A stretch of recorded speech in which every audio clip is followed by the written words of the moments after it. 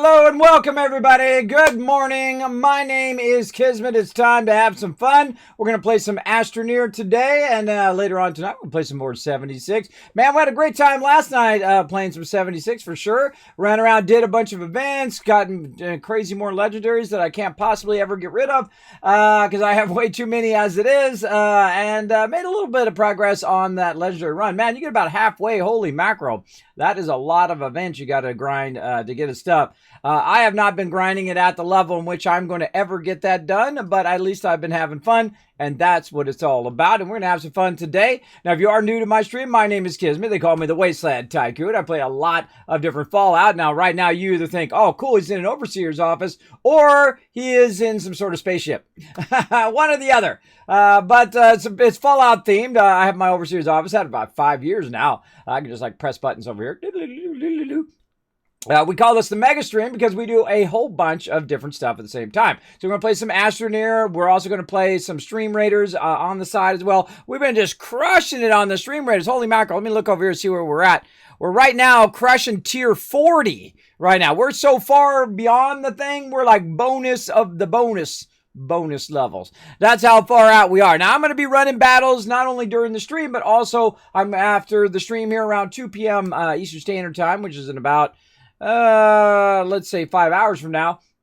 I'm going to go into battle mode. And when I go into battle mode, that's when you'll be able to basically continue to do battles, but you won't see or hear me. I'll be working on stuff behind the scenes. I got a bunch of cool stuff I'm working on right now. I'm going to work on that stuff and then basically run battles all day. And then I'll be back tonight, 9 p.m. Eastern Standard Time, doing some more fun. And some 76, we'll run some more battles then too. So it'll be like 10, 15 hours of battles all day long. So you guys can get epic loot and upload or upgrade all of your units to get even more epic loot. See, it's epic loot becomes more epic loot, becomes more epic loot. You reinvest and reinvest and you're just jamming. So let's get into it, everybody. So first, I'd like to say hello to Cannon. I see you in there with your awesome little heart guy. That's cute. That's a cute emote, Cannon. I like that. And I feel like just getting into it, everybody. I'm ready to play some Astroneer. I love this game. It's a really fantastic game. Let's do it.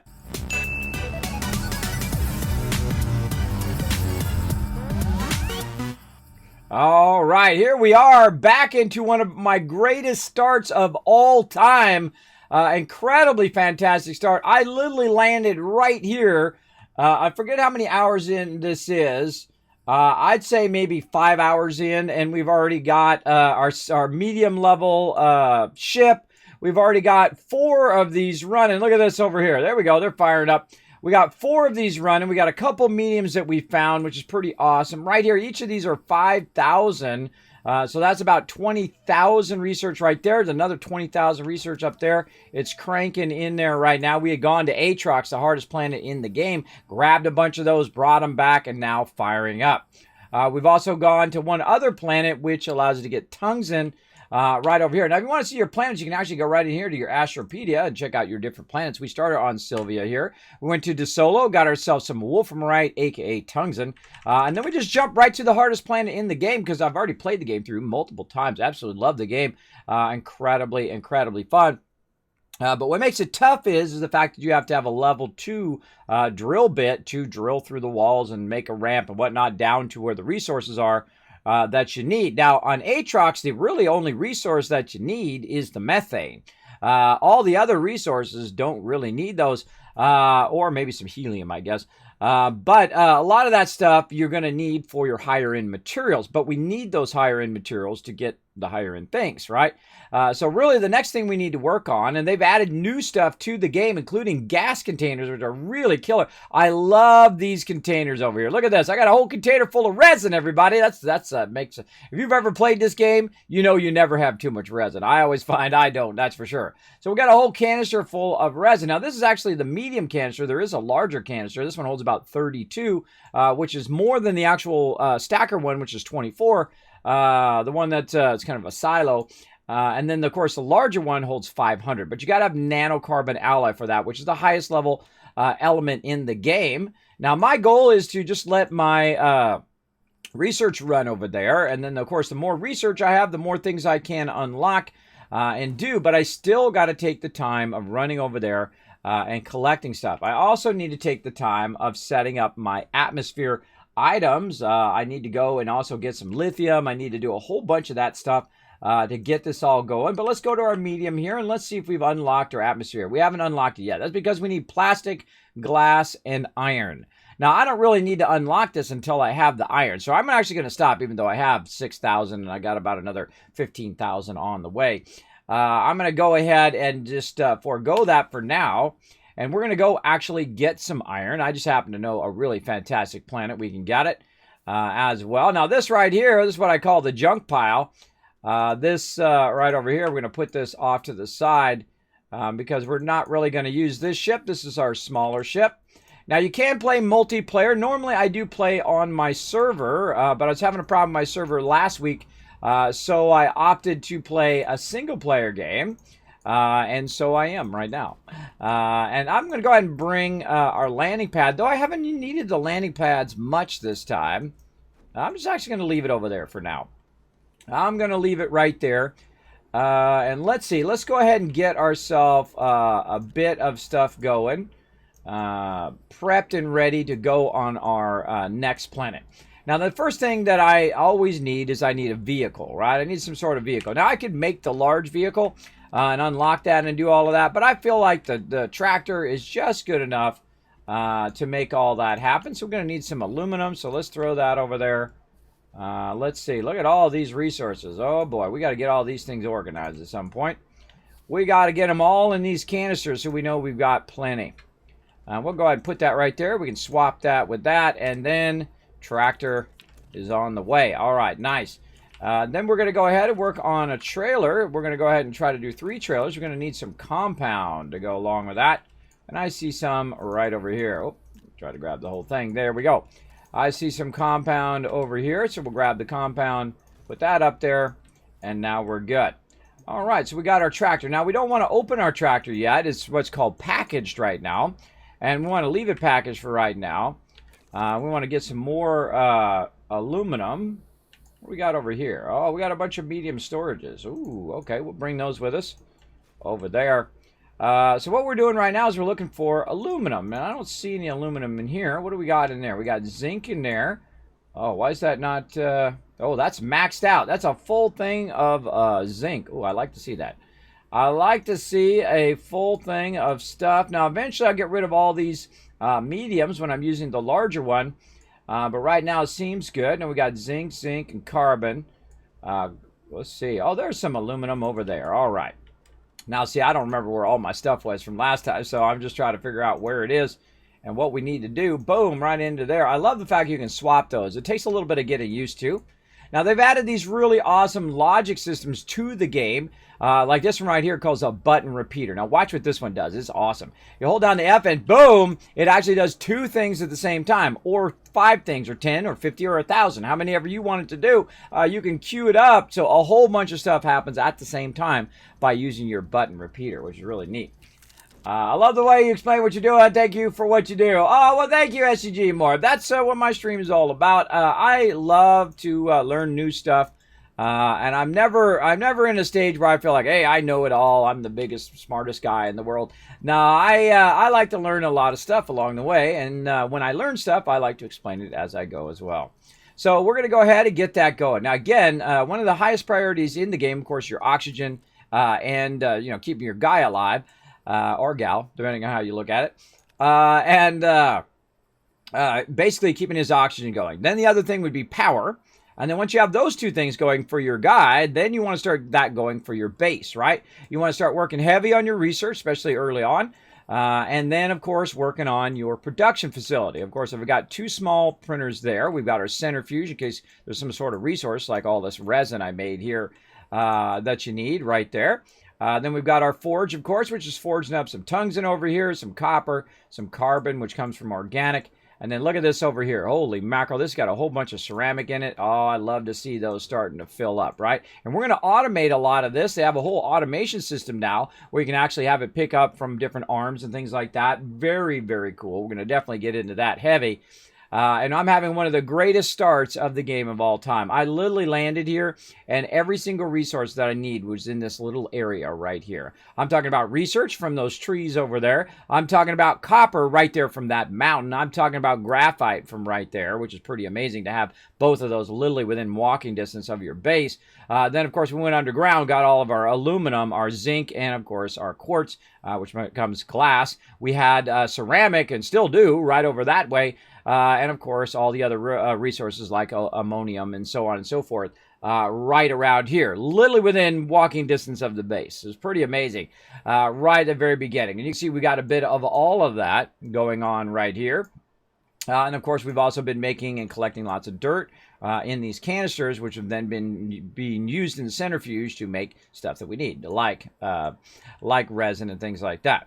Okay, so we've got our trailer, and we've got our trailer over here. There we go. And then we've got also some medium storages we're going to need to bring back some of these resources. So right about now, I've got my tungsten, I've got my research rocking and rolling, and now I need iron and titanium. And once I have those iron and titaniums, then I'll be ready to start collecting the gases. And once I start collecting those gases, that's it, you win. Because you have pretty much the ability to produce any and every resource and any and every item in the entire game. And once you get to that, you are styling, because then you get to start using the big stuff. You get to start using the pavers and the drills and all of that fun stuff that really elevates your game to a whole nother level, because this game is a progression game. You collect resources, you unlock certain items, and those items then unlock other items. And as you progress your way up from your personal backpack, where you're making yourself some, just like oxygen and things like that, oxygen filters and whatnot. And then you're going up into your medium printer, and then you're going to go or small printer, and then you're making things like your canisters and logic systems and other fun things. Then into your large printer, where you're making your furnaces, your medium printer, where you're making your furnaces and your larger printers and whatnot. And then, of course, your large printer, where you're making gigantic things like your spaceships and fun things like that. But the number one thing we need to do today to progress our thing is to get that iron. Now, we've got this going over here. Now, what else can we bring that's going to help us along the way? Well, one of the things that I typically like to bring is a little bit of resources. So let's go ahead and just make a compound. Now, we're going to find a bunch over there. But just to kind of spearhead what we're up to and what we're doing over there, we're going to need to bring some resources. And I'm not seeing any raw quartz, which I'm going to need for beacons. That's what I'm looking for. What else can we bring? We definitely want to bring some resin. So here's what a cool thing you can do is you can take these things, you can swap them out over here, and you can actually run these out by hitting F, right? So it's either goes in or it goes out. Now that holds 32, which is pretty awesome. So we can go ahead and just take our resin and we can put it over here. Now another smarter idea is say, you know what? Never mind. I don't want it to run all that resin out. I want to keep that resin in there. And you're like, well, Kismet, you're going to need that resin when you go to the new place. Well, here's the thing. I like to just take the whole canister and boom, just throw it in there, and now I'm good. Right? So I've got now a crazy ton of resin, because you need a lot of resin in this game. Whenever you're building tables, whenever you're building items and whatnot, you're going to run into the need for a lot of resin. Now, we also need to have some power, so we're going to grab back our small generator, put it right up there, looking good. Look, we got a big old drill on this little tractor. I always find that funny. Find that funny every time I put it on there. Also, really funny to put your gigantic battery on the front of that. Also very funny as well. You're one of my favorite streamers. Oh, well, thank you. Oh, I always appreciate those kind words. Big time. Thanks for coming in again. Sharing those kind words with me. I appreciate it. I got to put my beacon back. There we go. All right. Now, I need a beacon to go along with this. So we're going to go ahead and just take a moment here. Just run down on in here. And where did my vehicle go? Speaking of my vehicle. Let's go ahead and get my vehicle. Now, we're also going to need a bunch of power. What we really need to do is we really need to go to one of the planets that has a bunch of lithium. Not fitting through there. So close. So close. That's okay. We'll just turn around and knock our research out of the way. Out of the way. I have Kismet coming through. So we need to get some lithium. Now, lithium really helps us when we're making batteries. And we need to make some bigger batteries so that all this excess power that we're producing can be stored and used at nighttime and whatnot. Now I'm going to run this way, and I'm going to see if we can find some quartz. I typically go straight out from where I make my ramps. I used to take their way down, but I don't do that anymore. I just make a ramp and just go straight. And then eventually I will run into the resource typically that I'm looking for. Like right here, I can see this comes to a stop here. And it looks like we went this way just a little bit and then stopped here. And I can see I've got some resin up here. But I don't see any quartz within eyeshot. I do see some lithium over here. Over there. And I only needed just a little bit for a beacon. Now here's the thing. In every single planet that you go to... I ran out of power. That's okay. Here's what you do. You take this off. And you go ahead and put your solar on, or your wind on there. That'll take care of business there. Now later on we could use that drill and we could drill across, but I typically don't. What I do is I go ahead and just shape myself in a little road. Now eventually what you want to do is match your road to the current elevation like this. And this is so wonderful. I love the shaping in this game. It's really, really fun. I feel like it's the big feature of the game. Look how we can just shape out the world, right? You can shape out every single planet all the way down to the core of the planet if you want to. It's up to you. It's your game. You do whatever you want. Now, me, I like to go in and just kind of equalize a bit of this. And then, oh, I see some titanium over there. Now, again, we always got to be thinking about our auction. I love this moment right here where you kind of just open things up. And it just kind of reveals what's behind that kind of mountain edge. And these things right here, you shape them out, the stalagmites. Shape them out, and then eventually they do disappear, as you see. But I do have oxygen, basically an endless amount of oxygen with me, and that's actually my vehicle. That's why I always create a vehicle, because it makes it easier. Now, watch out for these guys. When they explode, they will actually do damage to you if you're too close to them. These over here are research. I just scan these. I don't bother to take them and put them in the thing. I feel like it takes too much of my time to do that. And there's what we're looking for right there. Uh-oh, we're out of power. How can we get more power? We take our organic, put it right up there, turn that back on again, and GG, we're looking good. Now, all I need is a little bit of this. And I always find if I just keep going in the same direction, usually I'll end up just fine doing that. Now, I'm actually going to take the organic out of here because I also need a little bit of this stuff over here, which is our aluminum. Because I know when I come back here, I'm going to need a little aluminum, so we might as well grab. So close. Come on. There we go. Okay, so we grabbed a bunch of that, and now we want to go ahead and make our way back, because if we look on the top of our backpack right there, that little blue line on the top, that's your oxygen. And if that runs out, you die. There's only really two ways to die in this game. Little bug flying around in here. There's only two ways to die in this game, and that, well, other than fall damage, which is I'm pretty good at doing that. Really, you run out of oxygen, or you run out of power, and then you run out of oxygen. Fall damage is one of those. Actually, let's make it three ways. So first way, you run out of oxygen, or you run out of power, then you run out of oxygen, which is still the first way. The second way is one of the plants kill you. Either they shoot you or they explode next to you and then you die. And then the third way is typically fall damage.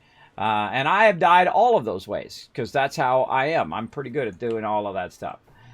So thanks again for coming in and showing that kind love. I'm actually going to take that and put that in my inspiring quotes, which I read every single day. All the quotes from you guys here in my stream, I greatly appreciate that love for sure. Boom. And we're going to start some Stream Raiders here in just a bit. I do like to start about 30 minutes in, so we got about another 10 minutes. Hey, Siri, set a timer for 10 minutes. This way it gives time for everybody to get in the stream and get ready and get prepped and ready for some serious battles all day long. Now, make sure to keep doing battles with us all day long because we're going to try to unlock a whole bunch of loyalty rewards and all that stuff in-game where you have a chance at those rarer skins and cool stuff like that. We're going to try to fire that up. Now, I could have got more, and I could have put it on this over here, but I don't really need that many. I really just need to make some beacons. I always find it's funny when it drops it on the ground. All right, so I need a beacon there, and let's go ahead and make another beacon.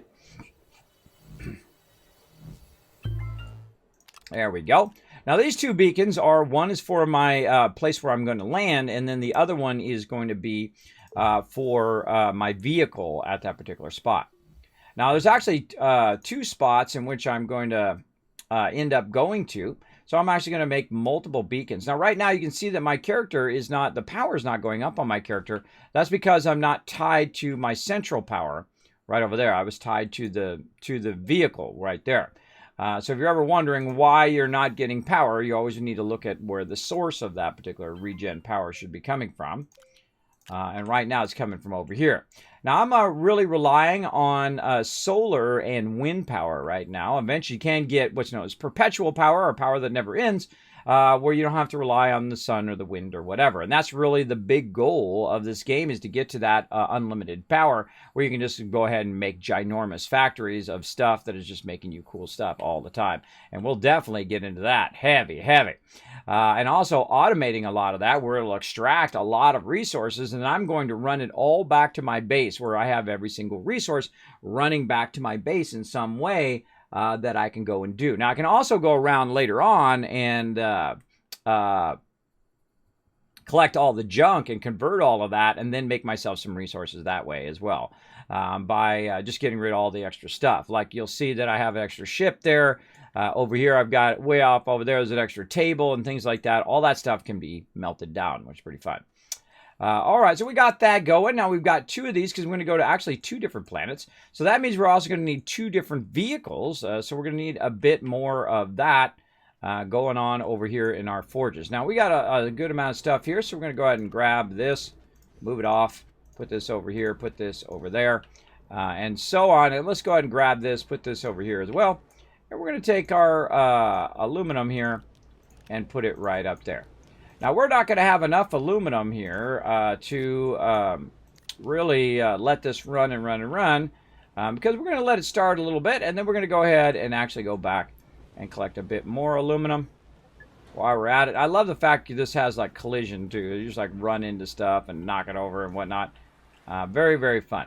I'm also kind of waiting for my my research to finish. Because it's going to finish before I typically will leave the planet, because it's already been running for a while, and I definitely want to queue it up before I go. Also, another great thing about the small vehicle is it doesn't require a lot of power. At this stage of the game, typically it's going to have trouble maintaining those larger vehicles if you don't have the larger power. We're going to go ahead and do a little bit of fixing up of this right here by holding down control. And then what we're going to do is just kind of, again, equalize the area here, right? And we can just kind of hold down control, and it's going to flatten this out a bit. And it's actually kind of going in the direction I want it to go, like that. And then whenever I run out of power, I either need to get close to my vehicle, which is going to give me a bit of power, or I can go and try to collect a little bit of organic under here. And again, you can see I have like 0 power. But I can kind of see, it's hard for you guys to see, but I can kind of see where I'm going. Now, I was smart enough to leave some organic down here just in case. Right over here. Oh, if it lets me grab the right thing. There we go. And then I go ahead and use my generator. I always like to have a generator nearby. For obvious reasons, because you don't want to run out of water, or you don't want to run out of oxygen, and you don't want to run out of power, not water. I don't know where I got that from. A little Fallout 76 there. All right, then we're going to go ahead and make ourselves a little ramp like this. We're just going to shape this out. This very much reminds me of Photoshop. Photoshop has a tool called the clone tool. It's actually a $1 million tool, in case you didn't know that. Because there used to be a computer called a Chromacom, a Hell Chromacom. I'm sure somebody still got one somewhere in some museum. And it used to do exactly what Photoshop does today. And that is doing shaping and cloning and taking out blemishes and doing all of that stuff. I was lucky enough to work on one of those in my early career as a graphic designer. And it literally cost $1 million to make that thing run. The actual machine itself was like $250,000. I got to get it out from underneath there. Look at that. See how my wheels are stuck underground? Sometimes that happens. What you got to do is just, give it a little bump, and then it will go ahead and try to figure itself out, and then off you go. And let's go ahead and get up in here. We need to go a bit to the right here. I'm crazy driving. There we go. We need to go a bit to the right here. And I don't necessarily have to put a flat area in there. You can just drive around. I like to let myself know where I've been, if you know what I mean. So that's why you'll see me shaping this stuff out. So it makes it really obvious wherever you see this gray. This gray right here is from your shaping. It's the only place you'll see that typically is from your shaping. I'm going to go ahead and manually collect a bunch of this while we're waiting. Uh-oh, no more power. But did I bring another organic? I did, right over here. And we also got the wind power going right there as well, keeping our vehicle going. And while we're waiting for that to charge back up again, we can do this. And you're like, well, Kismet, you could use that drill. You can. I find the drill to be very awkward in this game. I feel like it's the only thing that really needs to be improved massively. I love the game. Incredibly fantastic game. Everything about it I love. It's my style of game. It's like, hey, Kismet, we're going to make a game just for you. And this is the one. They didn't really make it for me, by the way. Oh, ow. Ow. Sneaky bad guy up there. I didn't even see him. That was a sneaky bad guy. Yeah, this is my type of game. This is my jam right here. I love space games, and I love collecting and building and doing all of that stuff. See, that's a bad guy. We'll go ahead and research him. Research him. Okay, and then more aluminum. And see, this is the kind of way you do it in the beginning. Later on, we come down here and we can do some really heavy extraction of all of these resources to the stage, or to the point in which we will never need to extract them for a while. What do we got behind here? I would love to, like, what's behind door number 1, right? Also, there's a bunch of organic right here. Grab a bunch of extra of that. And see, I can see even more way over that way. And then, so I'm going to go ahead and find a kind of a median level here. It's kind of at an angle. And this takes some practice for sure, to get that angle down just right, and then lead it right where you want it to go. And then you match it up to the current angle you have, and then it's going to bring you down a little bit, but actually it looks like it needs to go up a little bit. I'm never afraid to just tear it all down and do it all again, so it comes out nice like that. And then again, you match it up to that edge. Look at that. Beautiful. Beautiful. Love it. Okay, and we're just going to go straight through here. Now, we got to watch out for these guys. I love the new animation, by the way. They added this some time ago, but the new animation is awesome. Now, I don't know why this is not pulling up to there. It used to do that, but it doesn't seem to be doing that anymore. So I have to manually pull up that thing each and every time. Now, you're like, Kismet, your research. I'm good. I'm good. All right, we're just going to go ahead and make ourselves a nice little way over here. Now, you also will find a bunch of just kind of random junk left here by whoever else was here in the past, which is really just generated by the game itself. But it's like other peeps who came in here and made some stuff and then now apparently are not around anymore. Other Astroneer explorers. Now, I'm going to make a big mess over here. There we go. All right, we'll make a few of those. Now, again, always thinking about that oxygen, always thinking about where you're at is very important. Also important to know which direction that you came from. Now, me, I like to put the big finger. And you're like, Kismet, the big finger? Yeah, watch this. We're going to go ahead and put the big finger. I'm going to hold down Option or Alt to do that, and then go like that. And I call it the big finger, where it's just pointing that way. It says, Kismet, that's how to get the heck out of here. That way. There we go. Hello, do you remember in Astroneer the time in which the truck sunk into the ground? I do remember that, Crocvlog. I do remember that.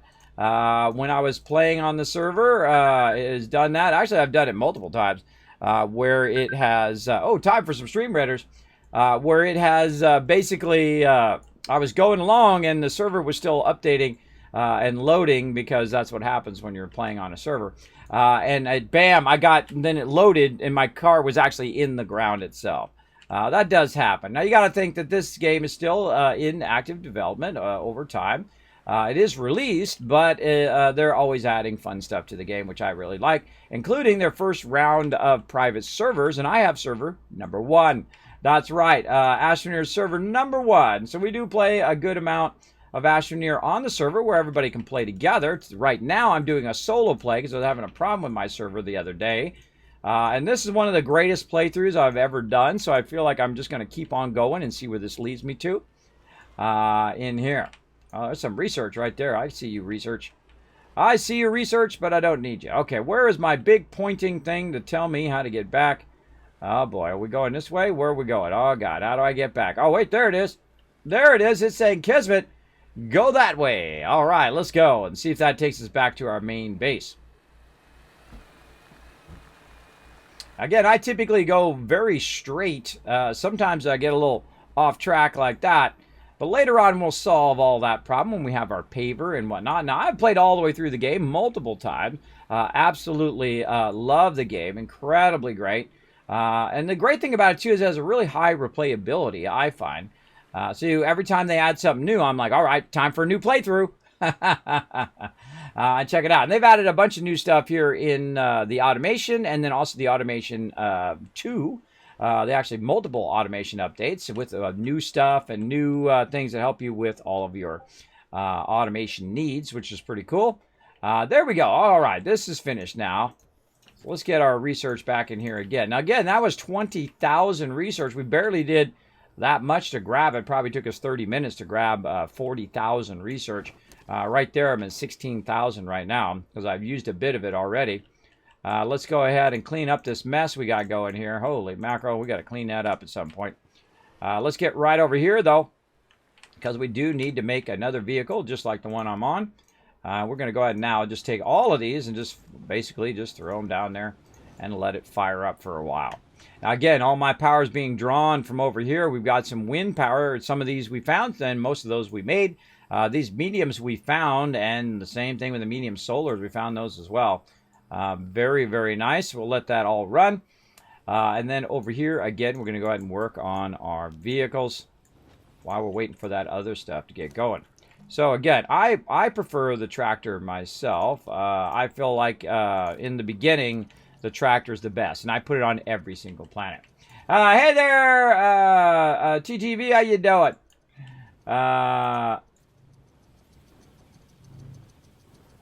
I'm trying to figure out how to say your name.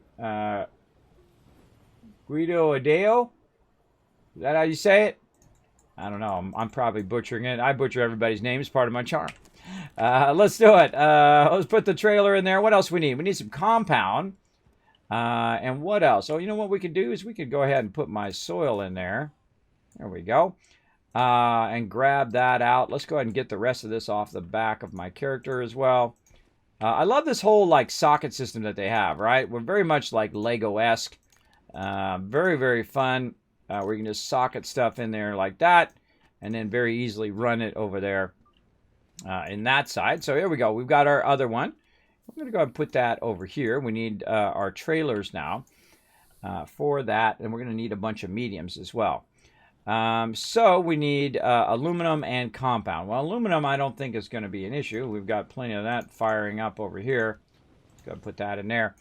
So we go ahead and put this aluminum in there. Take this one out. That's good. Now we need some compound. Now I think I used up the rest of my compound, but that's no problem. That's no problem because what we're going to do is we're going to go ahead and just collect a bunch of this. We're going to go ahead and grab this. Oh, actually I could have just did it the other way. Hold on. Let's just do it this way. This way is even more fun. Here's what you do. You put all your canisters onto the thing like this. And then if you can unlock it, you unlock this drill. And that's actually why I have this drill right here. And I'm going to go ahead and grab this and put that back there. So on this particular vehicle here, we can go ahead and put the drill on the front. You're going to see this circle. Now this little circle is actually the drill's area in which it drills. And so we can just kind of walk over here or drive over here. And then just go ahead and hit the F key like Frank, and it's going to act... Oh, nope, not the F key, sorry. V key like Victor. I sometimes get my keys mixed up. And then literally we're just going to drill right into the side of this mountain. Now, you can see it just in the corner there. Oh, and then we're out of power. Just in the corner there, we can see that this one is starting to fill up, right? And so that actually is extracting the dirt and then putting it in there. Now we have a little bit of a problem though in the fact that we're going to need to generate power so that we can drill. And that's easy to do because we can just go ahead and take all this organic here and put that organic right on here. And that's going to go ahead and charge that vehicle up, as well as we'll go ahead and put some extras over here. And then now we can go ahead and get back to drilling a nice little tunnel through here. And I often find that this is the most awkward thing in the entire game, is this drilling. Now you're going to see this kind of circle start to fill in. You see it turning blue from being white originally, and it's just going to go ahead and fill in, and that's how much dirt is being collected. And I just like to drill through the other side here, and I can control the angle of this, so I can drill down. If I run into rocks and trees now, if you haven't played the game in a while, it just destroys the trees and rocks, which is awesome, versus waiting for them to fall down and then get it going. Look at that. Oh, hey, ammonium, how you doing? Tons more ammonium here, so we're just going to drill across here, collecting tons and tons of dirt. Easy peasy. Really good thing to do early on. Now be careful, because you could end up going down into the brink. If there's some research right there. You can end up going down into the lower levels if there's a hole right here. Now I'm destroying a whole bunch of stuff, and you can see some research flying and trees flying and whatnot. As long as we have power, we can do this stuff. Now, as we go through the game, we also can do a kind of medium level vehicle and a large level vehicle. Now, I'll probably skip the medium vehicle this round, but we'll eventually unlock everything in the entire game, obviously, and do our thing over here. But we're just going to go ahead and drill our way across just to collect a bunch of dirt. And then we hit V to turn it off. You notice that my vehicle increases speed. Now, we got to watch out over here because there are some drop-offs that you can end up going in. Look at that graphite over there. Very nice. And tons of graphite and whatnot over there that we could use. And now what I'm going to do is just turn around and do the opposite, going in the other direction. I'm just going to make another hole right through here. Heck, if I know where it goes. I'm not worried about where it goes. I'm just worried about getting the dirt at this point.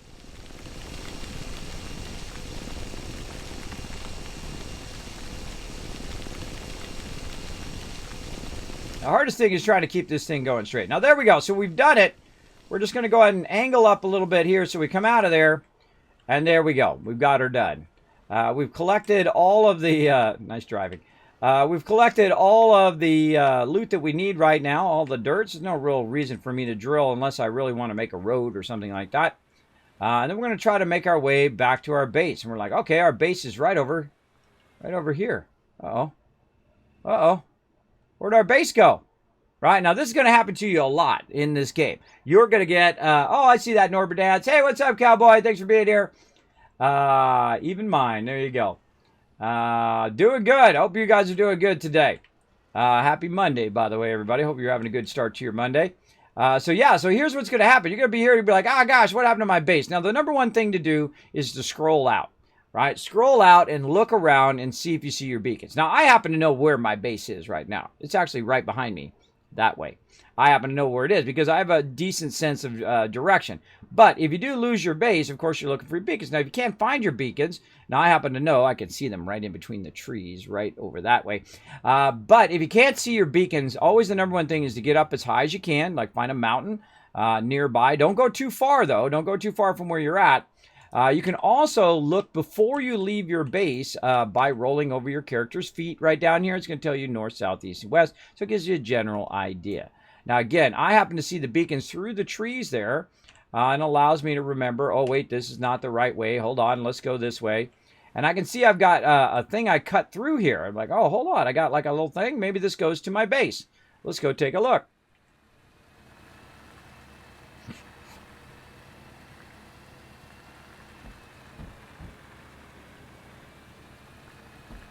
And the answer would be yes. It does go to my base right here. Very nice. Okay, so cool. We got ourselves some dirt.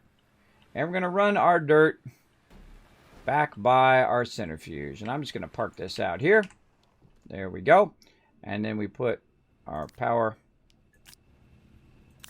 If I can grab it. Sometimes a little tough to grab what you want. There we go. We turn this off now. Put that back on our character. Now, you never want to leave without a canister. I find, though, even sometimes, though, you'll be fine. But we'll go ahead and take this, put that up there. And then we're going to It's primed. See, look, it's got resin on repeat. I forgot to turn my repeat off. Now, they added a really cool function. That's actually a really cool function for resin to just keep running and running and running. And I had it running and running into that canister, which I have up there in my ship now. So you can just have it keep going as much as you want with that particular resource. So it's going to run that resin and then go ahead and refill itself.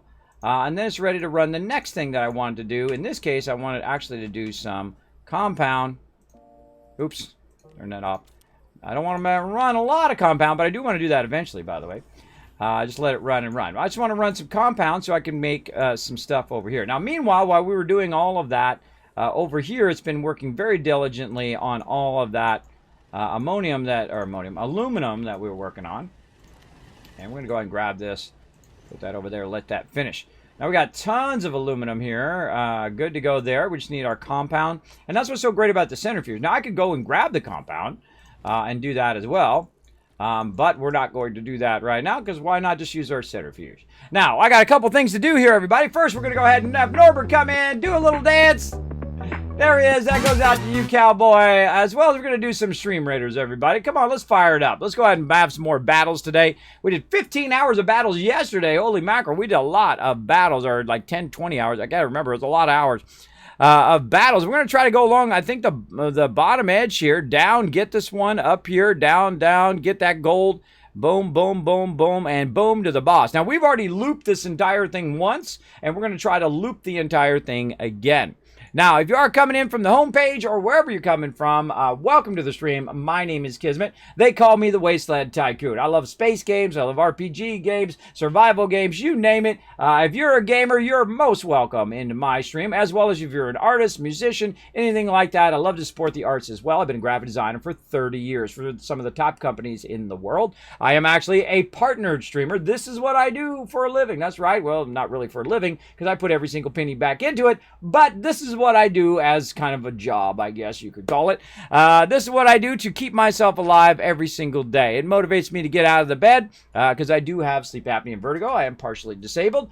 And I do love to play games, as you can see. I only play games that I really enjoy, and I think that you might enjoy as well here on the stream. So feel free to come and join us here for a little side game we like to play called Stream Raiders. Now, this game is free. That's right. It's totally free. You can come in and go ahead and place your units right around me right here. There we go. Look at that. Jif already in. Drake and ready to rock it.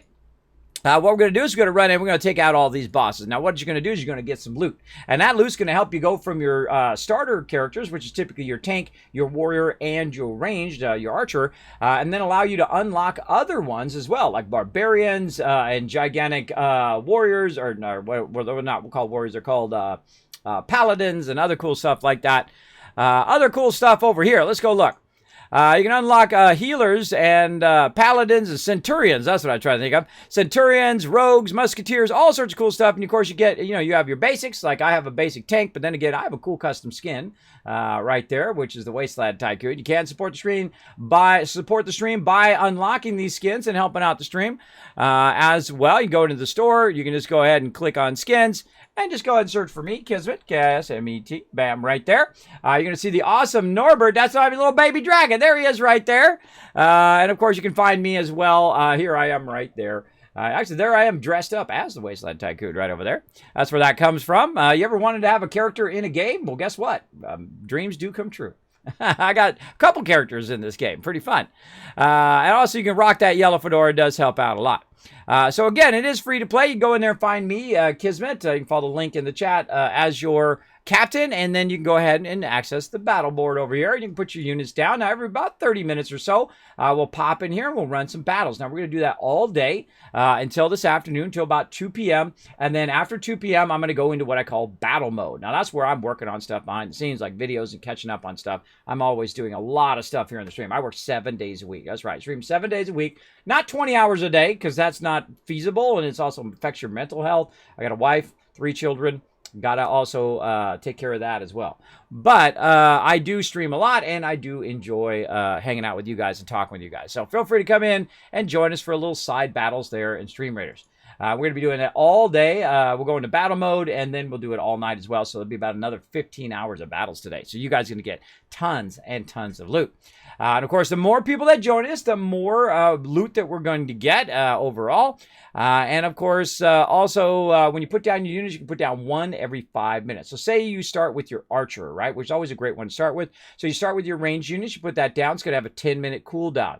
Now, in 5 more minutes, you'll be able to put down another unit. Then you can put down a warrior, right? So now you got your archer and your warrior. Now, by the time you put your warrior down, another 5 minutes goes by, because every 5 minutes you can put a unit down. Your archer is going to be back up again. So now you can put a second archer down, or maybe a tank, or whatever you think is going to best help that particular battle. Now, me, I have a very awesome tank and a very awesome healer to help you guys get the loot. Now, I don't need the loot. I got 20,000 gold over there. I'm good. You guys are the peeps I try to hook up, so you can keep unlocking those and keep leveling up your Centurions, keep leveling up all your epic units as well. But let's go ahead and get back to some Astroneer. This is one of my favorite games, incredibly fantastic. I feel like it just doesn't get enough love, though it has won a lot of awards for game design, and I don't doubt it, because it is awesome. A really, really fantastic thing. Oh, look at this, low power. Look at this. We got no wind power, and we got no solar power, because it's nighttime. And so we've got to wait for some power to kick in, or I can generate some power. I always have a good backup plan when it comes to it. Right over here, we could generate some power. So let's go ahead and tell it to make some organic. Now, by the time I do organic, by the way, by the time that's done, usually I find that my wind kicks in anyway. And you can see all my stuff is going really slow. The 3D printers are going slow. The research is going slow. And if that happens, that's fine. But what I like to do over here is just go ahead and fire up some organic, and see it's going to fill that up. And then the wind's going to kick in. There we go. And you can see everything speeding back up again, because now it's powered up. Otherwise, when it's low power, it just goes really, really slow. But when it's high power, obviously it's going to go at maximum speed. And what we're going to need is a little bit of organic as a backup, in case that happens again, which it will, because that wind's going to stop here in a second. And we got to get this organic onto that thing right there. And how do I know it's going to go to the right? Well, there's actually a little arrow that's pointing forward underneath this. You can actually see it on some of these. Say you take this one off, you can see that arrow right there. That arrow's saying forward. Now, because I know that it happens, I know the game mechanics, I know it's going to go to the right whenever it finishes that thing, if you have the arrow facing forward. You have it facing the other way, obviously it's going to go the other way. All right, so we got our trailer here. Now, what we're trying to do is put together a kind of a double unit here. We're going to go ahead and have our tractor and trailer there with a bunch of beacons that we're going to need. We're also going to need this medium storage and tractor and trailer, and we need actually room for one more trailer. Let's go ahead and just put this, put that eventually on our backpack. We'll take that with us. Rotate that around. There we go. Put that on that backpack, and then we'll go ahead and put these in here, because we're going to need room for one more tractor here, or trailer. Now you can have up to 3 trailers on one particular vehicle, as you can see over here. So I have a tractor and then 3 trailers behind there, and then of course it can carry a certain amount of resource, which is awesome. Awesome.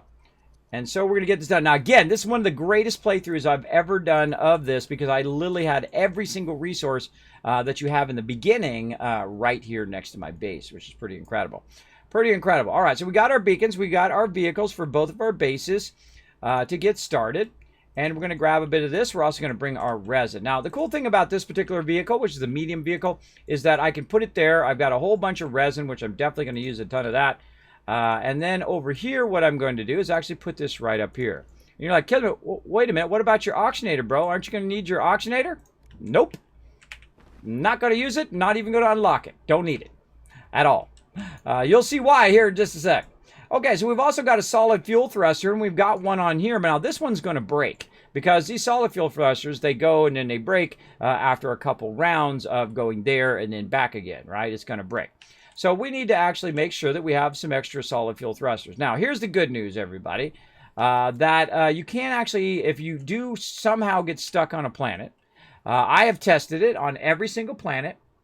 There is actually, you can go in and get to a point where you build yourself back up again, where you can go in and make yourself a solid fuel thruster to get back off the planet. All right, so no matter what, you can always get off the planet using your centrifuge, right? Because your centrifuge can make ammonium, your centrifuge can make a lot of materials that you need to make these thrusters. And of course, you can also find aluminum underground on every single planet, so that's going to really help you out. So let's go ahead and get some ammonium over here, right over there, and we'll put that over here. And automatically put it up there. We'll make another solid fuel thruster. Now, there's another one later on called the hydrazine thruster, which we'll get to that one eventually. But for right now, we're going to go ahead and just put this over here, and we're going to grab one more of these. We're going to go ahead and put it on our backpack, and we're going to be ready to go. Now, another one we want to bring is a bit of organic right here, so that's why I was making some organic to bring with me, as well as I'm going to take this and put it right over here. Now, see, that's going to run my power, so if I do run out of power, I can always run this over here. I like to have a little bit of extra organic there. In fact, let's go ahead and fire up another round of organic, just in case we need that later on. Let's grab this, and that's it. We're ready to go. That's right, we're ready to go to a whole nother planet. So let's go ahead and get up into our spaceship and launch on out here. We'll see you, base. We'll be back in a few after we go ahead and find some iron and some titanium. Let's go. Let's go. So what we're going to do is we're going to go to some other planets, and we're going to check those out. Now, in this particular playthrough, I've not been to any planets other than this one right here, which has our titanium, which is a moon of this main planet. Again, if you want to see where all the planets are, you can go right in here to your Astropedia planets. Sylvia, we've been to. DeSolo, we've been to. And this one over here, the hardest one in the game, Atrox, we've been to get research. Now, research still running. Now, all these other planets are pretty nice. I don't typically use Caldor, though there is a bunch of stuff over there you can get from Caldor, including a bunch of copper. So a great place to get tons of copper. Venetia is a great place to get lithium. This is the moon of Venetia, which you can also get lithium there. I typically just use the main one because I also want to get the argon gases from there. And the other one that I love, one of my favorite planets in the entire game right here, Glacio. Now, Glacio has titanium and iron at it. Typically, the titanium is underground, and the iron is on the surface level. So that's what we're going to go right here. So we hit V for launch. It's going to give us an option to find that particular planet. There's our planets revolving around the sun there. We go look over here. There's Venetia. We need that one eventually. We'll come back to that one. We got Caldor. There's Atrox, which is the closest planet to the sun. And then way out here, we've got Glacio, because the further out it is from the sun, the more of an ice planet it is. Let's go do it. Let's go do it. Uh-oh, our thing broke. Now, again, if we had not brought this, we'd have to rebuild that entire base to be able to take off again. But I think we're good. Now, we're going to see these little bubbles. We're going to see these little bubbles like this that are over the surface. That's where we can land. Now, typically, I like to land in the kind of what's in the center area, because you can't go around the other way. You can't orbit this way. You can only orbit in this direction. And so I like to put my base along that orbit line, so it's much easier to get to my base. I also like to go next to these things right here. You're going to see these kind of monoliths with this blue light coming out of there. Now, I'm not going to tell you what that does until I actually get to doing that. And hopefully I'll get to doing it, because every time I get about that point, I'm like, all right, time to restart. We'll try not to restart this one, because this is a really good start to a playthrough. Now, I can't land right there because there's nothing I can click on to land. I could land way off to the side and run over if I want. But I typically like to look for a landing spot that's close to one of those, because later on I know I'm going to come back and I'm going to work with those. It doesn't matter really where you land. You're going to find those resources, because you can just drive around and do whatever. Now, I do see a little landing spot off to the left here that I could go to. But I'm going to go ahead and wait for this other one to come around here and see how it goes. And I could always go there and move over there and put a landing pad there and whatnot. But I like to go around and look at every single one of them to see if there's any of them that are just already there, where I don't have to put a landing pad. Now, again, I'm playing a solo game right now, though I do have a private server that can up to 8 people can play at the same time. You can also play multiplayer without having a server. You can just basically host a local game, or someone else can host it. Whoever hopefully has the best internet, I suggest them as well. And again, thanks for coming in and hanging out. Hey, Kismet, this game make your computer run at near full performance? Not at all. Not at all. It's not even close. It's compared to some other games, right? Some other games really hardcore, bro. They really push my game. Now, push my machine. Now, this particular machine, by the way, doesn't do anything else. It only plays games. I actually have 2 computers. One computer is doing all the streaming and sending all this to you guys. So it takes all the load off my CPU and puts it on that machine, right? And this machine that I'm actually playing on just plays the game. That's it. It doesn't do anything else. Now, that's a really good spot right there. So I'm going to go ahead and land on that one because it's literally right next to that monolith. So let's go see what we got over there. We're going to establish ourselves a little bit of base here on Glacio. Oh, good spot, too. Good spot. Right by the beacon. Right over here. Nice flat spot. I like it. All right. We'll go ahead and pop out of there. Now, here we are on Glacio. Now, we're going to go ahead. Oh, there it is. We're going to look around for some iron. There's some right over there on the other side. And then titanium is going to be underground. So now we want to go ahead and start with our stuff. So we're going to go ahead and pull this out. Maybe rotate this around a little bit so we can see what's going on. We're going to go ahead and pull out our resin. And we're going to go ahead and pull out our beacon as well. Now, what I'm going to do is just basically establish myself a base based on this landing spot. Now, sometimes I'll go ahead and put a landing pad down and do it that way, but I'm just going to go ahead and hold down control. Uh-oh, can't do anything. Why can I not do anything? Well, let's look in our backpack. Oh, hold on. Our small canister has no dirt in it, so we're going to need to get some dirt. Now, that's pretty easy because I do have a level 2 drill. It's going to make it easy for me to drill through. The harder planets you get, the better drills that you need so that you can drill through that harder surfaces. And that's actually what makes them harder. But this game is not... This wasn't what I would call a hard game. I mean, it's got some challenges to it, which are really fun. But they're all kind of enjoyable challenges versus being exceptionally difficult like a Dark Souls or something like that. Turn my power on. Like a Dark Souls or something like that. It's not like that kind of hard. It's tough in and when you're first learning the mechanics, there are some things that'll get you. Like mobs will kill you or whatnot. But other than that, pretty easy to understand, pretty easy to get into. You might see me build some complex bases later, but that those bases are only complex because it's over time, right? Anything becomes more complex the more stuff you add to it, right? So the more tables I add, the more automation I add and that stuff, it'll start becoming more complex. But in and of itself, it's very simple. The principles of the game are very simple, and that is great. I like that. I like that about it. I feel like it has its own unique style, its own unique flavor. And some people come in and say, Kismet is this roadblocks, Kismet is this, Legos or whatever. No, this is Astroneer. And it has its own unique flair and just wonder to it that makes it truly great. And that's a hard thing to do in games nowadays because everybody's just doing what they did before, right? Number 5, 10, 20 in a series, right? They just take one IP that was a success for them and just keep making the same thing over and over and over. Where these guys made a truly unique game that uses voxel shaping, which is just awesome. This is voxel shaping, right? Where basically they're all a bunch of triangles. And I'm going in and I'm shaping out the world to however I want it to be. I can make it flat if I had more power. Put that power in there. There we go. I can make it flat. I can make a ramp if I want. I can go ahead and just make myself go up into the sky. Whatever I feel like doing. Well, I could try anyway. And then I can shape it right back out again. And then flatten it right back out again. I'm holding down control, by the way. Control key is your best friend in Astroneer, I find, for flattening all this stuff out. Very nice. All right, and we've got ourselves a nice little start here to a nice little base. Now, sometimes I will actually make my base right next to the beacon or off the beacon. I just feel like putting a base right here for today. I do like to change it up from time to time. That's just me. That's how I am.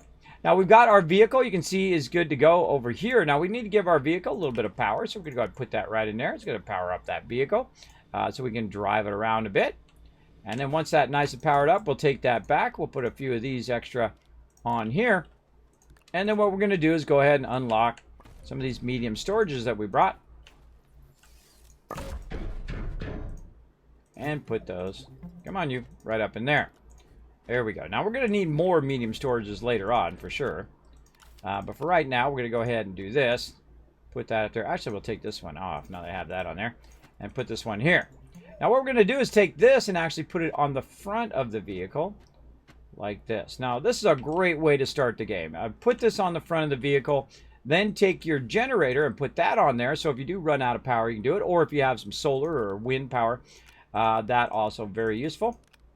And then now you've got plenty of power that you're just kind of lugging around, right? And you got tons of organic here. We just found as well. Put that on there. Now, I don't need to carry around my thruster, though I do need to take this thruster off, throw it away, and put a brand new thruster on there and get it going. So there we go. There we go. No, it doesn't. Astroneer is the one game that seems to push my machine the most. I have some irrational fear of my machine wearing my machine out, but that's what it's for. True. True. I don't have any problem with it making my thing max out.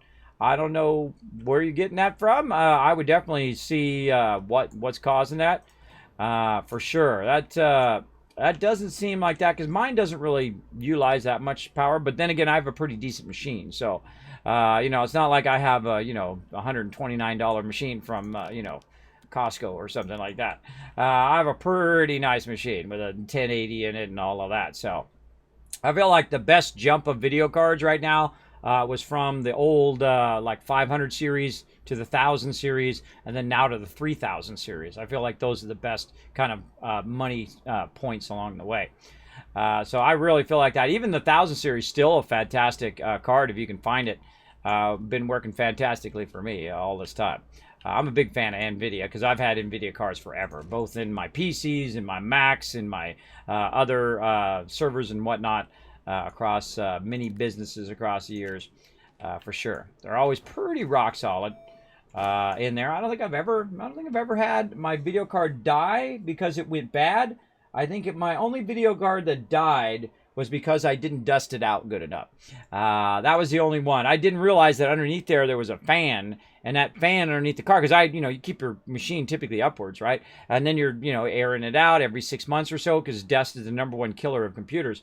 And I forgot to look at that fan under there one time, and boom, it got all clogged up with dust, and it was actually my video card, and it killed my video card. So dust out those machines, everybody. Make sure you're using a static thing, though, like a static strip, so you don't zap your RAM or something bad like that. Or just take it to a professional. Have them do it. Totally worth it. Totally worth it so your machine doesn't die. Always good to have good airflow around your machine. Don't stick it up against a wall. I suggest not to put it up really high because, heat rises. As well as don't have it on the floor. Because that's how all the dust gets in there in the first place, because the floor is a very dusty place. So about midway up, on your table or something like that, or have its own table. There's a lot of people who have those things that go under your machines. I've had a machine under there, and I've actually have multiple machines. I actually have 3 machines running right now. I have my PC, gaming PC. I have my streaming PC. I have my Mac running over here. I have an iMac. As well as I have a PS4, Xbox. I got it all, bro. I got everything.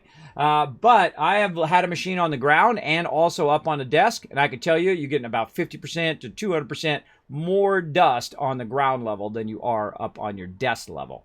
So I keep all my machines at desk level now. Because I've seen it before. I had those machines, and I've actually had them for years. And the one on the top, a lot less dust than the one on the ground level. Because you're kicking up dust and you're running along, in life as you do.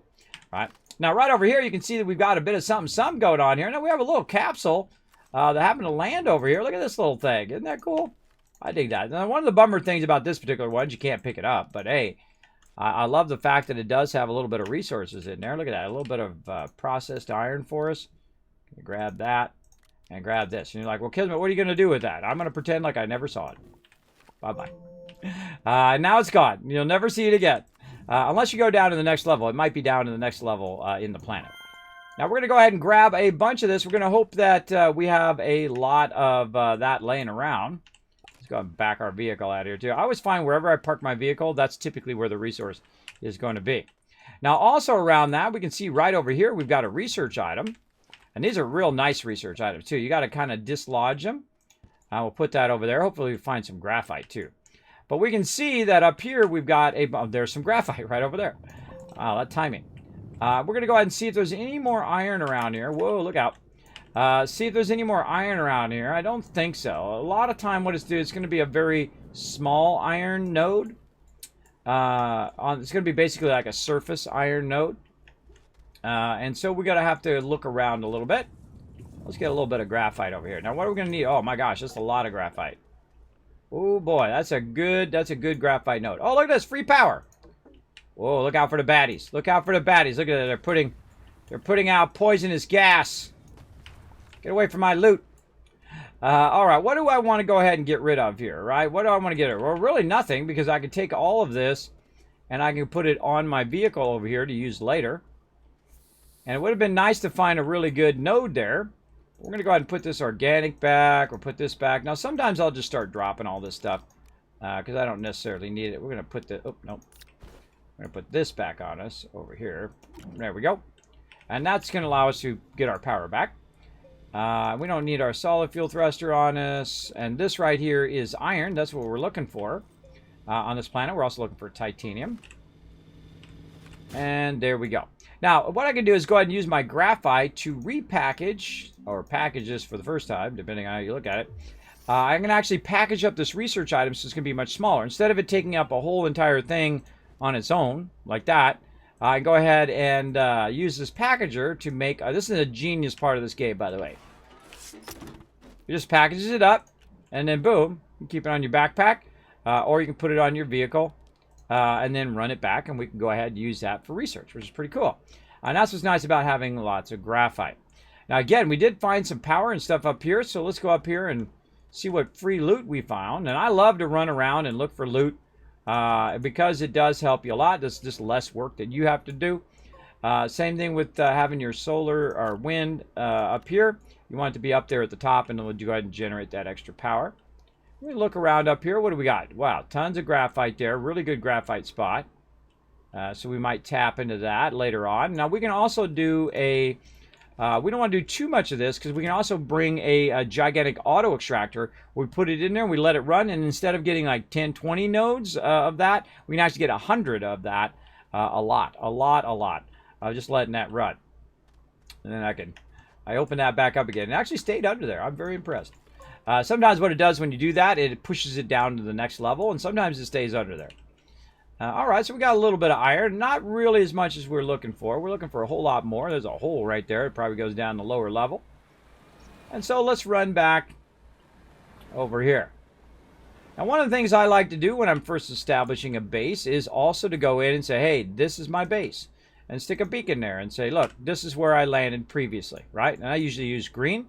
And then also on my vehicle, I'll go ahead and take a beacon and I'll put it right here. Now, this is usually when I go anywhere further than where I can see, right? If I can't see my ship from that spot, then I'm going to put a beacon on there so I can find my way around. Now, also over here, we've got some more research items just laying around. We've got these things in the way. Now, if you don't want these things, you just shape them out like that and just shape over them. And eventually, they'll just vanish. Over here, we've got a research item as well. We can go ahead and look at this side. Okay, this side only needs so much power for a certain amount of time, and then we'll open. So let's just go ahead and run our thing here, and that's going to charge this up. These are my favorite because they're really easy, right? You can just plug them in, let your power run. Now, if that power runs out, it will then start to go back down again. So you need to make sure you have some organic. I've got a ton of it all over, all these little, bushes and grass here. We could always grab more organic. Plus, I have some on the back of me here. Now, of course, the more of these that I'm running at the same time, the faster this goes. I can also use my vehicle. I could also take a table and run a table over here. But I'm just going to go ahead and let this go. Oh, it didn't go flying off. Normally it goes flying off the top of there. All right, let's grab that back. Turn that off. And we're going to take that out. And there we go, another research item. Now, these research items are typically your more valuable of research items because they're going to have a higher amount of research on them. Though these ones are actually less valuable than the ones that I already brought back from the highest planet in the game called Aatrox. Now, we're going to go ahead and do the same thing. We're going to go ahead and go in here. We're going to go ahead and make a couple packagers. And we're going to go ahead and package this while we're waiting for that one. I love how you can do multiple things in this game at the same time, right? You could be packaging one thing while you're making a packager over here. And really getting a ton of this stuff going simultaneously is basically how you win at this game. Now, we don't have really a lot of iron here, and that's really what we're looking for right now. And I just happen to see some. There's some up on the hill there. Let's go check out that node and see if that's a bit bigger than the one we did before. Let's go check out this one. Again, the iron on here is at the surface level. I find. It's usually fairly close to anywhere that you land. Oh boy, that's a big one.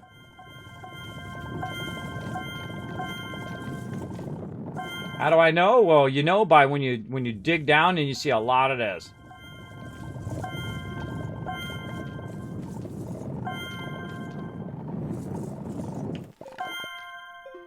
I made a mess in a good way. In a good way. Let's go ahead and put all of this onto here like this. And we can go ahead and do that. Now, the reason why I started dropping stuff is because my backpack is full. And that starts dropping it on the ground, and then you can just go ahead and pick it up. Now, you can actually have it pick it up for you using the automation, which is pretty cool. You can also use your drill bits and things like that later on, and it will automatically put it in the back of your vehicle. We'll get into all that fun stuff at some point.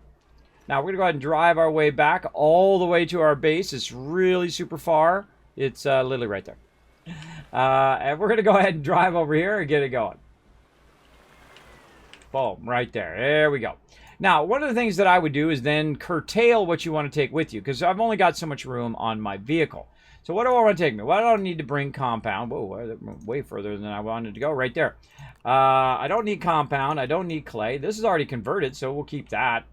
We'll go ahead and take some of these right here, and we'll go ahead and put that on there like that. More of this over here. Now, we got our thruster, which we definitely want to take with us. This we don't need. We can leave that. We can leave this. We can leave that. All right, looking good. Consolidate that. Now, we can go ahead and grab this and go ahead and replace what we have up in here.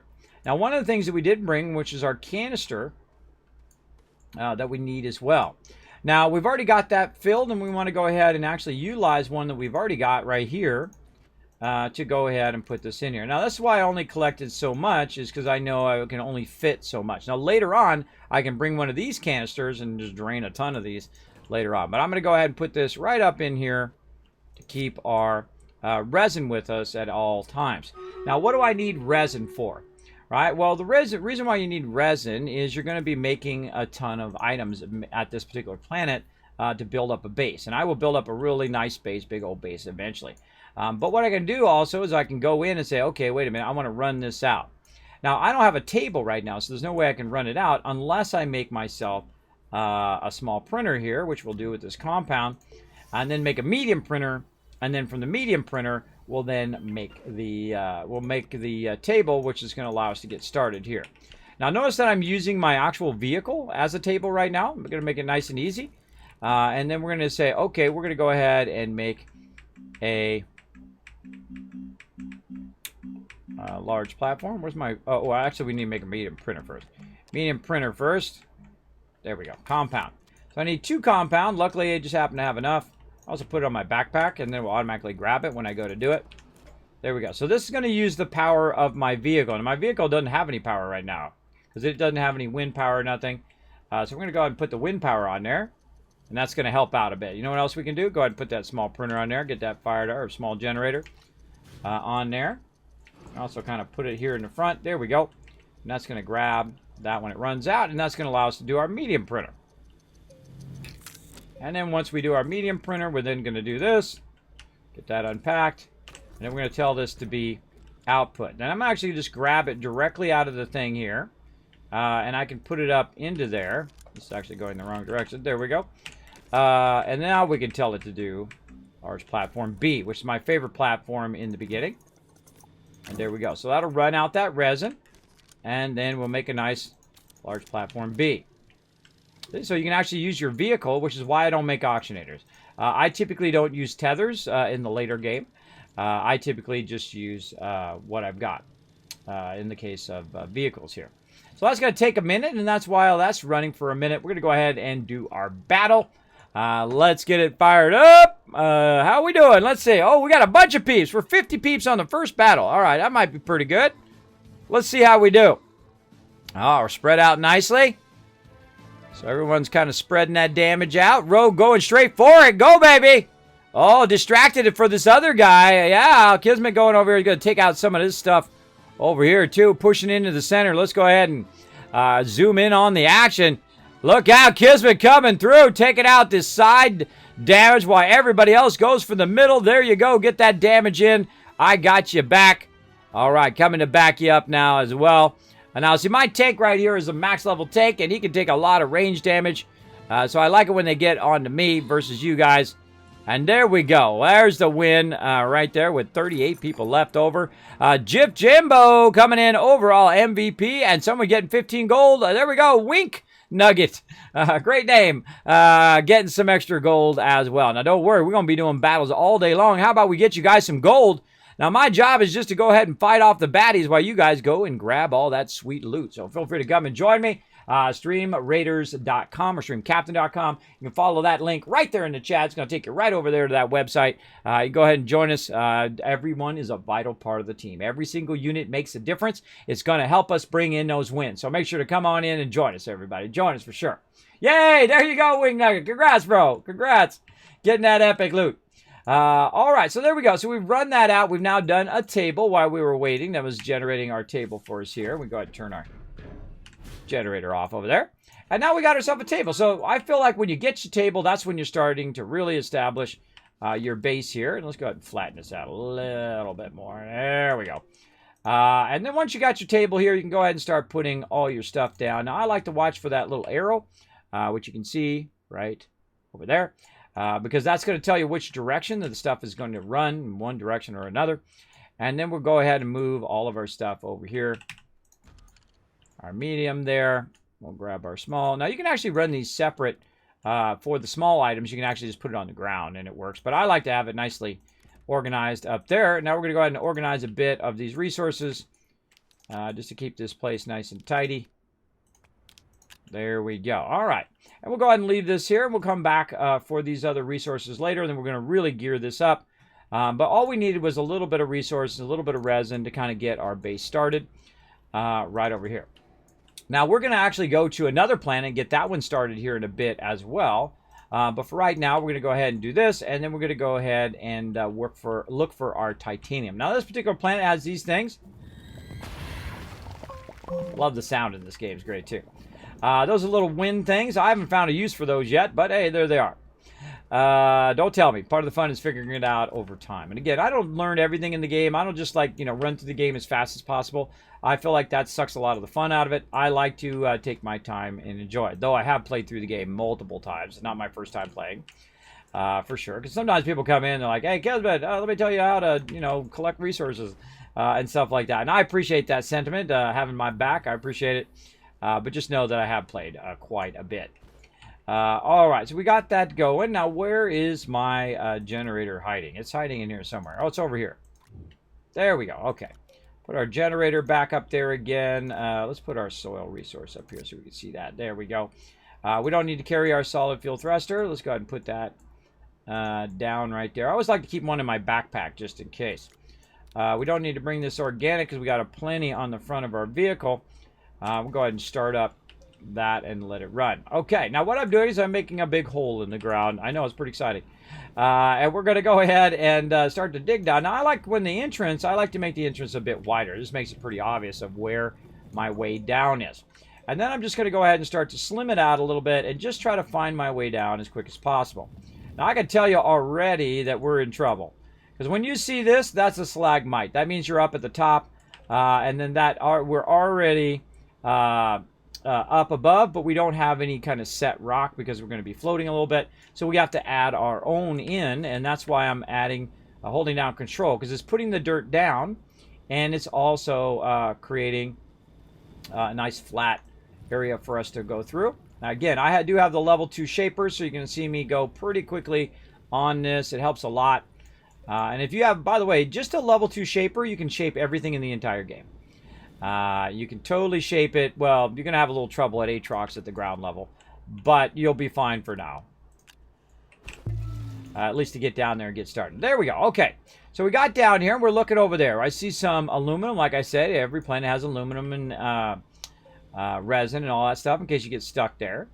I see a little bit of something over here, but not really what we're looking for. Sometimes I'm very lucky where I come down, bam, it's literally right there. And sometimes not so much. Sometimes you got to look around for it. So we're going to grab some dirt, say, from up here. And we're going to create a nice little, what I call, landing right over here, where this kind of matches up. to the edge of our ramp. Again, I love this. Very artistic. It feels very artistic to me every time I do this. Now I'm going to grab some more dirt just out of the wall here. And I like to take it from the wall sides. And then also take it from, you know, wherever you have all this stuff kind of up there blocking you. And then allow it just to go in and flatten out the area at the bottom of my ramp. Now what that does allows me to have the ability to basically bring my vehicle down. And you can see I'm starting to run out of oxygen. I got plenty. I like to ride it right to the edge. Right to the edge of my oxygen a lot of time. It freaks people out in the chat, which is always fun. But I'm good. All right, there we go. You're like, oh, wait a minute, Kismet, how you get an oxygen without an oxygenator? You don't need an oxygenator. This will give you oxygen no matter what. See? That'll give you oxygen too. The only reason you need an oxygenator is if you're going to do tethers. And if I don't do tethers, then I don't need an oxygenator. And I don't need to unlock it. And I don't need to use that research toward the oxygenator. And that's called advanced play. I do like to use the more advanced techniques like oxygen filters and things like that. Because I do like to push myself to try to survive without those things, right? And that's pretty cool.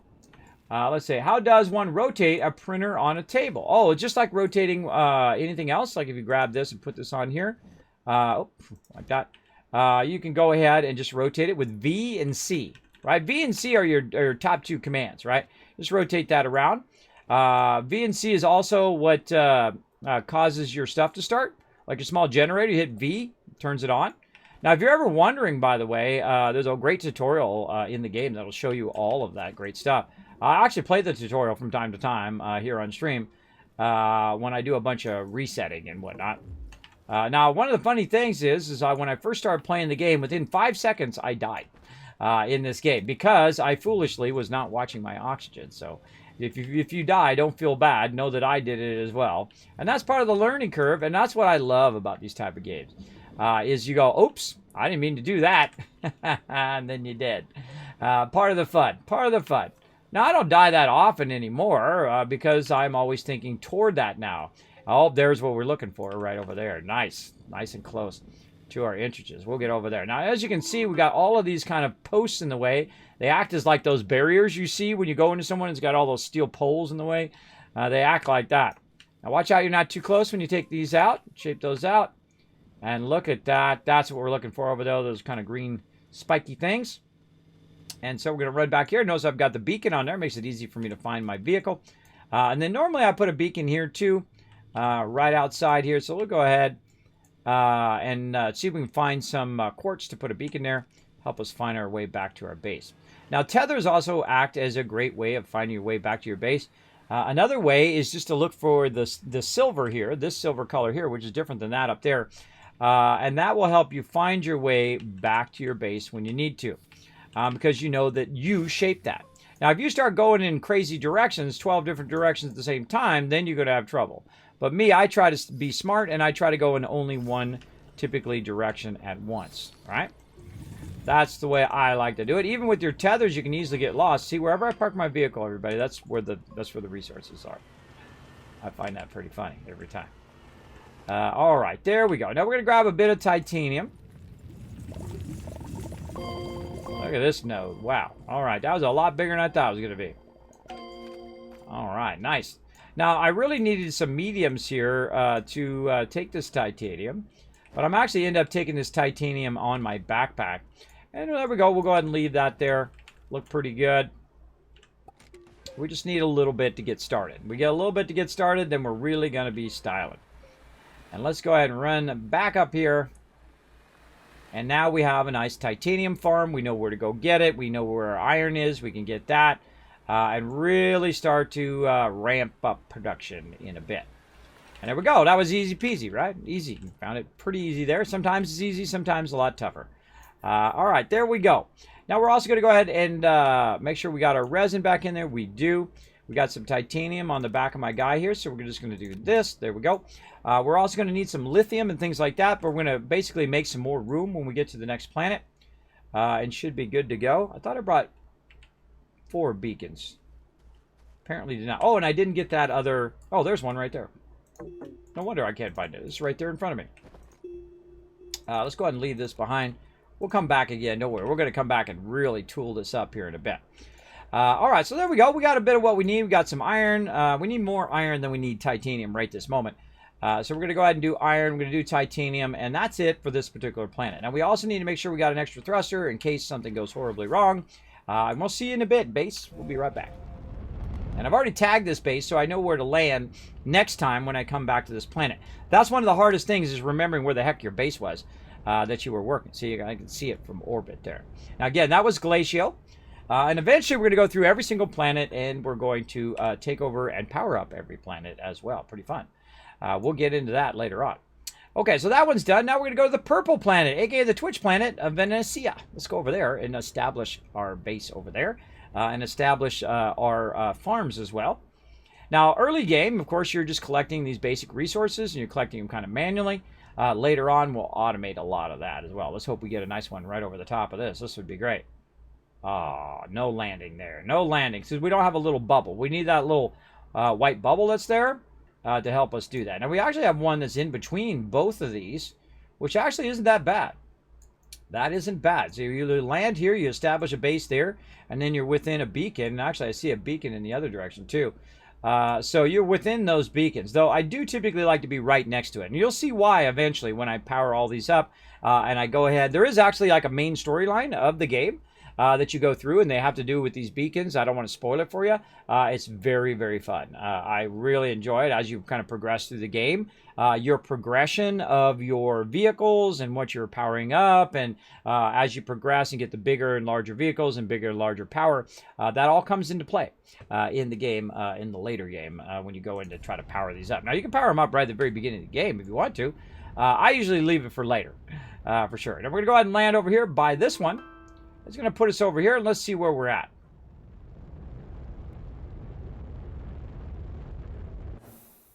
All right, that's not bad, not bad. Now, we've already got an established landing. Now, watch out for these guys over here. These guys will try to get you. Get rid of that guy. Now, this is one of the absolute most annoying planets in the entire game. Now, why is it annoying? Well, it's annoying because most planets, when you shape something out, like this, say we'll pull this research item out of there, whatnot. Watch that little thing right there. See, it disappeared, right? And that's what most planets do. But when you have something larger like this,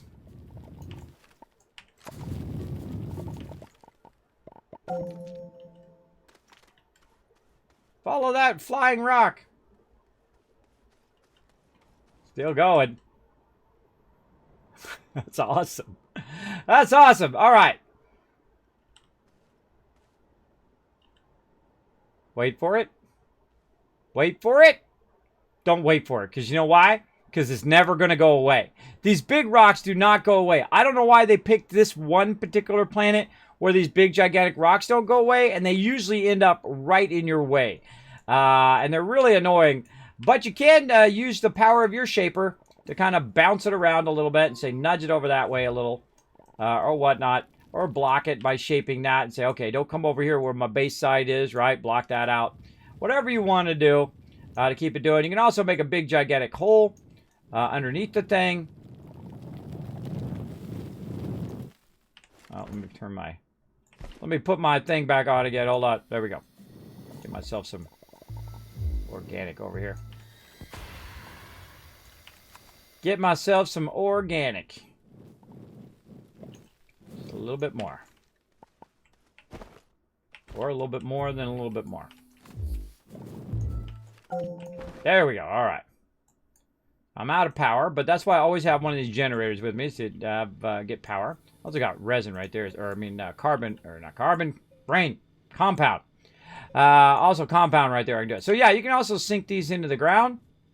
There's usually all these underground tunnels here as well that I find on this particular planet. You just put that in there and say, you know what, I don't ever want to see it again. Just cover it back up. You didn't see nothing. So yeah, that's the only planet that's like that. So it can be annoying. You kind of have to work around it a bit. But in the long run, you'll be fine. You'll be fine. You'll learn those game mechanics and be just fine. Now, in this particular playthrough, instead of going over to the beacon, which I normally do, and then build a base over there, I'm just going to build it wherever the landing spot is. So we're going to go ahead and try to flatten this landing spot out just a little bit. And then again, hold down our control. And you're like, ah, Kismet, it's down a little bit from your landing vehicle. It is, but that's okay, because actually once it comes back through again and you land here, it will actually land on the ground level, wherever you make the ground level. Now, I've actually tried it underground, and it actually doesn't work. I haven't tried it in the new update, though, but I have tried it underground, and it actually doesn't work, which is a bummer, because that would have been awesome. I dug all the way down to the next level, and then I put a landing pad there to see if it would land in the landing pad. It doesn't. It lands on the surface level. Hey, you know, man's got a dream, right? A dude's got a dream around here. All right, we're also going to put this down. We're going to change the green, saying this is our primary base. I don't know why I got so much resin right there. Oh, this is running out. That's how. Huh, it actually, I just learned that. Actually, we'll grab it off of your ship, too. I had no idea. Had no idea. That's cool. You could run it out onto the thing. All right, let's go ahead and take all this out of here temporarily. Now, we're going ahead and put our vehicle together. Now, I actually saw over here when I was shaping this out and looking around that there is actually some stuff way up here. We got some free stuff. Let's go check it out. Now, watch out for these guys. They're like big Venus flytraps. They try to eat ya. Gotcha. All right, look at this. We got some power over here. I love free power. We got some wind power. Oh, backpack full. What do we got? Beacon and whatnot. Oh, I hate to get rid of any of that. But let's just try this. Boom, like that. And then we'll grab this big boy. I love free power. I love free loot that you just run around and find. Now, one of the first things you want to find in game is a little bit of power like this, maybe a wind or a solar, and then find a battery. If you find a battery early game, you are just so styling, because those batteries help a lot, especially to manage your bases and whatnot. And so we'll put this right over here. Now, by the way, if you didn't know, you can actually put this right up in there, and it will actually supply your guy some power. So very cool. Now, we're going to go ahead and take this titanium off of me right now. We're going to use that later on. Take that with us. We're going to go ahead and take this and put this on our vehicle. Let that charge it up a bit.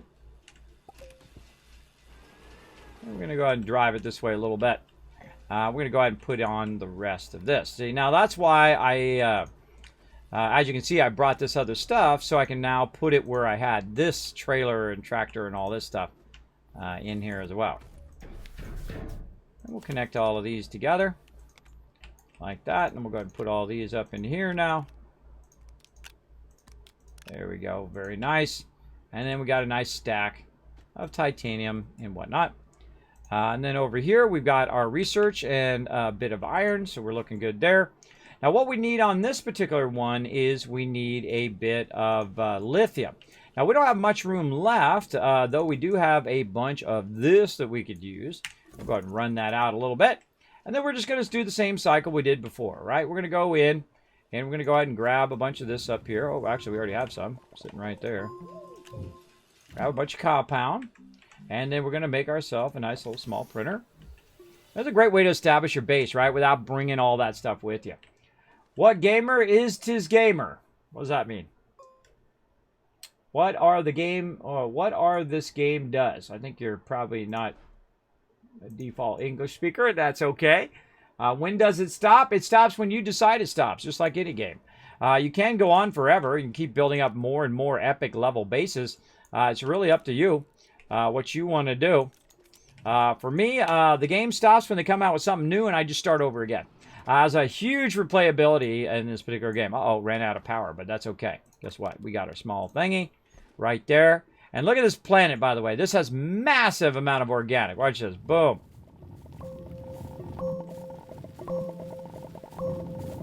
That's one of its great features.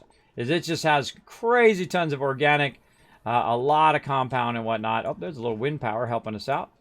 But let's go ahead and help it out with a bit of extra organic there. There we go. And so now we're going to make a medium printer. So we didn't have to bring a small printer. We didn't have to bring a medium printer. All we had to do was bring a bit of resources. Let's put that on the front. There we go. And then again, so again, I'm using my actual tractor as my table to get started. And then what we're going to do is go ahead and then make an actual table. We'll grab some resin out of here. Oh, backpack full. Take this organic off of me. There we go. Okay.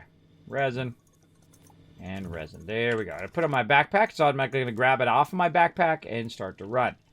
And there we go. So I like to establish at least one table or whatnot at that particular location so that I can utilize it later. And because we're in a really nice spot right here, I really like this spot, pretty good spot, we're going to go ahead and shape our way forward by holding down Control. Get rid of this bad guy over there.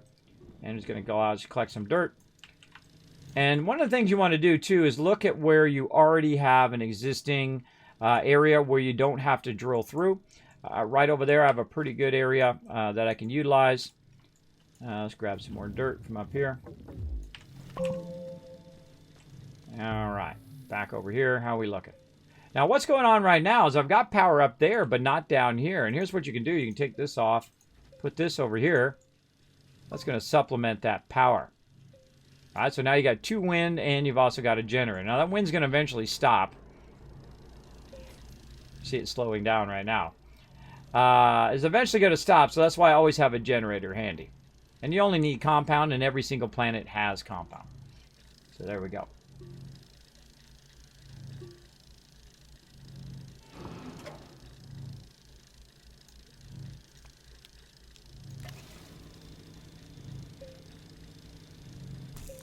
All right, and once I have my platform established, then you're really starting to be styling, because now you can go ahead, combine all of this stuff together. Turn that off, give me my thingy back. Put that up there, like so. So you can combine this. Now, another thing that we can also do that's going to help us a bit on this particular planet, because we didn't bring enough of them, we could have also done it on the other planet. And this is why I always have a lot of resin, is I can go ahead and put some resin here, and it's going to run that resin out. Now, what's that resin good for? Well, it's good for tables, but also it's good for our medium storages here. And then I can go ahead and tell it to run out some medium storage. Now, how's that going to help us? Well, we'll go ahead and move our printer off of here, and it's going to allow us to go ahead and bring our medium storages so we can get a bunch of lithium, which is why we're on this planet. Now, we're also going to come back, and we're going to do some more stuff on this planet, including the ability to do some... Put this over here. Including the ability to do some gases, which is what we want to get in. There's a new gas container, too, which is pretty epic. I really like it. We're going to get to that hopefully today. We'll see. We'll see how we get, how far we go. I don't see. I'm never in a rush with this game. The great thing about this game is you're not in a space battle. You don't have a ray gun where you're like pow, pow, pow. You're never in a hurry to do whatever it is. And so you can just take your time. Now we're out of power there, so I'm going to go ahead and tell that to go back in again. I'm going to go ahead and put a generator right there, and that's going to help us out. There we go. We'll run that back out. Now, we can also make another generator. Just leave that generator here. There we go, using our compound. Or we can try anyway. It would drop on the ground. There it is. All right. Unpack that. Throw that over there. And there we go. So we actually made some, and that's why I'm always bringing resin. Now, I can find resin. There's plenty of resin around. Speaking of, I'm looking at a ton of it over the hill here. Look at that. Look at that resin in the background. There's tons of it on each and every planet, but it's really convenient just to bring a canister full of it and then make whatever you need to make. And in this case, we're not going to be able to take all of these back with us. We're only going to have so much room over here, and we'll probably leave the resin here and take as much of the resources that we can. Now, I'm going to go ahead and also bring this research and whatnot, so I can tell you that I'm going to probably bring all of that back for sure. Is there anything else on me that I want to bring? Well, I'll put my solid container down. We'll go ahead and put this up here, our new one that we made. Put that up there, turn that off. And we're going to need one more thing. And you're like, well, Kismet, you can't fit one more of those on there. Oh, yeah, you can. You absolutely can. So while that's running, and we'll turn our generator back on. While that's running, we'll go ahead and take this and put this onto the front. Very, very useful on the front. Why is it useful? Because you can take some more extra organic with you, like this. You can go ahead and make another generator. I have a generator for that particular thing. And you see I'm running pretty slim on a lot of stuff that I do. I don't make a lot of extra generators and a lot of extra things. I pretty much run as is. Now purple's for my vehicle. Put that down there. Now I've got multiple sources, and I don't have to carry all that on my backpack. I can just keep it right in there nicely. And then we'll go ahead and put this in here. So our first main goal, establish our base, put down our beacons so we can find our way back here, and then we're going to go ahead and try to find that lithium. Now me, I don't go and chase the direction in which it has it. I go ahead and make my own ramp by using the control. And we're just going to go ahead and drill right down in here. So we're going to go ahead and use some of this. And our power is going to go on and off as you drill. That just happens. That's why you bring lots of organic. So there we go. So we've already got a bit of a pre-existing open area that we can use. So we don't necessarily have to drill through, though you can. But really up to you. It's wherever you like to have your stuff. Sometimes I'll put it perfectly straight from the base. Sometimes I'll put it off the side of the base. Whatever I feel like in the moment.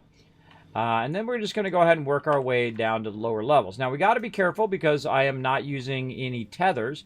And tethers typically is what allows you to use it for oxygen, keep your oxygen going, as well as it allows you to keep your power being regenerated.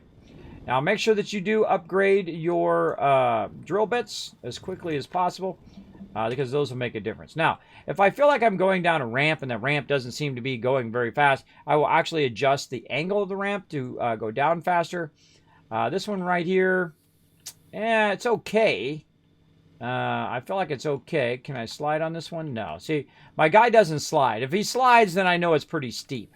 So I'm going to just steepen this out just a bit more. And I don't mind redoing stuff. Never mind redoing it. This is just going to allow me to get to the lower levels faster. We'll take all of this out. If we really wanted to do it well, we can go and do this.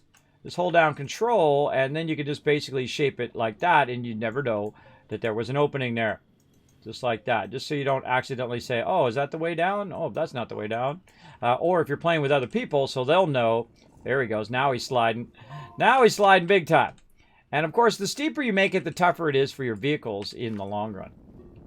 While you work your way, you keep the truck beside you, you will give you energy. Yeah, Croc Flag, it's not my first time playing the game. I could keep my vehicle there. I don't like doing that because I'm fine. I just use my generator. My generator works pretty great. And it usually keeps up with my shaping, though I do have the auto mod, or the, not the auto mod, the... wide mod and the boost mod on my character. So if I do run out, I can just easily come up here, grab a bit of organic. Now normally it would jump its way up here. For some reason it's not working lately. After the latest update, that it doesn't automatically pull it from your thing, so you have to put it up there. And again, I've played through the game multiple times. So again, see, like I was saying earlier, everybody, sometimes people come in and they're like, Kismet, you can do this and you do that and do that. Now, what that's called is backseat gaming. Now, if I don't ask, then I'm not asking for you to tell me. Now, one of the things that can happen is, and I appreciate you do telling me, by the way, and I appreciate where you're coming from. You're like, Kismet, I just got you back, bro. I'm just trying to help you out a little bit. I understand that. But make sure to not come in and say, hey, you should do this, and you should do that, and you should do this. Because you might actually spoil a bit of the game. Part of the game is that discovery, right? Is that discovery as you go, learning things by your own mistakes. And if I make a mistake, if I do something wrong, if I die because of those mistakes, that's okay. That's part of the fun. Because it's always fun to learn something by going, oh, that's how you do that, right? You might discover that along the way. Oh my gosh, this is another fantastic run, because I see what we're looking for literally right there. Now, when I first started playing this game, long time ago, basically, I was looking for lithium, and I literally looked for it for 16 hours. I could not find it. I had no idea where it was. I didn't even know about the Astropedia up here, where you could have just looked it up, right here in the Astropedia. I didn't even know about that back in the day. But very, very fun to just straight up come down. Oh my gosh, look at all that in the ceiling, too.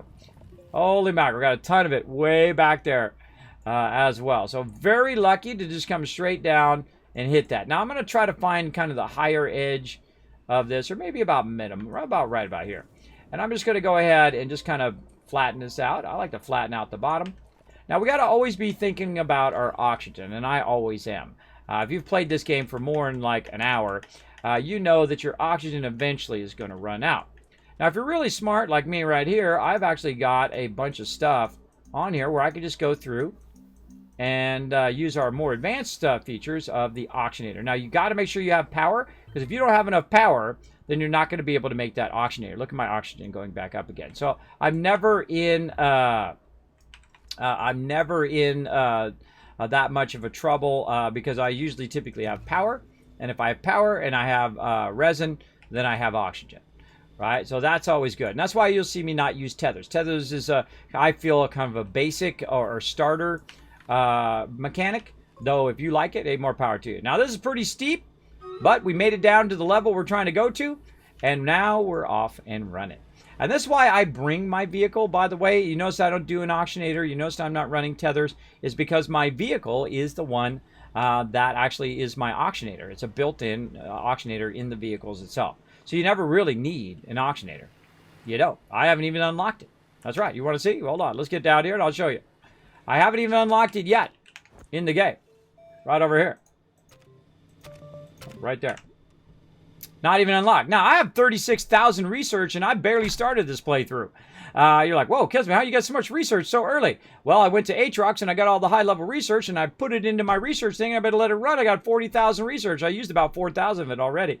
And I've probably already got about 80,000 research. I got a bunch of stuff unlocked already, medical vehicles and all that. And we're in the early, still in the early game over here as well. So super, super fun. There we go. Let's see. Okay, the info was for everybody. Well, again, no spoilers in the chat. No backseat game. You should always read the chat rules when you go into someone's stream. Now, I'm not trying to put you down or anything like that. Always a good idea to read those chat rules. What's up, Raja? How you doing, man? Bringing in the love. Appreciate you bringing in the love big time. Now, we're also going to do a little side thing because we are in the mega stream here at the Kismet stream. We're going to go ahead and do some stream raiders as well. Have some fun. Let's blow that up while I'm getting in some trouble over here.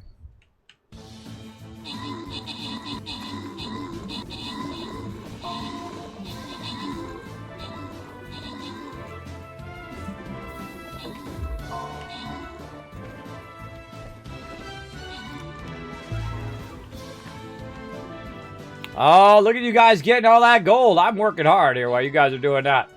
I'm getting some stuff done.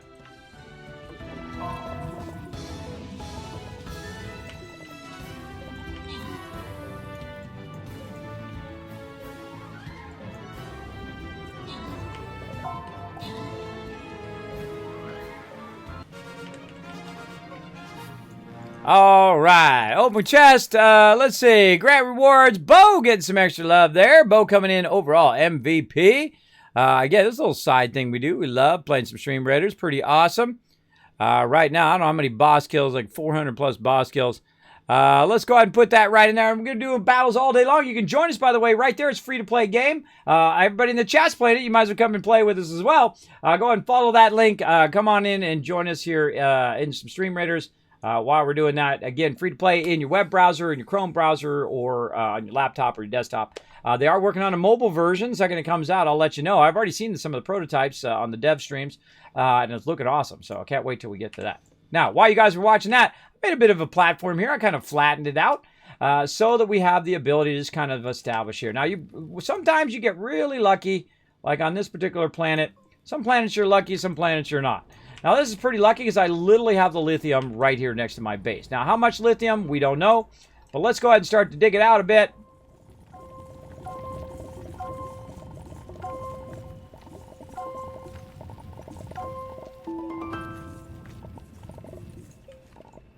That's a good amount. That's a good amount right there to start. Definitely, definitely. Also seeing it up in the sky, up in the ceiling, so we can go up there and grab it up there later on as well. Now, eventually, we're going to make auto extractors. Now, those extractors are going to sit over here and just make us or collect us resources constantly. So every time we kind of come back here, we'll just have a ton of resources, just pick it up and take it back to our primary base. Eventually, we'll be collecting hundreds and hundreds of resources, easy peasy. But for right now, we're just going to go ahead and stack. Hey, we'll come back here, you.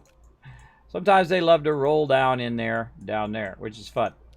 All right, we'll go ahead and just stack this up here since we're here and we have a nice big node of this. Sometimes you find smaller nodes, and sometimes you find pretty sweet ones like this. Grab that, put that up there. Now, I've also got a bunch of stuff on my backpack. Now, I'm going to actually leave this resin down here for us to use later on. I'm sure we'll need it right there. And sometimes, by the way, you can keep an extra resin down here in this extra little slot. Just don't make it, just leave it there. And then in an emergency, boom, hit that oxygen filter.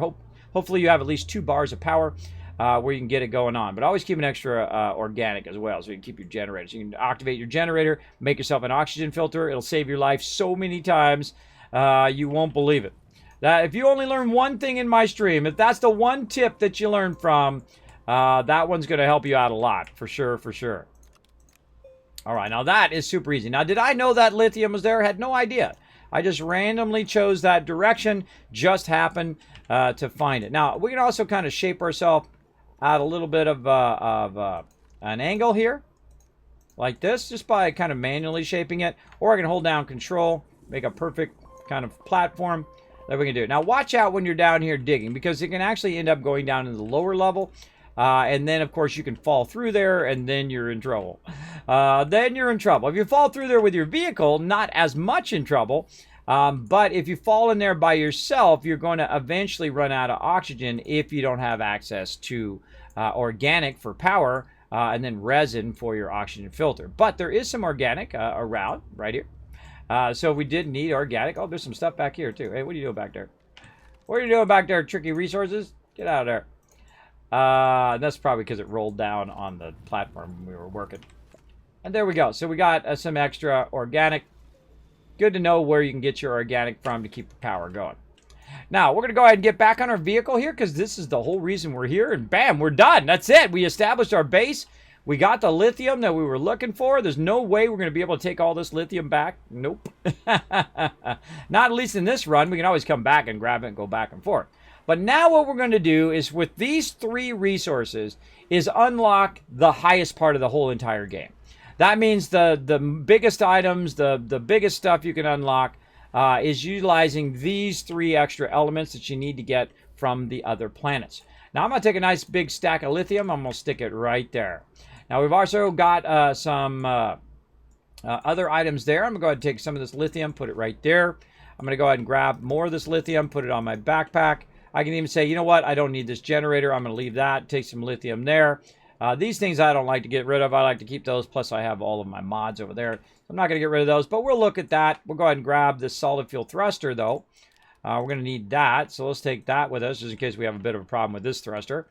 And then that's it. We got all of our main bases that we needed to establish in about an hour. In about an hour, we unlocked steel or iron, which will eventually become steel, titanium, and lithium, which are the last 3 kind of regular items that we need.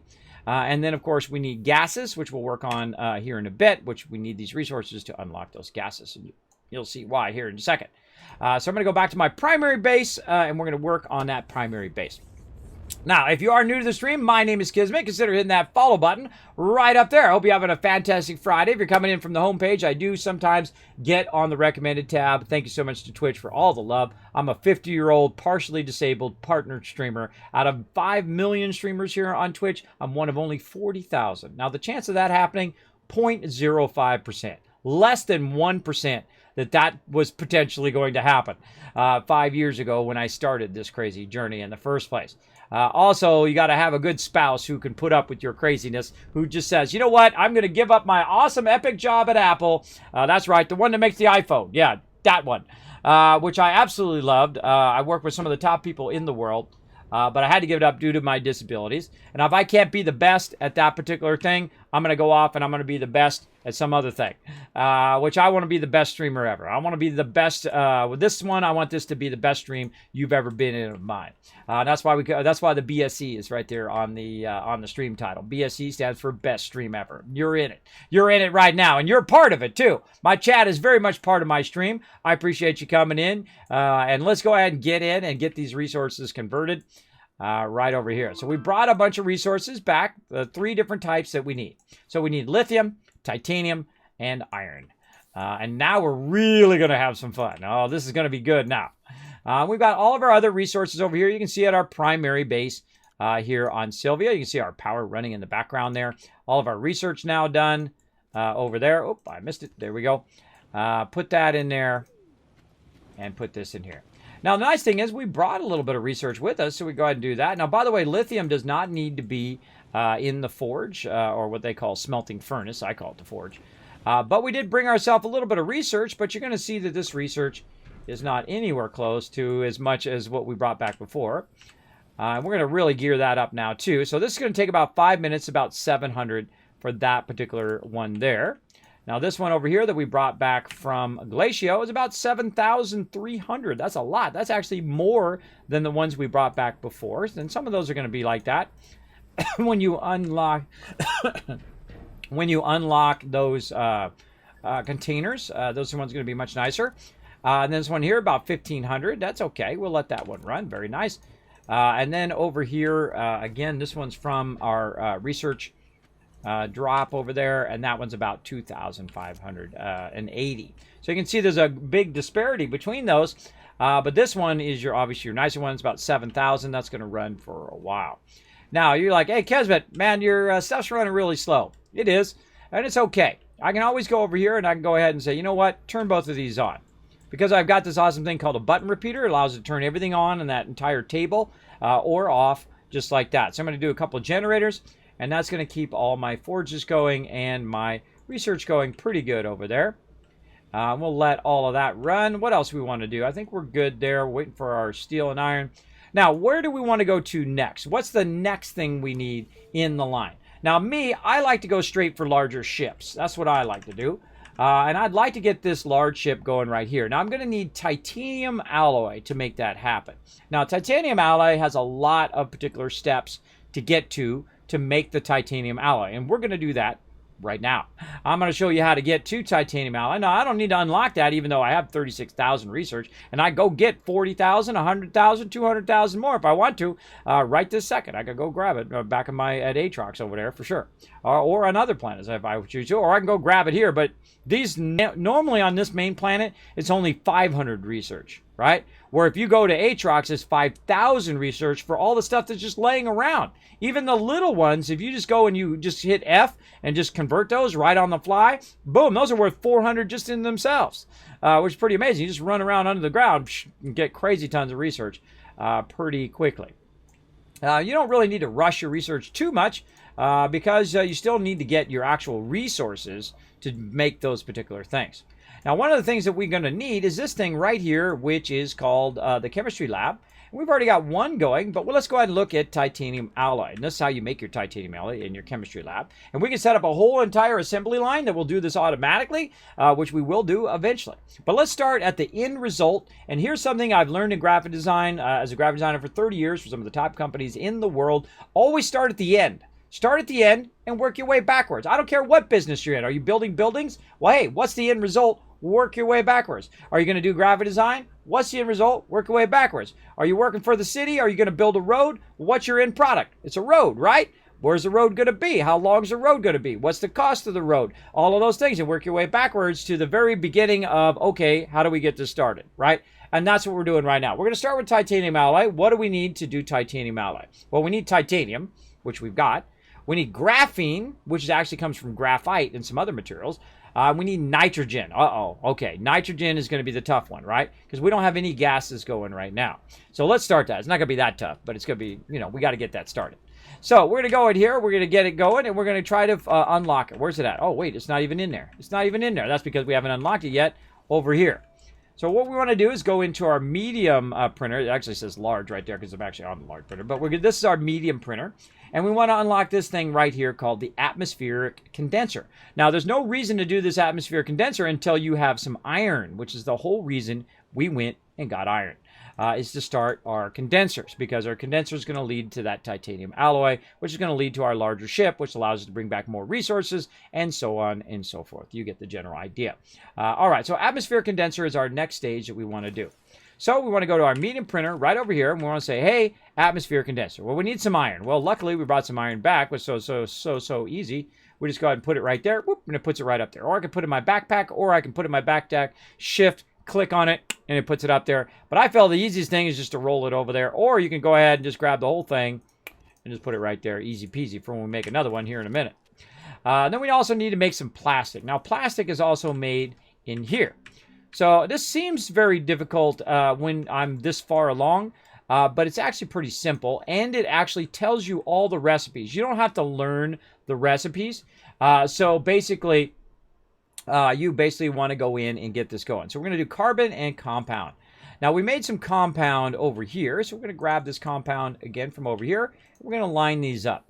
Now, eventually, by the way, everybody, is I'm going to make every single resource in this chemistry lab. Every single thing that you can make in here will have its own thing. And then you can go ahead and make it along the line, and it will also be auto-feeding in there. I'll be gathering tons of iron and tons of titanium and tons of every single resource and running it into the primary base, and it will all be automated.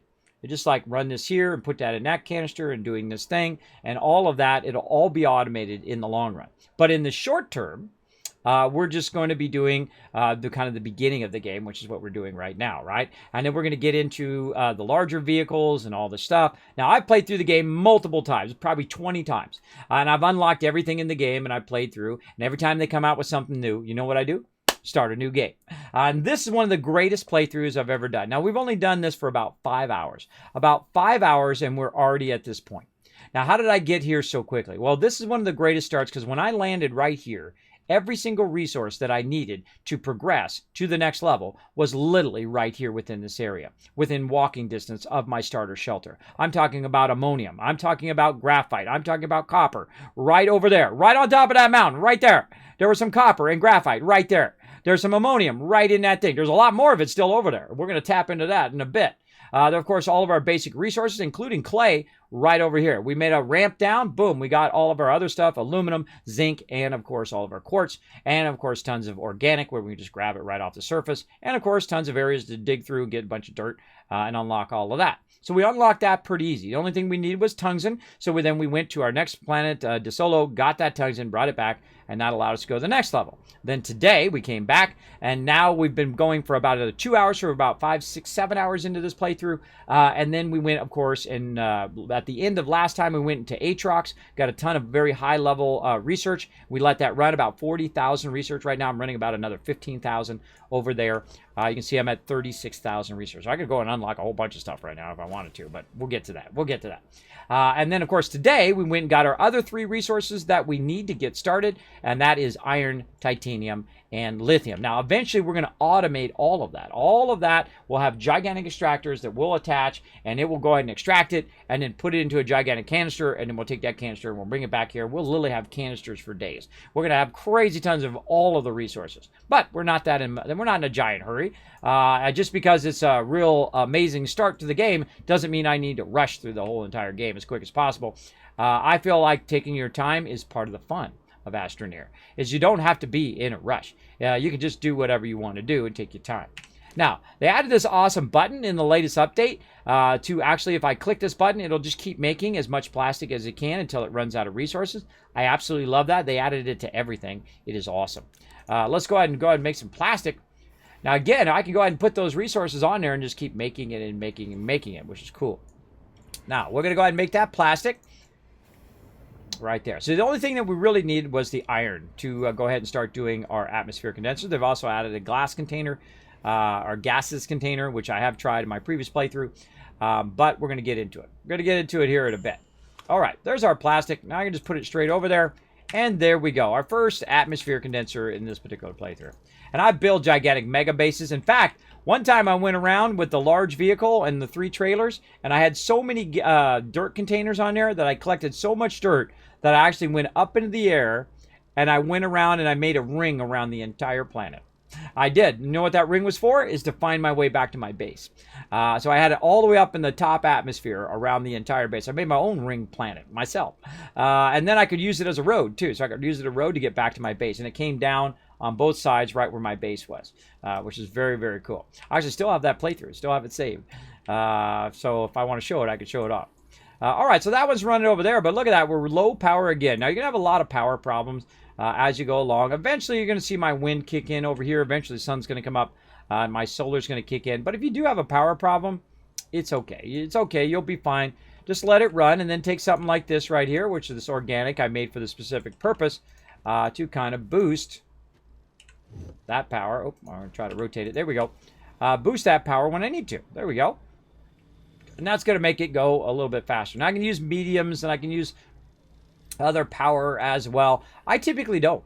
I typically don't make medium generators. I feel like the cost of the medium generator when it comes to research and resources is not worth doing it. I can make organic all day long. I can go in and just keep taking out dirt and keep converting it into organic or go collect. I mean, there's so much organic on this planet. I could literally let that run for an infinite amount of time. If you want to go and collect it all, go for it. Me, I just make it in the centrifuge because it's easier. Whenever I'm running organic, by the way, you want to be making organic too. Right? You want to be making some extra organic so that when that runs out, you'll have it. Or you just go collect it either way. Okay. Now, this particular item here sucks up a lot of power. And that's okay, because really what it does is it's actually going to generate 5 charges in 1 canister, which is pretty cool. Well, let's get this going. Now, remember, we're looking for nitrogen, and I'm going to show you how to get that nitrogen right now. And that's using this particular container. Now, here on Sylvia, there's a certain amount of gases that you can extract. One of those is hydrogen, so we're going to need a little bit of that. So let's go ahead and start it up, and off it goes. Now, we actually need another one of these because we want to do both hydrogen and nitrogen on this particular planet, though we could do it on other planets if we so chose.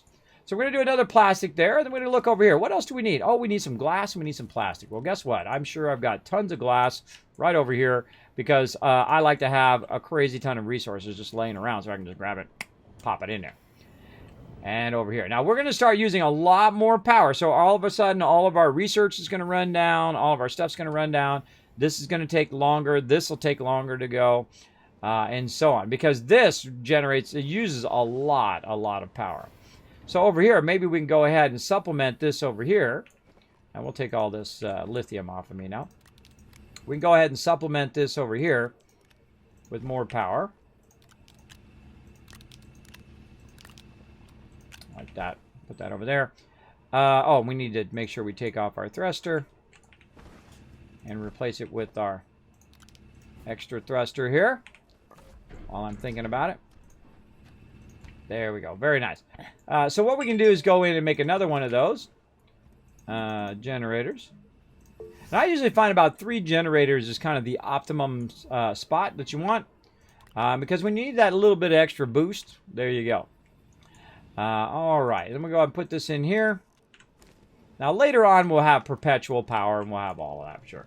I was just wondering about this game yesterday. It looks like it's worth picking up. Oh, absolutely, Bright Bottle Gamer. This is a Kismet buy right here. Very rare do I ever give a game an insta buy, but this game is an insta buy. If you like space games, if you like to collect, if you like to make factories and automate it and all of that stuff, you're a big fan of Satisfactory or something like Roblox or Minecraft or something like that. This is like all of those on steroids, on a whole nother level. I love the socket system that they have. I love the way they collect stuff. Their ingenuity on making a really phenomenal game, so it's not just blocks like Minecraft. It's actually like full vector voxel shaping. Look at this, bro. Look at that. Go try to do that in Minecraft, bro. Try to do that in Minecraft. I mean, you can in some way, but I mean, look at this. This is beautiful. This is the Unreal Engine right here, by the way. That's why it's so awesome. And they've done a phenomenal job. Their art direction is amazing. The whole theme of the game is amazing. As an artist, much love to them. I love the whole style of it. I love everything about it. It's just every single mechanic in the game is something that I love. Other than the drilling. The drilling needs some work. And I'm just going to tell it like it is because that's the way I am. I just tell it like it is. I don't BS. I don't kiss butt. I don't do none of that. I'm 50 years old. I answer to nobody. I'm just lucky to be alive at this point. So if I tell it to you, you know I'm telling it to you straight. I'm not here to sell you nothing. If you go buy, guess what I get? I get nothing. I'm not associated with them in any way. Though, hey, if they want to sponsor the channel and give a bunch of free codes out, I'll be happy to do that. But hey, that just hooks you guys up. I'm good. I'm fine as is. But there we go. So now we got another atmosphere condenser. And look at that. We got one of these almost done over here. We only need one, by the way. Only need one. Now I'm going to go ahead and do 2 of those, but I'm not going to plug that in yet. And then we're going to go ahead and say, okay, now do nitrogen. Right? And so what it's going to do is do 1 of these. And we're going to need that in a bit. So we're going to just put that off the side. I'm going to go ahead and do some nitrogen. Now, let's backtrack into all the stuff we were doing. What is our end goal of what we're working on right now? our end goal of all of that we just did is to make this larger ship. And you got to have what your goal is, both in life and in game. I find that it does really focus you and focus all your energy in that direction. Otherwise, if you're all over here, guess what? You're not moving forward. You're just staying in the same place. And sometimes you're actually going backwards, right? It's like being on an escalator, right? That if you don't walk forward, if you're not walking forward on it sometimes, especially when it's going in the opposite direction, when you're on an escalator that's going this way, which is basically life, which is just constantly pushing you back, you got to walk forward. You got to push yourself forward to make it happen. And the same thing with that focus is going to help you push forward, both in your life and in game. How do I know? I've been a graphic designer for 30 years. Been with some of the top companies in the world. We're with some of the top people in the world, by the way. The top in all of their fields. Pretty amazing. As well as I've played a lot of games over the years as well. That's kind of my pastime that I've turned into something that I love. Into something that keeps me alive, because I do have sleep apnea and vertigo. I do have, it's tough for me to get out of the bed every single day. I will never not have it. I've seen 11 different doctors. I've had CPAP machines, and I've had CT scans and full CAT scans and that kind of stuff. I do have a middle channel ear imbalance, which causes my constant vertigo. There's nothing they can do about it. And I'm tired of going to doctors anyway, because some of them are scumbags. I'm sorry, that's just the truth. They're just like auto mechanics. Some of them are good, and some of them are just trying to capture your billing, because they don't care if you live or die. And those are some of those doctors I went to, which I didn't realize at the time, but I eventually realized that, wait a minute, this doctor doesn't care if I live or die. And if he doesn't care if I live or die, I definitely don't want him as my doctor. That is for sure. That is for sure, for sure. So getting back to the game. So our ultimate goal here is to make 2 titanium alloys so that we can make this large shuttle. And right now we're at 40,000 research, so we're doing pretty good. So we want to go in again. Let's go with titanium alloy. What do we need? And the titanium alloy has a lot of steps to get to it. So again, we need nitrogen. So we're making that right now. Titanium, well, we went and collected some of that. Where did our titanium go? Okay, right over here. So let's just go ahead and bring our titanium over. Right there. All right, there we go. So we got our titanium. How's this looking? Okay, this is done now. We got our nitrogen. Let's put that over there. Boom, it's going to grab it up there automatically. What's the one last thing we need to make this titanium alloy? Well, actually, we need 2 of them, because we're going to make 2 of these. So we need 2 titaniums and 2 nitrogens and 2 graphenes. Now, how do we make graphene? So we go ahead and backtrack from that to graphene. So we need graphite and we need hydrazine. Wait a minute. I've got no hydrazine. So hold on, we got to backtrack now to hydrazine so we can make the graphene, so we can make the titanium alloy, right? And I love the way the crafting is in this game. It's truly phenomenal, because the crafting, it always kind of tells you how to do the thing, right? You don't have to go and discover it. You don't have to, mix and match like you do in No Man's Sky, though you could look it up online. I don't like doing that. I like to have the game help me a little bit, but not just give away the whole entire thing, right? I have to think it out in my head. So I think it out. Okay, well, I need titanium alloy. What do I need before titanium alloy? I need graphite. Okay, how do I make graphite? Okay, what now? I need hydrazine. Okay, how do I make hydrazine? Okay, I need ammonium, and hydrogen. That's why I made that hydrogen. See how I'm thinking already ahead? See, when you already know the game mechanics, you can think really far ahead. 10 steps, 20 steps, like playing a game of chess, right? When you really know the game, you can go 5 steps, 10 steps, 20 steps. Some chess masters can go like 30 steps ahead. That's pretty insane. That's some way up there, 20, 30 steps ahead, thinking that far. Like you start the game, you move one move, boom, you already lost, bro. I'm talking at that level. And I played people who play that. I actually had one guy in my school as a kid, my high school. He plays 8 games at the same time.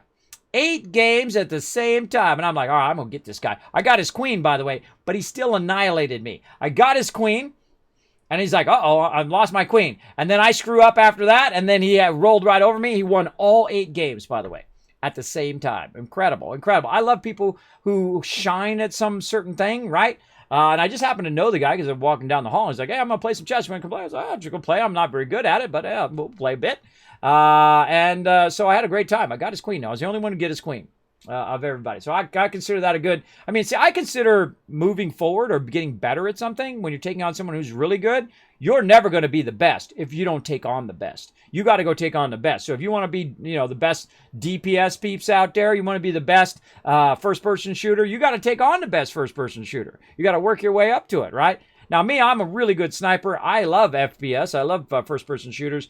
But I just don't have the time to grind it to that level because you got to really practice. A lot of these people you see who are overnight successes, they're really not. They've been doing it for 5 years, 10 years, 15 years. They've been really dedicated to what they do. Just like when you want to become a streamer. It's definitely not going to just instantly be easy, right? It's like, oh, well, I just play games and then boom. It's not about just playing games. It's about entertaining people and talking with people and making them feel good about their day or whatever it is, whatever your theme of your stream is. For me, bringing little moments of joy every time we play a game. So, hydrazine. So we're going to need ammonium, which we have a bunch of, and then hydrogen, which is the thing that I made and put over here. There we go, hydrogen. Let's put it over here. And there we go. And now we're going to need some ammonium. Now, we're going to need a lot of all of that. We're going to need a massive amount of ammonium and a massive amount of hydrazine and a massive amount of all of that. Now, how are we going to do a lot of that? Well, we're going to set up a bunch of extractors. We're going to extract all that, put it in some giant containers, and we're going to make it for days. We're going to actually have it automating all of it. It's going to make it. We're going to turn this button on eventually and make a ton of it. But for right now, we're going to turn that on. We're going to say make as much hydrazine as you can, which isn't going to be a lot because I've only got 2 up there. So we got to get some more of that ammonium. We're going to look around. Where can we put some ammonium? Hold on, I got an idea. Let's go ahead and put this right up here and put this onto there. Let's put this up to here, wherever, and put this up to here. Let's go get some more ammonium. We're going to have to go really far away to get it, though. It's going to take a while. It's okay. You guys stay with me. We'll go get it. Here we go. It's going to be super far away. It's going to be all the way right over here. It's literally right next to my base. Like I said, one of the most thing. What planet is lithium on? I don't like to spoil what planets they are. I just got it earlier, but you can look in your thing right here under planets and see if you can find it. But I'm going to go back and get some lithium eventually. See, if it's when I do it on stream, then obviously it's going to be a spoiler. But I prefer to not, like, when people ask me, like, in Fallout, they're like, Kismet, where's the power armors at? I don't like to do that. I won't even spoil Fallout 1, and that one's been out forever. And the reason why is I want you to have the moment that I had, the moment I love the most in games. And that is when you go around and you go, oh, there's that power armor, or oh, there's that resource, or oh, there's that thing. I want you to go around like me. It took me 16 hours to first find my first thing of lithium. It took me a while, but I'm hardcore. I'll just keep going and going and going. Look at this. Look at this deal right here, everybody. Literally right next to the base. That ought to do it for a minute or two. I didn't even need my vehicle. I could have just walked over there. Uh-oh, my headphones are dying already. Has it been, oh yeah, it's been a little while. I got to swap out my headphones here. Problem with wireless headphones is some of them, they die within a couple hours. And I've got a couple sets of them just in case one dies, I'll have the other. All right, we'll put this over here, and now we're going to go ahead and just swap this right over here. Let's say right here. There we go. And now it's going to go ahead and keep making them until it runs out of ammonium. So it's going to do, say, 2 more. And we're going to go ahead and grab this off of here now. Take our... Oop. I meant to swap that. Come on, cursor. There we go. Let's swap that titanium over there. Let's put that over there. Let's put our hydrazine in here. Oh, it's time for a battle. We're going to let that run a little bit. And we're going to get it going. Okay, thank you. You're welcome. You're welcome. Again, I want you to discover it and find it for yourself. Though I just found it earlier today, so you can always just watch my stream back and see where I went later on. You can always watch my VOD and say, okay, I'll just watch Kismet VOD and I'll know exactly where it's at. It's up to you. But we're going to do a battle right now. This is why we call this the mega stream, everybody, because I'm always doing a bunch of different stuff at the same time, including playing Astroneer and doing some Stream Raiders, a really fun game we do on the side. These are all the people in the chat, by the way. Look at them all battling it out right here. It's kind of hard to see. We'll zoom in a little bit. Look at it now. Look at this. There I am with my yellow fedora, rocking it as the Wasteland Tycoon. We got a whole bunch of other people backing me up over there. We got peeps fighting up in the upper right-hand corner, the upper left-hand corner. They're all battling out for epic loot and to upgrade all of their units. Oh no, we lost our crew over there, but that's okay. We're going to come back together over here and try to wipe them out. Let's zoom in on the action. Let's do it. Oh, Viz coming in. Got that epic in there. We got Trifolio coming in as well. Is that what that is? Trifolio, yeah, I'm just going to guess. I butcher everybody's name. Fighting our way through this. Look at this awesome support, though. Everybody's a vital part of the team. You got your tanks. You got your DPSs. You got your healers. You got your barbarians. You got your epics and legendaries that are helping out. We just got to get over here and take out this little burrow here, which is like a generator. And then we get the big win. Boom! There's that big win. Nice. Open that captain's chest. Slide you guys some love. Bam. Subi getting some barbarian love there. Viz coming in overall MVP with that 14 assists. Very nice. Again, my job is to get you guys loot.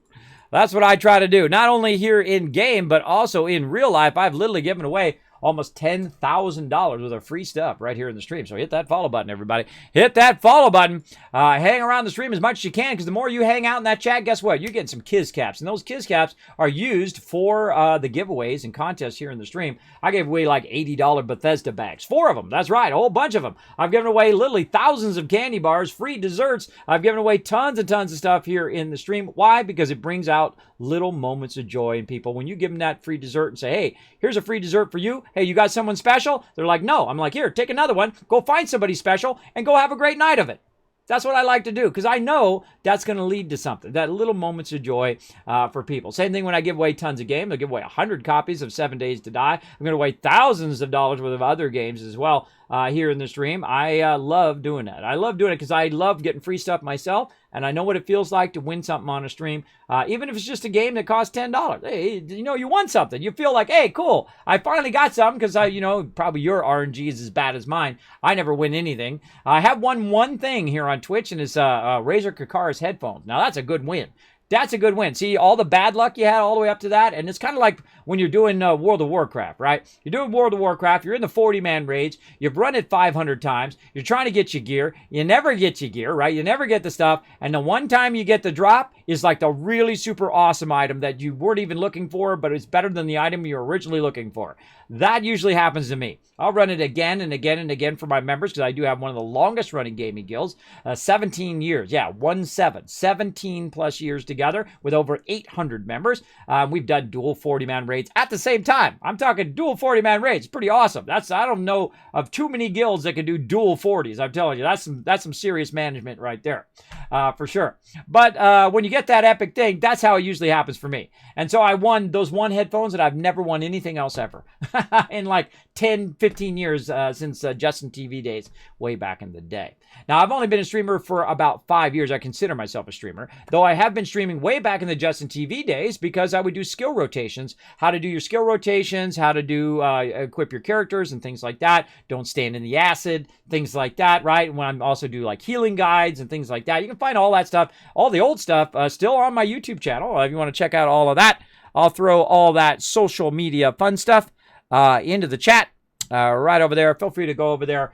Check out the Twitter, check out the YouTube, and of course, check out my epic website, kismet.gg. How cool is that, right? My website is GG. It's pretty awesome. It's pretty epic. A lot of cool stuff up there, including all my studio stuff. If you are a streamer, feel free to go up there. Check it all out. It's got links and everything. I mean, I'm hardcore. I'm next level up in this stream. Who's got Dancing Dragons? Just me. You're like, Kismet, who does this awesome 3D animation? This guy. That's who does it. Who's got a flaming bit cup? Only me. Dracarys. I'm talking next level, baby. I'm talking up to way up here. And that's where I always like to be. I like to be at the highest level. Now you're like, Kismet, are you going to be like a Tim the Tat Man or be like a, one of the top streamers in the world? I doubt it. I doubt it, because I don't want to sit here and do this 18 hours a day and neglect my family and children and all of that stuff. I don't like to do that. I like to have a good balance in my life, because I've already done that before. And I did that in my 20s, and I didn't have a wife or children or whatnot. Cost me a girlfriend or two, but that's who I was. I wanted to be the best at what I did. I wanted to be a graphic designer, and I wanted to make a lot of money. And I did both of those things. Mission accomplished, achievement unlocked. But they come at a cost, and they come at a cost of your time and effort in everything that you do. So stay inspired, everybody, because this 50-year-old man who can become a partner streamer after becoming disabled on Twitch, you can do whatever you want, because you're a lot younger and a lot stronger, most likely, than I am anyway. So you can go out and do whatever you want to do. And forget the naysayers, all the people who are all being negative, telling you it's not possible. Hey, well, guess what? Living proof right here. Still alive after 5 years after being diagnosed basically with lay down and die. That's what they told me to do, basically. Stupid doctors. And here I am, 5 years later, 50 pounds lighter. I went and lost a lot of weight by taking better care of myself and all of that. And sometimes I will still get dizzy. Sometimes I will feel, oh gosh, okay, I got to go, everybody. And that's what's so great about doing this, is that I can say, all right, everybody, not feeling well today. I love you all, but I'm going to go lay down. I'm going to rest. And see, I can't do that when I'm working for Apple. If I'm working for Apple and I'm working at that highest level and I'm talking with people and say, hey, I'll call you back in a couple hours after I take a nap, right? That's not going to work out. That's not going to work out. And I don't want to do that to the company either and put that extra burden on them. And they were incredibly nice to me, by the way, when I got sick. Much love to everybody over there at Apple. Because, you know, computers are awesome. And giant corporations, everybody just thinks of it as a faceless corporation. But there's a lot of people behind those corporations. People who are working weekends. People who are trying to keep food on the table for their wife and children. They're trying to carve themselves out a little piece of this life as well. So always think when you're calling up that customer service or when you're calling into that company, it's not that person's fault, right? It's not their fault that your stuff doesn't work, right? You're calling up Android because your Android isn't working, or you're calling up Apple, or you're calling up Microsoft, or whoever you're calling up. Remember, it's not their fault. They didn't make it. They're just there to help you. And that's the way I would always be. If somebody called me up and is like, hey, Kismet, we're having this problem. Now, I'm the guy who you call after the guy you call, right? Or the guy after the guy after the guy. I'm the guy when you got a really big problem, when it's just no one else can solve it, then you come to me. Then I solve it. And I always do. There's never a problem I haven't had where I couldn't solve it in one way and have options that they can choose from. I like to give people options, right? And I don't like to send people in circles. I hate that. I hate that when you call them up and say, well, it's his fault. And then you go over to them and they say, no, it's their fault. And then they're all pointing in this big circle, right? I hate that. You know what I do? I get them on the phone. I got me on the phone and everybody else who needs to be on the phone. And I say, we're going to solve this problem right now. Right now. We're not going to do it in a day from now. We're not going to do it in a week or a month from now. We're going to do it right this second because we got everybody who knows how to do what they need to do, and let's get it done. And that's the way I am. I'm a get it done kind of person. I'm very relentless in that way as well. I prefer, if you got a skill, if you got a talent, develop that skill. It's just like in game, right? You know, you got all your skill trees, right? You got your skill trees, or if you like Fallout, if you've got all your skill cards, right? Same thing in real life. What kind of skill cards you got? For me, you can actually go see it on my website, which I find very cool. Basically on there, I'm a problem solver. And once you're a problem solver, everything else you do in your life revolves around that. Because that's what you do all day long, right? You're thirsty. What's the problem? You need some water, right? So you get some water and you drink it. There you go, just like this. When you're hungry, you get some food and you eat it, right? Now, that's not easy sometimes, right? Depending on where you live in the world, because you know what you don't choose in your life? You don't choose what you look like. You don't choose where you're born. You don't choose where you come from. You don't even get to choose your name. That's right. You didn't get to choose your name. Somebody else chose your name for you. That's right. You get no choices over all of that. But after that, now it's your time to make the choice, right? As you get older, like I have 3 daughters. They're getting to the point now where I'm transferring all the responsibility over to them. They got to make smart choices for themselves. When they're young, you know, you got to be careful, watching out for them, right? You don't want them to, you know, go in there and go into the cabinet and get something out that's going to kill them. You don't want to make sure nothing falls on them. You don't want them to get cut. You don't want them to get hurt. You know, you got to teach them how to go to the bathroom. You got to teach them how to put their clothes on. You got to teach them to do all that stuff. And eventually you start to transfer that responsibility for you dressing them and you taking care of them, for them to start taking care of themselves. I feel like that's my primary role as a parent, is to transfer and teach them how to do all of that stuff for themselves. Like how to mow the lawn, like how to do the dishes, how to do their own clothes, how to get a mortgage, how to take care of all that stuff. All the basic stuff that nobody teaches them in school. I'm talking about those basic survival skills that you need, because there's a lot of smart people in the world, but a lot of common sense dumb, right? Like don't walk out in front of a bus. I have a good friend of mine, super genius level. I'm talking Mensa level. I'm talking dude just like aces at SATs. I'm talking that kind of level, right? But without me around, dude would walk in front of a bus. I'm telling you. Super smart, common sense dumb. Right? Making bad choices and whatnot sometimes. You know, I'm like, no, that's a bad choice, bro. I wouldn't do that. Nope. That's not going to work out well, right? If you got a friend like that, put a 1 in the chat. I know you do. I know you've run across somebody like that who's super smart, but then just makes terrible choices. And I feel like that's another thing to teach your kids, is making smart choices, making good, educated choices instead of just rushing in. Though when it comes to love, that's a hard one. That's a hard one, right? Watch out for the people who are trying to utilize you for their own ends as well. Legit, first customer service folks are just following policy for the most part. No need to be mean and rude to their day. Yeah, I always say, hey, how you doing? You know, I'm not one of those guys who's just going to go off on you. Sometimes I do, though. Sometimes if I feel like they're being rude to me, I will go off on them. I'll be like, hey, here's number 1 thing. You don't be rude to the customer ever. I don't care what the customer says. If the customer is upset, you just sit there and listen. That's what I do. They can yell at me all day long. They're not yelling at me. They're yelling at the company. Right? It's not my fault. I didn't make the thing. I'm just here to help them. I'm on their side. Not just the company side. I'm on the company side too, but I'm also on their side. They can be on both sides, by the way. You can be with both peeps.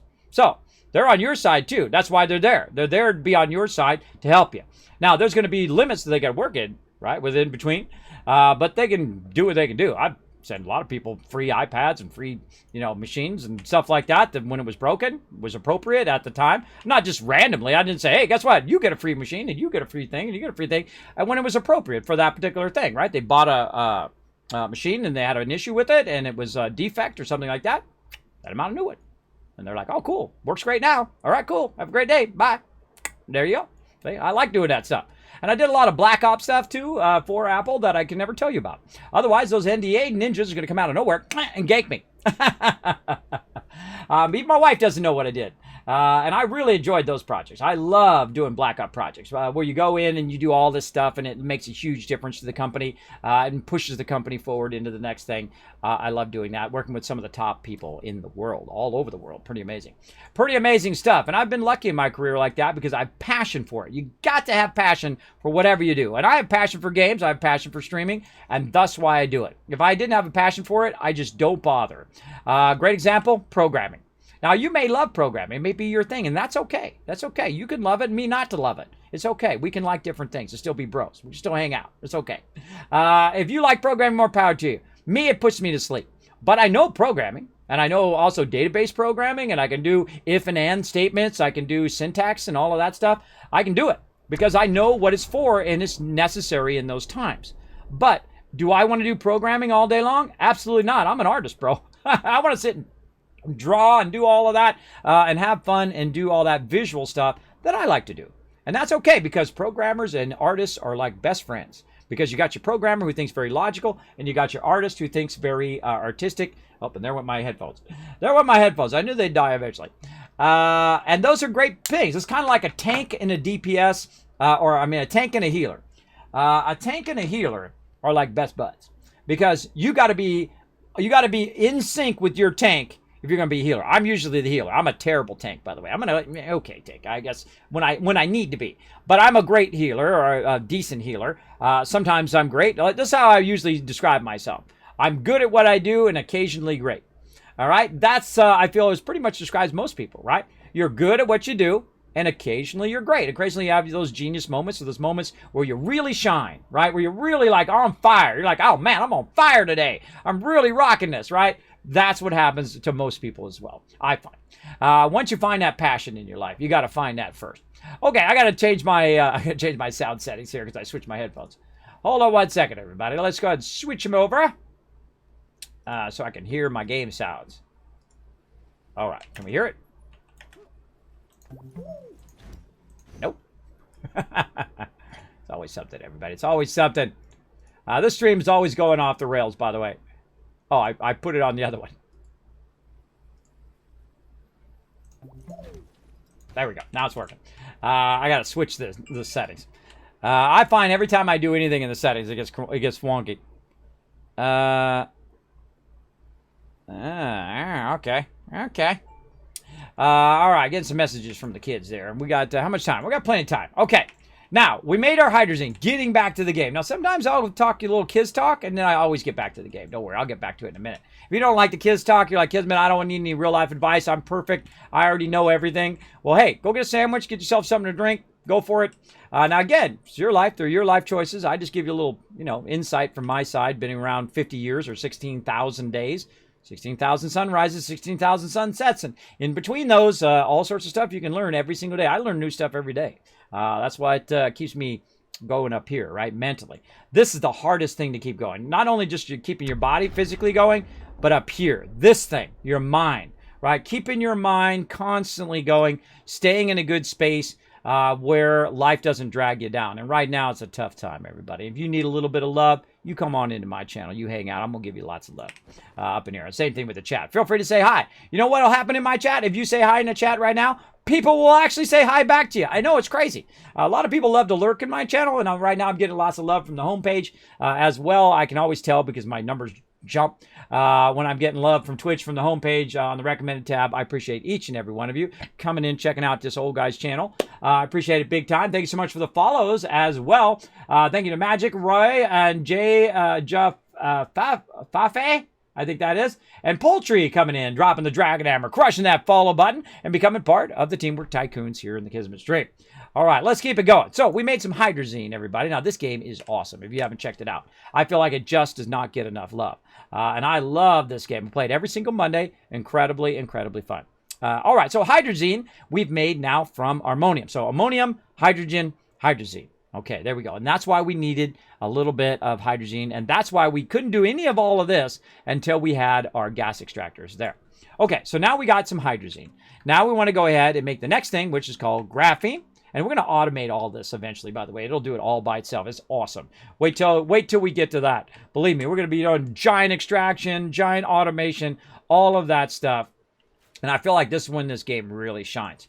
Now, I go look around for some graphite, and I can tell you there's some up on that mountain up there. But you know what I can do instead? Instead of doing all of that, I can just run over here. Have a little bit more fun. If you guys missed this earlier of me running around. I'm going to go ahead and put that right up there. I'm going to get on my vehicle here. And I'm going to go ahead and turn around here. We're going to have a little bit of fun right over here. Almost done. And I hit V like Victor. And I can start to dig through the thing. Isn't that awesome? That's a pretty cool mechanic. I don't know who you are. Now, it'd be even more awesome if I had some power. So I ran out of power there. But that's okay. Here's what we're going to do. We're going to go ahead and take a little bit of this organic. I'm going to put it right there. Then we're going to run back over here, and we're going to grab a little bit of power. Now, I could have put some solar power on there. I'm going to eventually be making some batteries here in a minute. And I've got a battery right here that I found at the very beginning of the game, which is awesome. Because that really tells me, am I at a surplus or am I at a negative when it comes to power? In this case, I'm at a negative. Look at it going down. See that yellow? When that yellow... Oh, wait, there we go. Hold on. Wait, back at a surplus. That means my wind power has come on. All right, let's grab this small generator. And I could have made a new one, but I'll just go ahead and use this one. And look at that. And our research is all done, except for that one over there, still finishing up. And then right over here, we're going to take this generator, and we're going to put it right here. Now, I could put it on the front, but I'm going to put it right there, and it's going to help my my shaper here go ahead and cut this out. Now, what we're doing is you're going to see here on the back here, these little canisters are starting to turn green, and that's telling me that it's filling up with dirt. Now, the reason why I'm filling up with dirt is so that I can make some graphite in my centrifuge. And so you'll see me just kind of run through here and make a nice hole in the ground. It also adds a little access way. They also made it where it just instantly destroys the rocks, which I feel is just a wonderful mechanic. And all the trees and stuff are in your way. I don't want to destroy that research there. Even though I don't need it, I still can't bring myself to destroy it. That's just me. And then again, we're just digging holes. Now, why are we digging this hole? For no reason other than just to collect the dirt. Now, at this point, I have so much resources, and I have enough resources, I could make the very large vehicle. Just off the start. I don't even need the medium vehicle. I can make the large one now. I always find it's kind of fun to dig a tunnel to the other side here because you never know what you might discover out here, right? You might run out here and find something cool just sitting on one of these things here. What do we got? Oh, hey, look out. We got a nice auctionator there. Or auction filter, sorry. We got an auction filter there. Nothing over there. Looks like we already probably looked at that one because there's usually at least something on those. And then we'll go ahead and run back again. And uh-oh, where'd we come out of? Uh-oh, where's our base at, right? That's what you should be thinking right at this second. You're like, oh, right there it is. You should be thinking, where the heck is my base? Now, we're just going to go ahead and go the opposite direction, but we're going to go a little bit lower this time. Now, you got to watch out because sometimes there's holes in the ground and you just like, whoop, right down into the next level of the base. I feel like this is the only thing that really needs a good revamp in the game. Is the way that you do this, because there's no first person, so you can't go in and readjust the angle of this real easy. Well, look out, see, and stuff like that happens where you start to dig straight down because of the angle of the camera and whatnot. I feel like that's really the only thing they need to work on, and they said they were going to work on it, so that's good. Now look at this. If I got stuff in my way, I can just go ahead and drill that stuff out. Now I have enough dirt and all of that I need, but great way to just kind of clean off the top part, make a little bit of a road. Also collect a bunch of organic this way too. A great way to kind of clear stuff out of your way. Again, now what I'm doing is I'm angling the camera so I can angle up the angle of my shaper. So now I'm going upwards, and then now I can go ahead and reshape it downwards, but we're going to go whee and fall down instead. All right, so why did I do that? Well, in the centrifuge, you can make a lot of stuff. Not everything, but you can make a lot of stuff via your centrifuge here. What you're going to need is you're going to need these canisters over here. We'll turn that off. Look at how much organic we got now. We could run that for days. So we've got this here. Now what it does is it auto swaps this around, and then you go ahead and micromanage this over here to go to graphite. Now I'm going to tell it to make as much graphite as it possibly can. And they've added that in the latest update. It's pretty awesome. Pretty awesome stuff. Just coming out of Lurk to say I always enjoy the positivity here. Also life lessons of the kids talks. Oh, well, thank you, JC Utter. Appreciate that. Now, I'm just going to sit there and just keep making graphite because I'm going to need a bunch of graphite. Now, I can go collect the graphite. We saw a huge graphite node back on Glacio, so we go back there and hook that up over there. But you'll see me automate all of that later on. But for right now, we're going to go ahead and grab this. Let's put this one back. We'll put this one up here instead, the empty one. Take that, put that back on that side. Grab that graphite. There we go. Okay, now we're going to go ahead and use this graphite over here, and it's going to grab it from my backpack when it starts. And it's going to go ahead, boom, and make the graphene. Now, we're going to need 2 graphenes because we're going to go ahead and make 2 titanium alloys. And what are we trying to make? Again, we're trying to make the large rocket ship. That's our big goal right now. Okay, there we go. Got it going. Now, what do we need? We need to go ahead and take this out, and we need some more graphite up there. Now, I can just go ahead and take the graphite. I can put it up there like that, or I can just go ahead and shift-click it. Or the way I like to do it is I just throw it over here on the side. No, grab it, throw it up there. Or I'll just let it grab it from my backpack. And let's make another graphene. And we'll put that in my backpack. Or we just put this over here. Same thing with our ammonium over there. Now, we need to watch out that when we're doing this stuff that we don't have this button on. If that button's on, it's just going to keep making it and making it and making it. I don't need to do that. Just going to do a couple of those. And then now we've got our graphene ready to go. Oh, we make some diamonds too. We'll get back to that. Titanium alloy. Now we need nitrogen, titanium, and graphene. So we need 2 nitrogen, 2 titanium, and 2 graphene because we need 2 titanium alloys. Now we have 2 graphene. That's good. Let's check our titanium. Do we have 2? Well, we have 1 up on there already. And we have 3 actually, so we have enough of those. Do we have enough of this stuff? Nitrogen. How do we know? Well, we go ahead and put this down here. And these little pink parts at the top there, that's how you know. It'll actually use those particular parts up, and you can use up to 5 charges on one of those canisters. So really that counts toward 5 of that unit. It's very good to understand that because what's going to happen is you're going to make a crazy ton of that, and you're going to realize you don't need a lot of it. You can literally do it with 1 canister, which is what we're doing right now. At least get to this point where we can go ahead and make our ship. Now, while that's working, I can feel like we can go ahead and now unlock our ship. I feel like we'll be pretty good off with that. And there's our first titanium alloy. And then there, oh, nope, there's our second titanium alloy over there. Now, while we're waiting for that, we also need our large printer, which is sitting around here somewhere, right over here. Go ahead and grab that right over there. And we'll go ahead and take some of these resources off. Put our large printer right there. There we go. All right, now we want to tell it to make the thing we want to make. In this case, the large shuttle. So yeah, about 7 hours in, and we're already on our large shuttle. And that's pretty nice. That's a pretty fantastic start, for sure, for sure. Okay, what else? We need some ceramic there. Now, we don't have any ceramic on this. We'll take this off, set it off to the side there. A little ceramic on this one back here. Let's see, just 1 on there. All right, that's fine. Take that over there. Any more ceramic sitting around?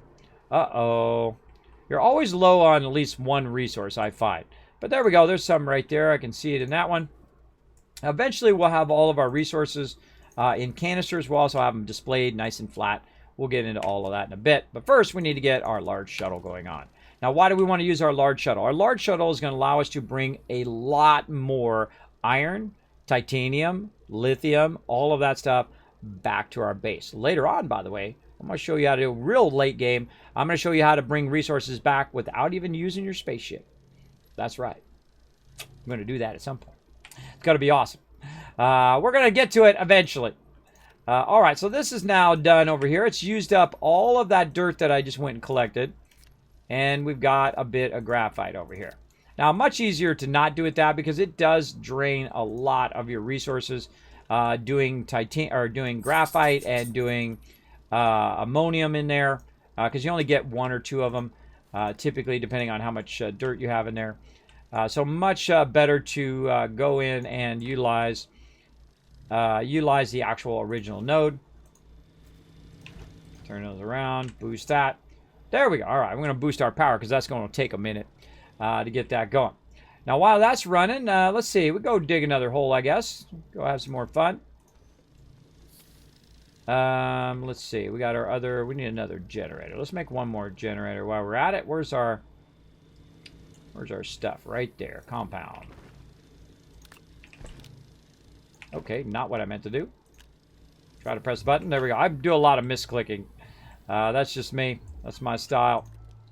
Put the organic back here. And put that back there. There we go. All right, that's going to power my vehicle. Off we go. Now, later on, again, we're going to get the large vehicle. And doing this is going to be lickety-split. You'll see. We're going to just grab tons of it. I mean, giant canisters full of this dirt. But in the beginning game, I find this a lot of fun. Just going around and shaping out any mountains or anything that's nearby my base. Gives me something to do while I'm waiting for it to build stuff as well. Really mastering the control of this is really awkward. It's really awkward understanding and how to get the angle of it. You're going to see that little white bar. There's a little white bar in the middle of that. Very hard for you to see. There you go. You can see it now.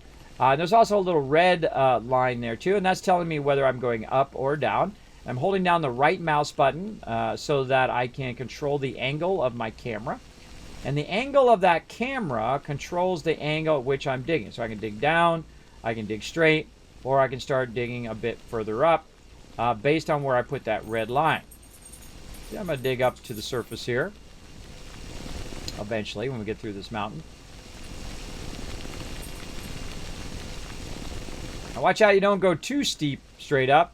If you do, what will happen is your car will not continue to go. There we go. That was way up there. Hey, look, some resources and stuff. I'm not going to bother. Now, meanwhile, when we do it on the surface level like this, by the way, it's collecting all this organic. That's where all that organic came from before. And we're just having some fun, just digging it out. Oh, wait, we're having so much fun that it's already full. It's already full. We can go ahead and turn back. Sometimes I'll do that. I get in the zone. Now, this is the hardest thing, turning around. Right, really awkward. So I just go down here, make it a little easier on myself. There's all sorts of stuff to find and explore in this game.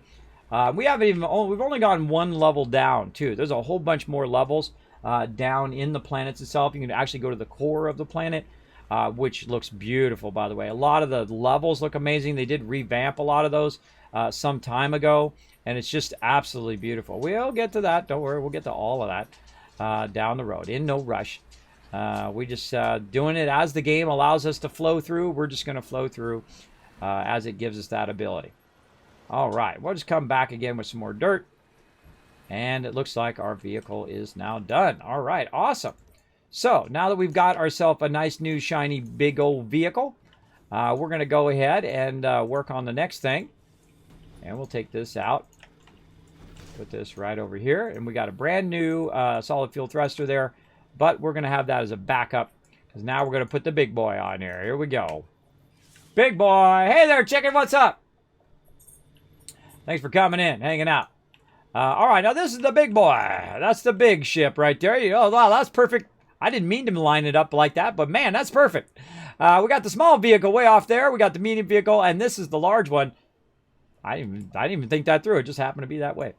We'll go ahead and use our solid fuel thruster. We're going to use that one up because there's no reason to have it without it. But once I get to the large thing, and then guess what? We're going to need now we're able to make hydrazine. And so when you get to hydrazine, you're going to want your hydrazine thruster. Your hydrazine thruster is awesome because you can reuse it. It costs about $37.50. Not very useful, very early game.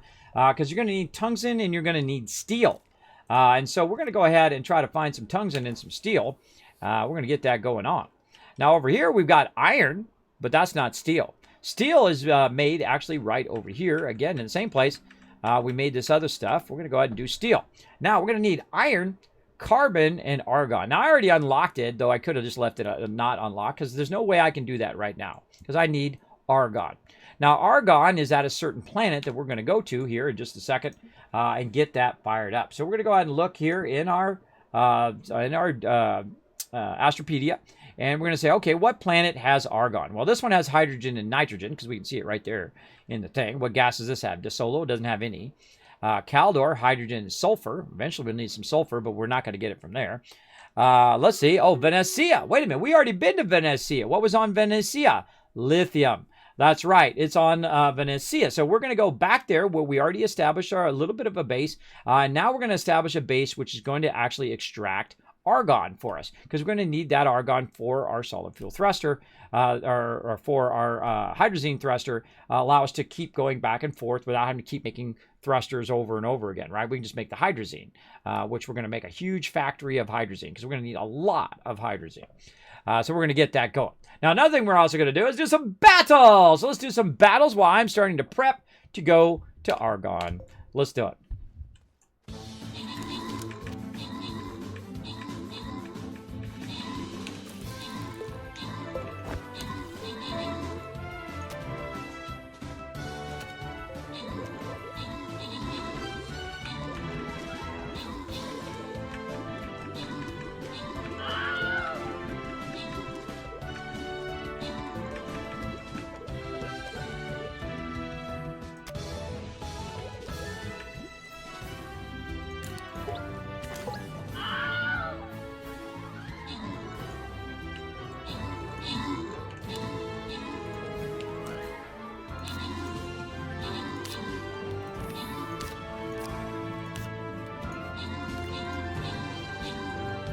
Oh, that's a long battle.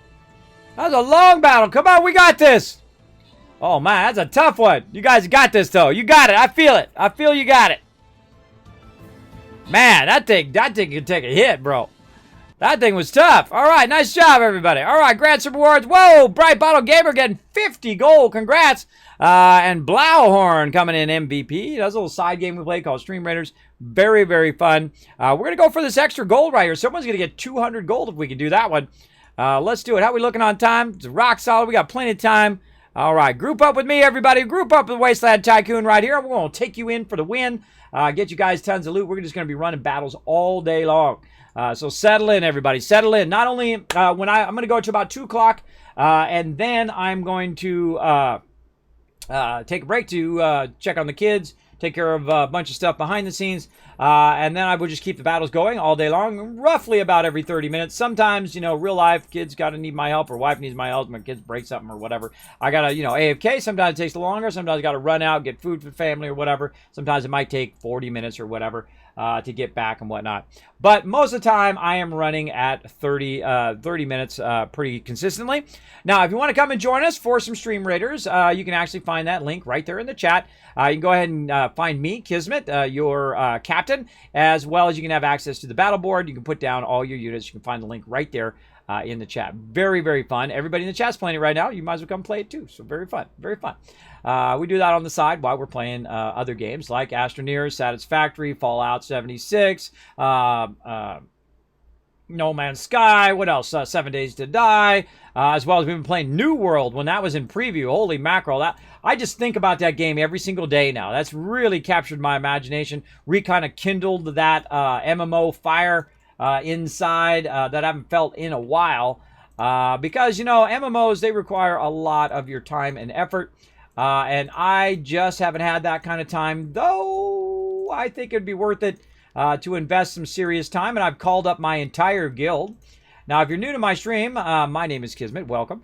I'm the leader and founder of one of the longest running gaming guilds. 17 years together, over 800 members, and I've called them all up. And I'm calling you up, too. I'm calling up my entire community, 20,000 plus strong, coming in and joining me for some New World Spring of 2021. Incredibly fantastic looking game. Still needs a little bit of work, but that's okay. Still cooking in the oven. That was just some early access preview, and I love the gameplay. I love the battling. I love the crafting and whatnot. It really was my type of game, and it looks beautiful. I always feel like in a game, you always have to think of the world as part of the game as well. Right, the world is part of everything that's wonderful, by the way, is female, just so you know. But everything in the world should also play as a role of that thing, right? The trees, the stuff, the research you find in there, the ability to flatten it, the mountains, what's in the mountains, what kind of resources in the mountains, the animals, and all the other stuff, and the plants that try to eat you in this game, and all of that stuff, they play a role as part of the game, right? That's part of the game's story and mechanic. And I feel like Astroneer does that really phenomenal. They did it really phenomenal in New World as well. A lot of games really use the environment really well. Great example, World of Warcraft. Incredibly wonderfully done when it comes to their world. And also their progression is one of the best progressions of any game ever. And it stuns me when other people who make MMOs don't just go, hey, look how good they did their progression. We should do the same thing. A great example is when you're level 5, you get a level 5 item. And you can use it at level 5. As opposed to being level 5 and getting a level 45 item, which you know you're never going to use because by the time you get to level 45, you're going to have legendaries or even better weapons that you're not going to even use that weapon anyway. So getting that drop makes no difference other than you can sell it to the vendor or whatnot. You know who does that? Fallout 76. Fallout 76 has that problem. But they are rebalancing it now so that the mobs that you have in certain areas will be tuned to your level as you go through it, which is pretty cool. I like that a lot more. You know who does that? Guild Wars 2 did that years and years ago, still does it to this day, balances it. You know what's really fun about that is if you have a high-level character and you got some new person who just started, you'll be downscaled to theirs in that particular zone, and you're running around, you're still, you know, you can't not just one-shotting everything. Some people like, you know, one-shotting everything. I don't. I like to have, let the person have that journey, have that struggle that I got to have as well. Instead of just being massively OP for the area and killing all the mobs for them. I prefer if they get the chance to level up their skills and learn how to do skill rotations and learn how to play the actual game and feel like a vital part of the team. That's always the most important thing to me, to all my members, that they feel a vital part of the team when we're playing any game, doesn't matter what it is. That they have a role to play within that team. Otherwise, there's no point in being in the team if one person's going to be the everything person, right? I hate it when one person's the everything person. I don't count me out for that. Great examples like Ark. When you're playing Ark, there's always that one guy. Okay, I'm going to make all the things. I'm going to tame all the animals. I'm going to do all the armor. I'm going to build the base. I'm going to do all the stuff. And nobody else has a role. They just come in and they get all the best gear, and then what do they do then? Right? You got to think about that. I mean, what's your friend going to do? How are they going to be part of it? And whatnot. I was going to make them feel like they're really immersed in the game and they're having fun playing the game and they feel like they play a role in the group. Same thing in real life, by the way. If you are in charge of peeps, if you're a manager or whatnot, you got to make sure that every person in that group feels like they're contributing something to the group. And if they're not contributing to the group, there's two things you should do. One, get them to contribute whatever they can, or two, get rid of them and get somebody who actually enhances the group. I'm sorry, that's a little harsh, but someone who enhances the group as opposed to it. And they go off and do something else that would be better satisfy them. Because if they're just sitting there doing nothing and they don't feel like they're part of it, they're going to be miserable anyway. And you don't want them to be miserable. You don't want to be miserable at their job every day. I don't like hiring people like that. I don't like people to be miserable. I like them to come in, have a good time. After we're done working, guess what? We play games. That's right. I'm that kind of boss. I used to let people play Grand Theft Auto, the original, on my big giant projector after work. And we'd just sit there, and we called it the trade-off. So we would play, and then if you died, you had to pass it to the next guy. And then the next guy would do whatever, and then we'd pass it to the next guy. That's the old school gameplay in there. Where you had to pass the controller. Some people still do that to this day. That's old school technique there. All right, so we got that done. We got all this going. Let's keep on rolling as out. What's the battle thing? Yeah, that's what I was just talking about, Stream Raiders. Yeah, pretty cool. What's the aim of this game? Oh, great question. The aim of this game is to play. And you're like, well, Kismet, that makes no sense. No, it makes perfect sense. This is the aim of really every game. It's just to play and enjoy the game. This game is not, you're not trying to shoot space aliens. You're not having space battles. You're not doing all that No Man's Sky kind of stuff. You're just in here and you're collecting loot. You're taking that and then you're building your first generation of technology. And then that technology leads you to the next generation. And the next generation, you start with the small stuff, like little small vehicles. Where'd my little vehicle go? I think I parked it over here. There we go. You start with small vehicles, then medium vehicles, and then ginormous large vehicles. And then small containers, medium containers, large containers. Small factory, bigger factory, ginormous factory, right? That's what you're doing and you're progressing. Now, there's also a storyline, which I'm not going to spoil for you, of a whole bunch of stuff you do with the planets and a whole bunch of stuff that you unlock as you go along. There's a lot of that as well, and that's part of the fun. You got to find those little beacons. You'll see the little blue stuff in the sky. Let's see if there's one over here. I know there's one around here. I think it's actually that way. You can't see it from here, but there's a blue beacon you'll see up in the sky, or I call it monolith. There's blue light that will come up in the sky, and you do something with that. You do something with the core of the planet, and then things happen. I'm not going to tell you. No spoilers in the chat, everybody. Not going to tell you until I actually do it on stream, because I want you to have that moment where you go, oh, that's what Kismet was talking about. I want you to have that moment as well.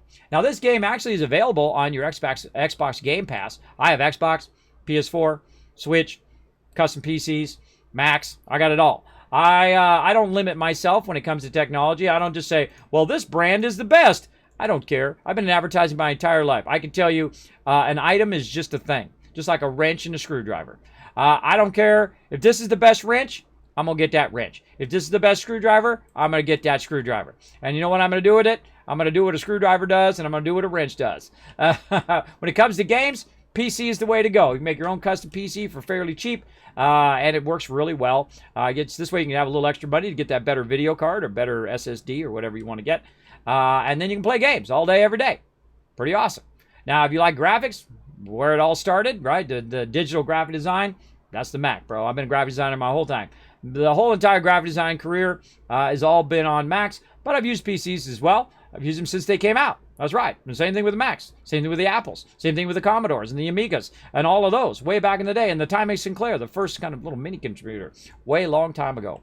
I mean, old school. I'm the oldest old school you can get. I'm the OG. I played the original gaming console. That's right, the Magnavox Odyssey in the 70s, when before most of you were even born. That's whole old school of a gamer. I call myself a gamer before anybody else did. Way back in the day. I'm as old school as you get. You can't go any further back. That's as far back as you can go when it comes to games. I was there when Pong dropped. I played stand-up arcades. I played it all along the way. I'm talking Atari. I'm talking the very first Xbox, the PS4, the Sega Genesis. I'm talking about all of that stuff along the way. Now, I never knew I was going to do this, though. I never knew I was going to talk about gaming and hang out with a bunch of peeps and have a fun time doing streaming, because I was a graphic designer. Been a graphic designer for 30 years. Loved every single minute of it. Done some amazing stuff. 100% achievement in real life, right? You know how you get achievements in game? 100% achievements in real life, bro. Try to get those achievements.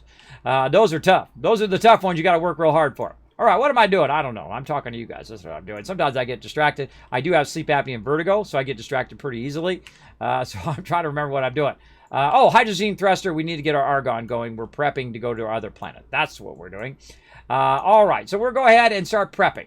Now, what do I do when I go to my other planet? Well, the first thing I did is I unlocked this thing right here called the large storage while you guys were doing that battle. And that large storage is made on our medium right here, which is going to allow me to bring more stuff back and forth from my other planets. So we're going to need 3 ceramic for that. Now, we currently don't have any ceramic, and that's okay, because I could literally run right over there, just over the edge of that ridge right there, and there's some. But you know what else I could do instead? Save myself some time. Let's just go ahead and make some over here. Let's just go ahead and make some clay right here, because I feel like being lazy. There we go. We'll make some right there. You know, I got a bunch of this stacked over here, and what we can start doing over here is we can actually start working on some more tables, because we're going to need a lot of tables, that is for sure. So let's go ahead and start doubling up. Oh, actually, it's not here. These are my smalls. Let's go ahead and make some tables while we're waiting for that. Now, eventually, we'll get to the really large tables, and those are awesome. Wait till we get that going. That really helps a lot in your automation. But we're going to go ahead and make another table there. We made some clay here. Now, we need to actually take this clay. Move that over. Actually, take this clay and put it right in here. Boom. That's going to go ahead and start that going. And once again, we're out of clay. We're going to get our clay canisters going here in just a bit. All right, so while that's making that, speaking of clay canisters, let's go ahead and get our larger canister right here. I think it's in, it's in small. And they moved all this around, so I'm always looking for where the heck stuff is now. Like, where the heck did they move that? I guess it's in a logical order to them, but to me, I just like, blah. Where the heck did they move it to? No, those are all logic systems. There it is right there. That's actually logical. I guess it's where all the auto stuff is. Medium soil container. We need plastic and we need glass. So let's go ahead and unlock one of those. Let's go ahead and go over here. And guess what? We were making some plastic earlier. So we just go plastic. We need carbon and we need compound. Well, we got carbon and compound right here.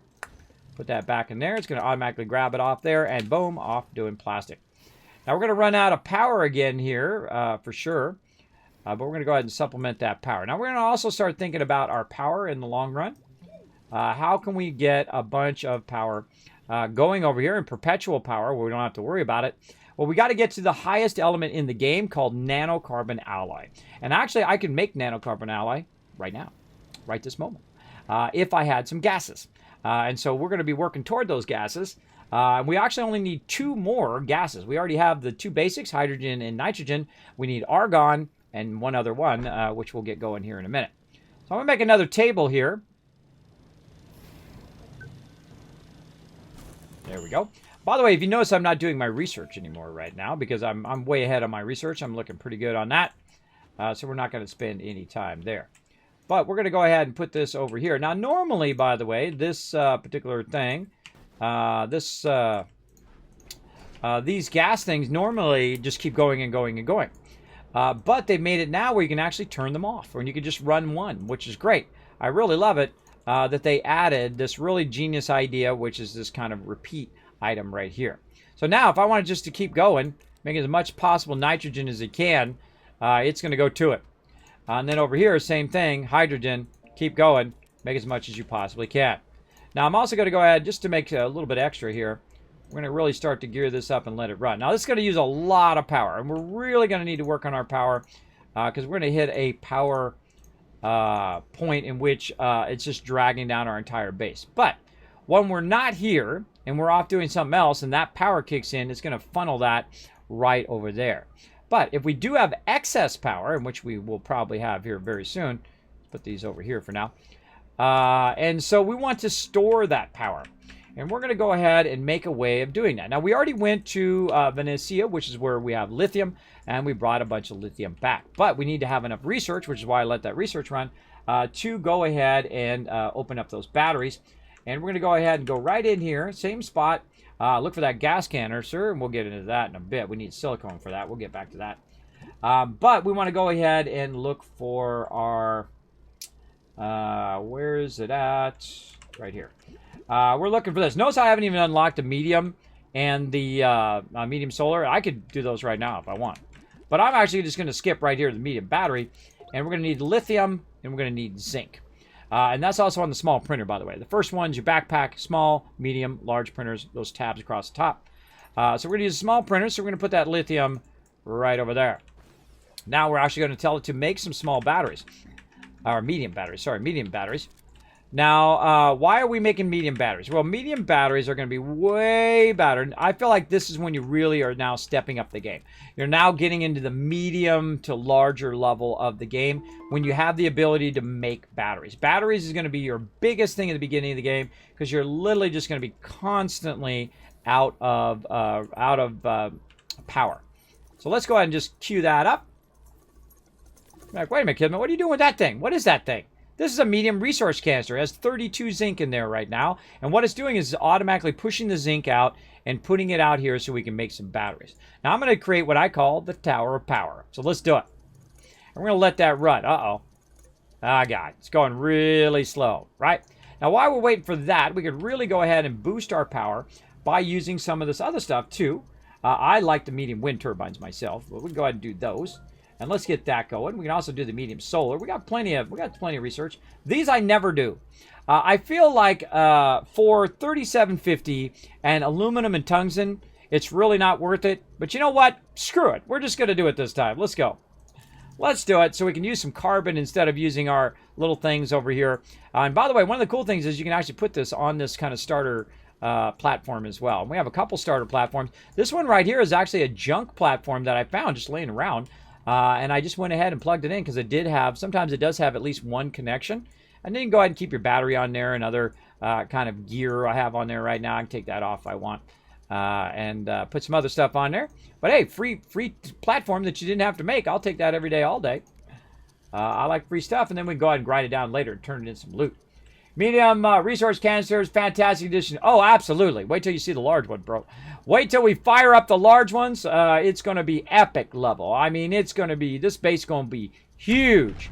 Now, before I really get into an insane size base, I'm actually going to move my base elsewhere.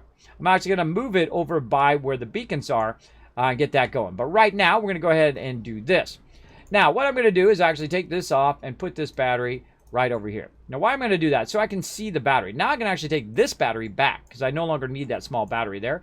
And I typically use that small battery just to see where my power is. Is it going up or is it going down, right? Am I at a surplus or am I at a reduction of that? So we're going to go ahead and put one right there.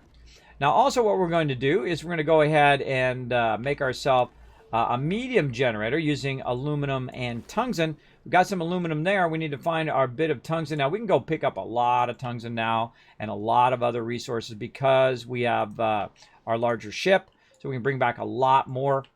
But we're just going to go ahead and just feed that right in there. And we're going to say, okay, we're going to finally make one of these. I think I have not made one of these medium generators since my very first game. I usually just find them and use them then. But I'm actually going to make one. There we go. Pretty exciting. There we go. I only ever use the medium generators I find underground. Hey, I just said the same thing. And say, Paco, me too. Me too. I never really use my research on them because I feel like the research and value of it is way too high. I feel like it should be more like about a 2,000 or a 1,500. If it was a 1,500, then I would use it more early game. But I feel like the tier up to 3,700 for a medium generator from a basically using a compound is too high. So that's just me. That's just my thoughts. Again, if they raise that down, if they put that down to a 1,500, then I would think it's valuable. And the solar and the wind, I feel like that's fine where that's at. But definitely that generator is just not worth your time because you got to not only do that, you also have to take your organic, and I'll run over here and just grab some. And my backpack looking.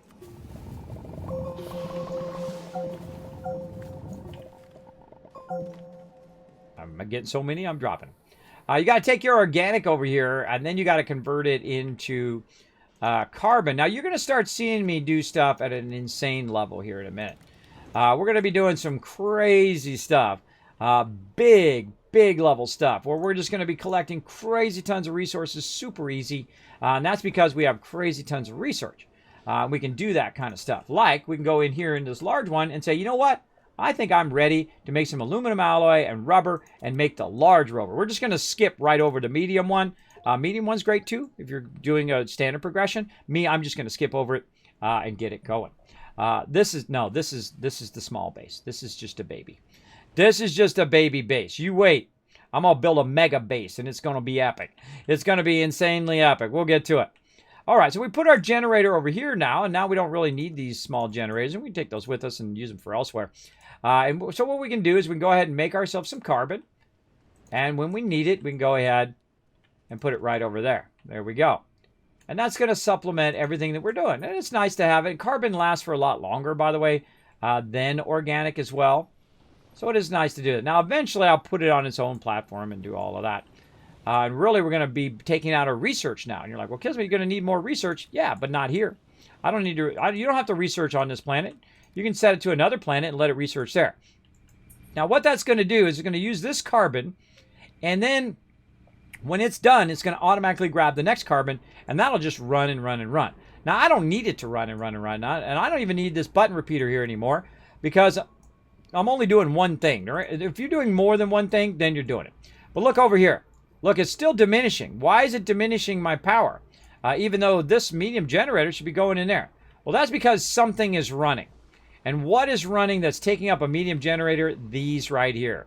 These two are running. And they suck up so much power, you wouldn't believe it. It's just absolutely crazy tons of power. So that generator is going to help those things run a bit faster, then fill up. And then when they fill up, they'll stop. And then I'll get all that power back and then let it run here. Now, another thing I can do is put it on a larger table, which will allow it to have more carbon and then just run for a long time as well. But for right now, we'll leave it there. Now, what we're going to do is we're going to go over here also and retool this and start to take this off. Now, eventually, actually, I'm going to get rid of that right there. I'm going to get rid of that and grind it up. Don't need it. Or I'll package it up, take it to another planet. Something like that. So we're going to go ahead here and go ahead and do this from here. And we're going to put that right there. Now, we happen to have another battery over here. Now, I keep one battery over here so I can see the status of my power. Hey, get out of there. And then over here, we're going to go ahead and put another battery so we can also see the status of the power. But what we're going to do is go ahead and start to consolidate a lot of our wind power together, like that. Now, by the way, I'll get rid of all these small ones eventually because these big ones are really going to actually act a huge boost to my power. Now, solars I like to keep flat. Those are typically the ones I will put on the sides like this. And do we have another large solar? I thought we had one more. Maybe that was in a previous playthrough. I can't remember. It could have been in another playthrough. Now we're going to go ahead and move this away. Now, again, the first one that I plugged into this, because this is kind of going into, this is like my central hub, and it spokes out from there when it comes to power. You can see it's running down separately there. I like this one to be the closest to this, right? And so now we can put more large wind in here, or large solars, whatever we want to do. Watch out your solar doesn't get obstructed, though. So what can we do to make more wind power? What do we need for a lot of wind power? And we can use that wind power not only here, but also elsewhere. So we need ceramic and we need glass. And that's easy. Ceramic glass is one of the easiest ones to do right here, because we can make it in the centrifuge, or we can go grab it. And then, again, the other one, glass. And we have, that one's pretty easy. We have a little bit of glass, I think, left over. Any left over? No? Oh, yeah, over here. And we're going to go ahead and put that over here. And we got a bit over here as well. Like that. And put that over there. All right, there we go. And we're going to go ahead and set both of these to that. There we go. Oh, no, not soil canister. We'll come back to that. I'm going to get that in a second. Medium wind turbine. There we go. Now, I typically prefer the wind, though the solar lasts longer during the day, but prefer the wind because the wind works underground, above ground, and on every single planet. I feel like that is the better way to go. Now, we have some over here, but it's being used right now to make another large shuttle, which we're not going to do. Or it's going to make another one of these things, which we're also not going to do. So I'm going to switch to something else so it puts it right back onto that storage. And then we're going to go ahead and make ourselves some more power. Now, since both of these have one, I can go ahead and press this. It's going to start 2 of those up. Or it could be 4. Could be 10. Could be 500. As many as you want to do. You press that button.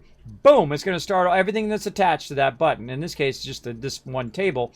But I could actually start it all up if I wanted to at the same time with just one button. Which is part of the new automation features of the game.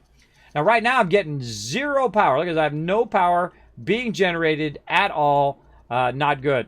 Not good at all. So we actually have no power over there. Except for we do have a little bit of power over here in our medium generator. Now, while we're waiting and our generator's about to run out, we got to need some more carbon. So let's grab some of this carbon, run it over here for when that runs out, and that'll keep it going. There we go. More power. Now, our power's starting to kick in. Let's take this, put this right up here. There we go. Now we're going to generate some surplus power. This is when you really start to scale up your base. And you want to generate a lot of surplus power, as much as you can, so you have a backlog of when those wind turbines are not running, right? And I'm actually going to move this right over here so I can consolidate all of my wind power together. Very nice as well. Now, solar, you got to be careful because it can be obstructed and all of that stuff. That can happen as well. Battle emote, there you go. Well, the battle's not ready yet, about 3 minutes. But thanks for unlocking that battle emote. Appreciate it. All right, so we got that going. That generator still going. There we go. There's our surplus power. Yeah, we're getting it. That means that our stuff is finished over here. I can tell you right off the bat that something is finished over here, which has gotten that done. All right, we're going to take our plastic out of here too, and we're going to run over here. You're like, Kismet, you're just jumping from one thing to the next thing, next thing. Oh, yeah, I do that a lot. I do that a lot. You'll see me run from one thing to this thing to that thing and so on because that's how I roll. All right, let's do another one. Let's get another nice wind turbine. And look at that surplus power now. Look at that. It's going into the batteries. Now, once we start to fill these batteries up with that surplus power, we'll be able to just keep perpetually running the base because every time it comes on, it will recharge it. And then every time it's off, we can go ahead and use the batteries. Oh, here comes some solar power. Oh, now we got our other one going. Look out. We got solar power kicked in. Solar power over here as well. Look at it's tracking the sun coming up through the mountains there. Makes me want to cut that whole mountain down so I get my solar power. Or, even smarter idea, take your solar power and put it way up high. That's right, on the top of a mountain, or shape your way up. Make a platform, put it up way up high. Then it has better access to the sun as it's going all the way across. Very good. All right, we got another wind power. And so we're going to start with our wind power here. There we go. Very nice. Now, again, I'm going to take this one off and eventually take that to a whole nother planet. Let's put that right there. Now, what do we need? We need to also get a bunch of dirt so we can make a bunch of stuff. And now we're going to really gear up, everybody. We're going to get really insane on our next level stuff. And again, I'm just going to jump to the highest level stuff. I hope you don't mind. Now, I made some plastic here to make this canister. Now, this canister is going to allow me to do a lot of things, like make a bunch of those. What does Norbert dance do? It does this.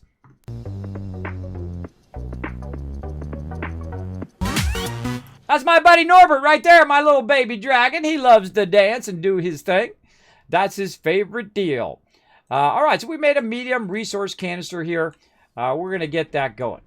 Now, what we need right now is we need resin, and we always need resin. Now, right here, this is zinc. This is full of zinc right here, or at least almost full. It's 31 out of 32. So we've got zinc there. Over here, we've got a bunch of ceramic. We have 25 ceramic in there. Oh, my gosh, we could use that for making a ton of stuff.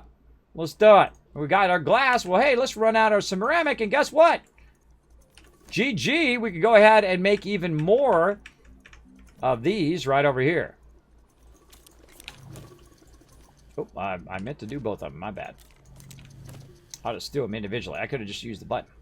I could have used the button. Okay, so that's going to make more of those, but look at what happens. Uh-oh. Uh-oh. Out of power again. And that's going to happen a lot, everybody. It's going to just, you're like in this constant struggle to keep your power going. Now, I could literally stop what I'm doing and stop doing progression and just take a moment and just build a ton of power. And that's what I'm doing right now. I could have done it earlier game as well. So that, man, it generates so much power that my batteries just instant fill. And then I make so many batteries that I could always have power for whatever I'm doing. See, now I'm adding another one. And then another one, and so on.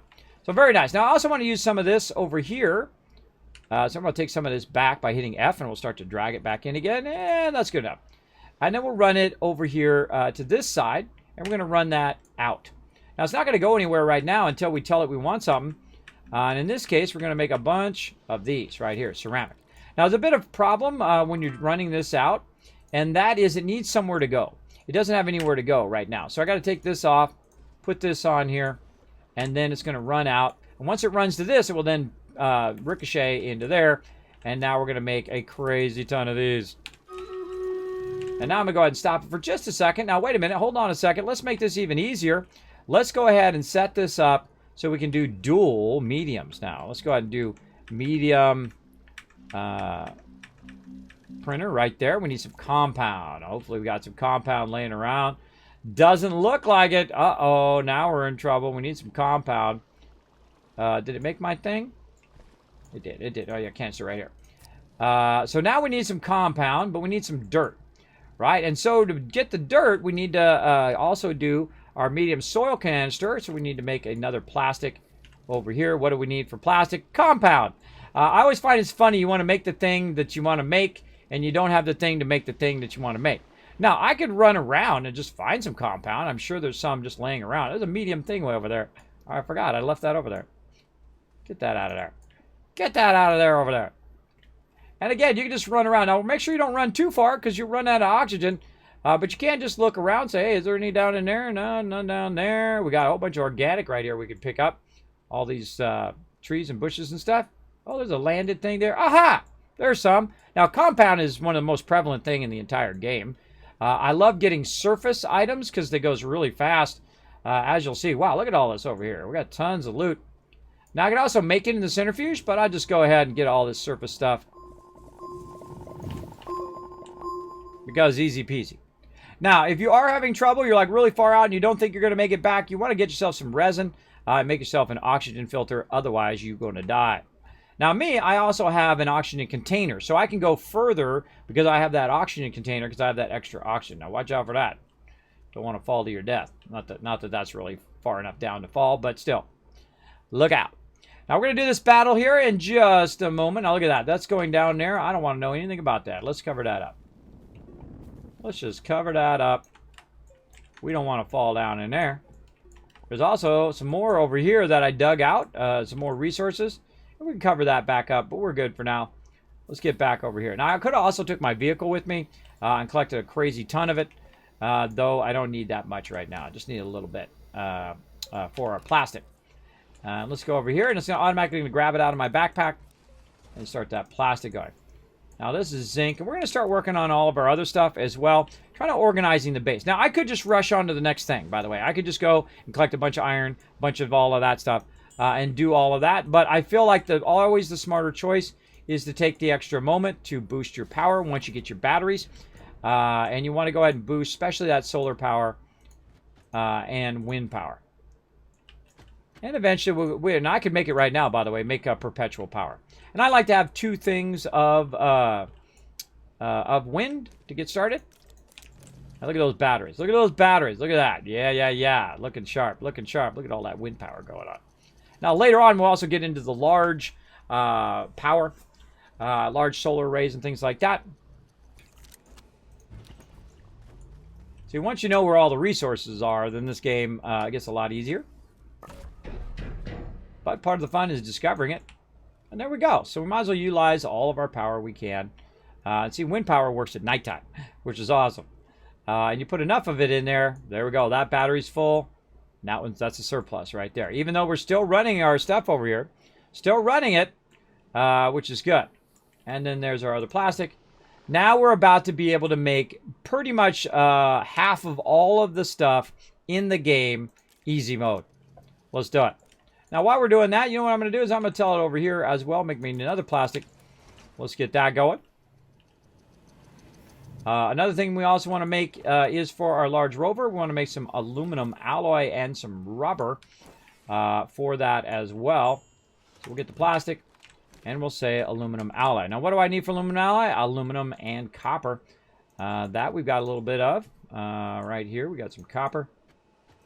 And we got a bunch of aluminum earlier. And there we go. Aluminum alloy. Go ahead and make that for me. Now, again, I need 2 aluminum alloys and 2 rubbers. So we're going to go ahead and also grab another aluminum here. Drop that in there. Aluminum and copper are great ones to pair with each other. Now, again, eventually I'll have a chemistry lab for every single thing as well. All right. Let's go ahead and do this battle as well. Let's have some fun battling it out, everybody. Let's go.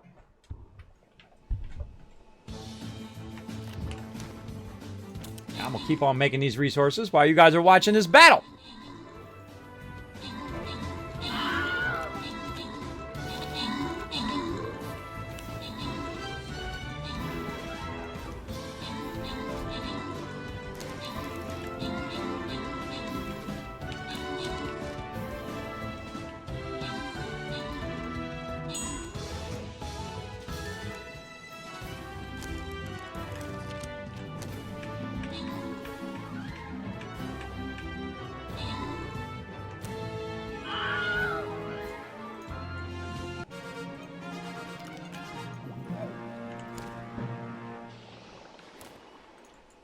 All right. Making some resources. All right. Opens captain's chest. Glad you guys are Bo getting some extra love. And John coming in. Overall MVP. Let's get you guys some more loot. More battles. Let's keep it going. Oh, look out. Look out. We're doing a 4 skull. Oh, we could have got that green one. But we're trying to get this one right here. Now, this is going to take everybody putting down 1 unit every 5 minutes. We need as many units as we possibly can get. And somebody is going to get 200 gold if we win. Now, here's what you do. You go over there, you follow that link right there in the chat. It's a free game. You can... Oh, there can be only one. One MVP of that round. Nice. What you can do is you go ahead and get the game for free in your Chrome web browser. You can play it right in your web browser, so you can have like it in one tab and then my stream in the other tab. And you can go ahead and put your units down 1 every 5 minutes, up to 6 units because it's 30 minutes. And the more units you put down, of course, the more chance we have of winning, the more epic loot you guys get, so you can upgrade your units and get the better and better units, right? The legendaries and the epics and the legendaries. And unlock all of those. Now, you can also help the stream out by supporting the stream by buying some skins in the game. It does help out a lot. We're trying to get to another 100 skins, and then we get another custom skin, which is awesome. I'm not sure what we're going to do, but we'll cross that bridge when we get to it. That's a great way of supporting the stream. You get cool skins in the game, as well as it does help support the stream. Know that every penny does go right back into the game, in the form, or into the stream, in the form of giveaways and other fun stuff I do here on stream. All right, and come and join us, everybody. Super fun. We'll keep that going. Now, while you guys were watching that, I made myself a couple aluminum alloy over here, and we're going to go ahead and do the large rover. We're going to go ahead and also make a couple rubber. Now, to make the rubber over here, we're going to need organic and we're going to need resin. And bam, we're off and running. There we go. So we need 2 of those. Now, we need some resin, and I'm telling you, you always need resin. Now, I left my resin on the other planet, but I know we have a little bit left. There we go, a little bit left right here. So go ahead and put that. I'm going to attempt to put that right there. There we go. Put that right there and put that canister back on there. Let's make another one because we're going to need 2. Oh, we need some organic as well. So we need resin and we need organic. Now, you always need something. Something you need for sure. I see some on the ground right there. Let's go ahead and take this off of me. Now, we're going to go in and clean this up, by the way, for all you peeps with ADHD who are just like massively triggered because of that. Don't worry. I will clean it up just for all of you. And we'll make it epic. We're going to make it awesome epic level stuff. So let's do it. Let's get it going right over here. Now, because I have the organic in my backpack, so I'm not going to grab it off of my backpack and put it up there. Now, I can also put it up here and just let it run and run and run. And that's what we're going to do. We're going to hit this button. And we're going to tell it just keep making as much rubber as it possibly can. See that? And it's going to do it. Now, we got a little bit of resin. It's going to make a couple more. And then we're going to go over here. And that's right. We're just going to skip right over the medium vehicle, right to the large. Now, why are we skipping to the large? Because we've got endless power. And we also have the ability to make batteries. We also can make these things here, the soil canisters, which we're going to use to great effect on our large vehicle. Now, I can do it on the small vehicle, too. While we're waiting for the large one, we just run right over here, grab our vehicle, go over here and make another bit of mess.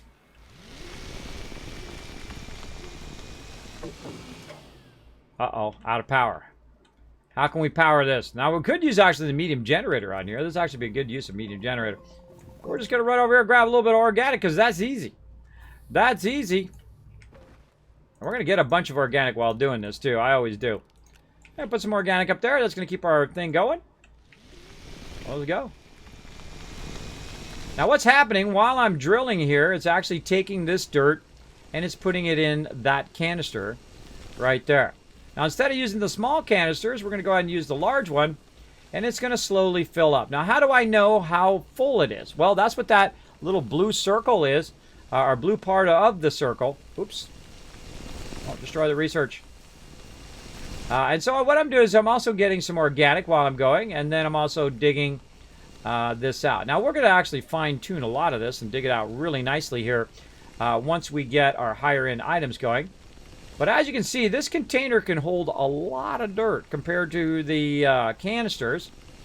And you can see just in the area that we've gone, we could basically collect a lot of stuff.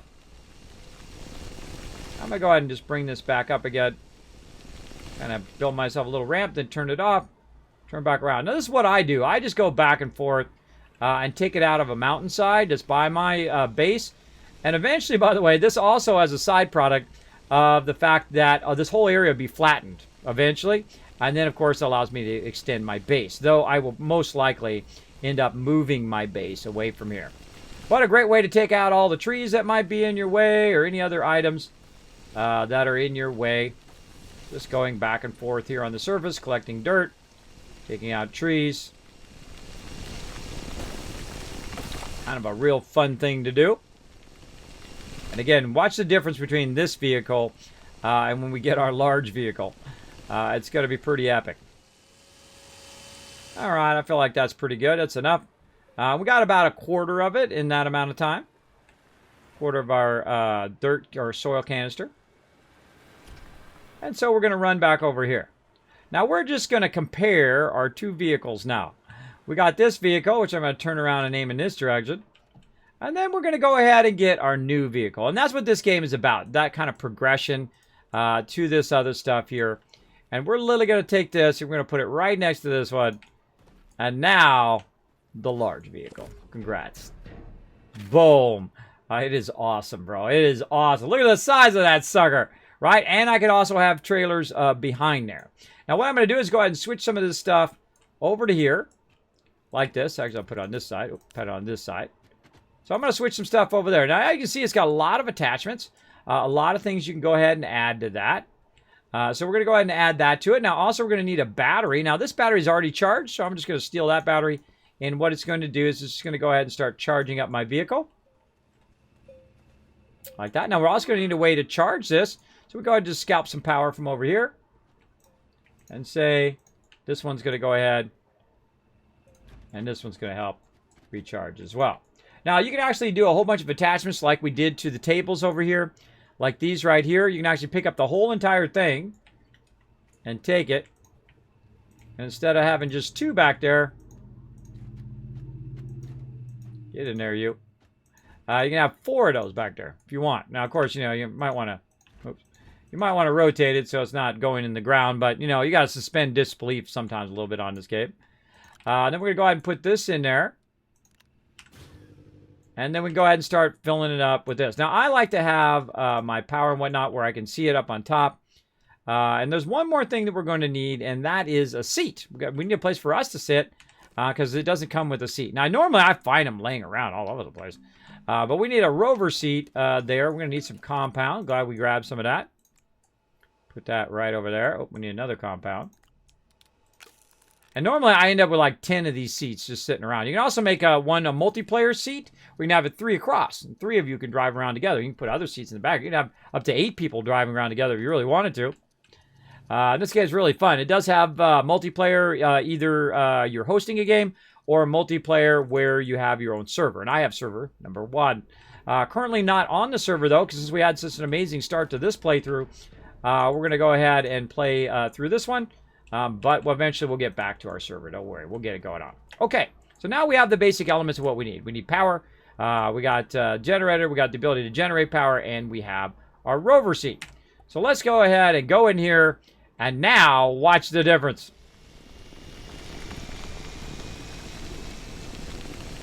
Now, obviously, we're extracting a large area versus the one we just did, right? Now we're really stepping it up. This is the part to get up. I wasted some research there, but oh well. This is the part that gets really fun. Look how fast that canister, oh, there comes my power. Look how fast that canister has been filled.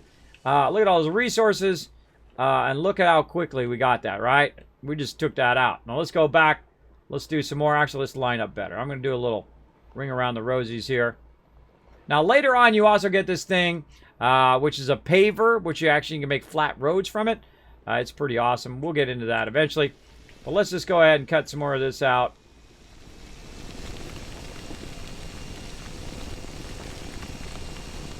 Now, we had already dug a tunnel through here before. But look at this. Now, also, there's some ammonium there. Watch out when you drop down like that. You can end up in the next level down. Also got to watch out when we get too close to our base so we don't undercut our base. But there we go. Look at the difference in how quickly you can collect it. It's just like when you kind of tier up in this game. What you do is, you have different levels of collecting and whatnot.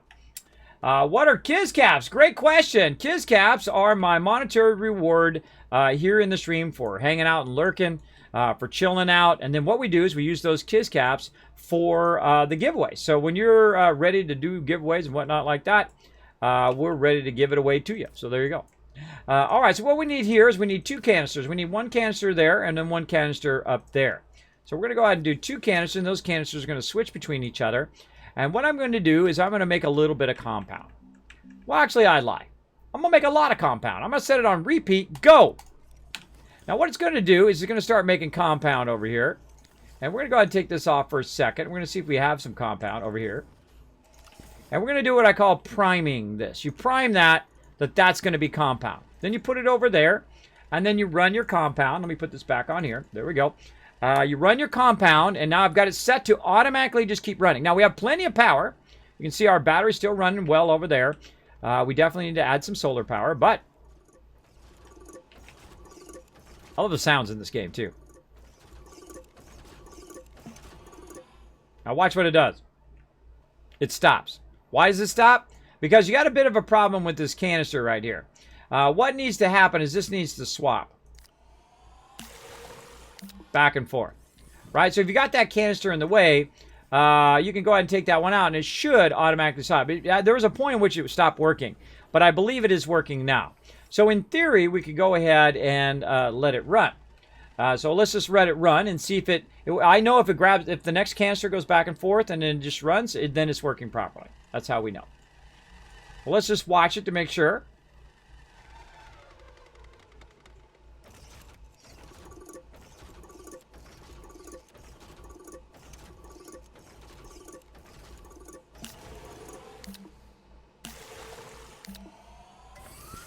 It's so cool every time, everybody. It actually waits until the thing is full, and then it starts.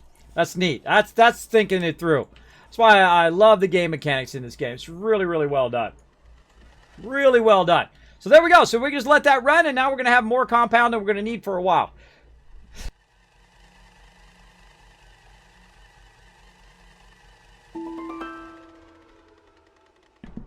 I don't know what it is about streaming that makes me sneeze. I don't know what it is. I don't know. Makes my nose itch, too. All right, so zinc. Okay, now let's start cleaning this mess up. You're like, Kismet, you got a big, giant mess over here, bro. All right, we're on it. All right, let's go. Printer out of there. This over here. This off of here. Now what we're going to do is clean this up. Now, we're going to go ahead and make a medium printer over here now. And how are we going to do that? Well, we're going to run some of this out. Turn it around this way. And we're going to go ahead and put this over here. And then we're going to say medium printer. Thought I already made another one, but I think I got sidetracked. I thought I made a second one, but apparently not, because I don't see it over there. And I don't see it anywhere. So let's make one. Now I like to have about 2 printers, right? Two smalls, 2 mediums, and 2 larges. Later on, you can make it even more. But the reason why I like to have 2 at this stage is because basically they fit right well on the sides of the thing. Right there. Now, what am I going to make with all of this? Well, what I'm going to do is start to really generate a lot of these things right there. Right? So I'm going to generate a lot of these large storages. So how am I going to do that? Well, I'm going to need a bunch of ceramic. How am I going to do the ceramic? Well, same thing we just did here. Right? Oh, I need to tell that to input. Same thing we just did right here. There we go. Turn that back to input. Now that's going to be full. So we want to actually tell this to stop. That's going to reload that. We'll tell this to fill up. What are we at? We're at 31 and 32. There we go. All right, we did that one. Good. Now we need another canister. So let's go in here and medium resource canister. We need glass. We need plastic. So again, over here, we need to go ahead and find that plastic we just did right there. Now we do have any glass. Glass is usually the thing I run out of quite easily. But here, guess what? We don't have to run back for quartz. You know why? Because we can just go right here and say, you know what? Make me some quartz. Not going to make me a lot. Going to make me about 4. But I don't have to run all the way back down and get it because I can use my centrifuge. And when you have a lot of soil, I find the soil is like the key to the game, right? To all of the basic resources anyway. You can make a lot of stuff just by using centrifuges and just by collecting soil, especially when you get to the large vehicle like we're at now. That large vehicle will extract a tremendous amount of soil. And so let's go ahead and get some more glass. There we go. And we'll forge up that glass over there. Now it's actually going to take this glass and put it back onto the one to the right. That one over there. How do I know? Because the arrow's pointing forward toward me. And I know when that's finished, it's going to put it on that platform over there. You know what happens if I take this platform off? It actually puts it on the other side. See that? That's because that's the way the game mechanics work. That the medium storages actually prioritize what side it goes to. So if it's just a blank platform without anything on it, it will go to the medium storage first before the blank platform. And see, like I said. Like I said, everybody, I love to know game mechanics like that. It's one of my favorite things, is to discover those game mechanics. Okay, and again, over here, we need some more glass. For this over here, we'll go ahead and just bring that over. There we go. What else we need? Plastic we got in our backpack. Let's make another soil container. Now, you'll see me make a lot of these eventually. Do I need to make any more wind power? Not really right now. I actually don't really need this wind power to be on the back of here either. I can go ahead and put that right back up here. Battery usually does well. Later on, we'll get the infinite power, and that'll really help us. Okay, so there we go. So what we're going to do is we're going to start now with our basic resource. Right about now, I say, okay, I want a canister of each and every basic resource. So right now, I've got a canister full of compound. Next one I would do is actually resin before organic. So I would go ahead and do resin right over here. We're going to tell it to repeat. And we're going to tell it just go to town until that sucker's full. And then when that's full, we'll go ahead and make another one. Now, while we're waiting, by the way, though, we can make another canister over here for our organic. And we're going to go over here, tell it to make some more rubber. But we can't tell it to need rubber. You know why? Because we need resin. I'm telling you, I'm on a whole nother level, everybody. I'm on a whole nother level. Let's see. Let's go ahead and grab that resin. We'll go ahead and bring it over here. Usually I have a resin or two laying around. And there we go. It's going to make some of that. Now, we also have some zinc. We're going to throw that zinc right up there for right now. Put that compound up there for right now. And we're going to do something else eventually, which is going to help us with these down the road. Now, we also have a bunch of other stuff over here that we really need to work on. Wait a minute. Where'd it go? Oh, what did it make? Oh, it made rubber. I'm not looking for rubber. I'm looking for plastic. Carbon and compound. So we got a bunch of compound over here. Let's take that off. Put that up here. And we can run that compound out a little bit. There we go. And then we'll take it off of there. Tell it to go back in. And then we need some carbon. And we're going to need that over here. We don't have any extra there. This is running organic right now. Let's just take a minute. Run over here. Grab these little extra ones that we got. Let's take that medium off of there now. Don't need it on there. And let's go ahead and fire up some carbon as well. I usually find that, I usually have a little bit of something laying around or whatnot. Yeah, it doesn't work on your phone. Yeah, chicken, take it easy, bro. Yeah, it'll come out on mobile eventually. They're working on the mobile version. I'll let you know when it's out. You have a great day, man. Thanks for hanging out on my channel. Appreciate it. All right, so we got to take the carbons. Where did the carbons go? In my backpack. And we got to run the carbon over here. Now, again, this is where I gear up all of my resources. Once I start getting these medium canisters, I'll just keep gearing it up and gearing it up and gearing it up. Now, I needed plastic to make another canister over here. There we go. And we also want to go ahead and make sure that's not on repeat for right now.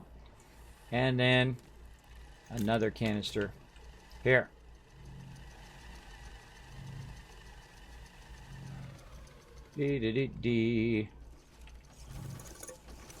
That's probably good enough. Tell it to stop after that. All right. Resin done. See how much resource I can create just with one canister? It's insane. It's insane. Now we want to prime this one right here. So we want to look for some organic. I don't see any there. Man, I really do want to clean all this up. But I'm trying to push forward at the same time. A little bit of resin on there. We can use lighter. But see, I just kind of zoom all the way out. I usually play the game like this, all the way out. But I'll zoom in for you guys so you guys can see the detail of what I'm doing. But normally I play very zoomed out. All right, so we need a little bit of organic. Now, I happen to see some sitting right over here, so we'll grab a little bit of that. And that organic is going to be for priming this, right? So I'll go in here and say, okay, I want this to be organic. All right, put that in there, looking good. And I'll put it like that so I can see the side of it. And then we'll say organic, repeat, make as much as you can. And off it goes. Okay, now over here, we want to go ahead and make a soil canister. So we're going to need glass and plastic for that as well. So let's go over here, see what other we need. Carbon and compound. Do we make another carbon? We did right here. Put that over there. And make me another plastic. And then we also have a little bit of glass. So we're really good, doing good as well. How do you hook a trailer up to a trailer? Oh, pretty easy. You just run right over here. Just like you connect tables together, you just take them and you connect them together. Just like that. Easy. Easy. Doesn't matter which way you connect them, by the way. The power runs in both directions. Easy time. Easy, easy. There we go. Yes, I've been streaming for 3 hours and 57 minutes. Plenty of time left to go in the stream. We're going to have lots of fun here. We're going to keep powering this up. Now, this is one of the greatest starts I've ever had in the game. All the resources that I needed to get started were literally right here next to the base. Pretty insane start. Probably the best start ever.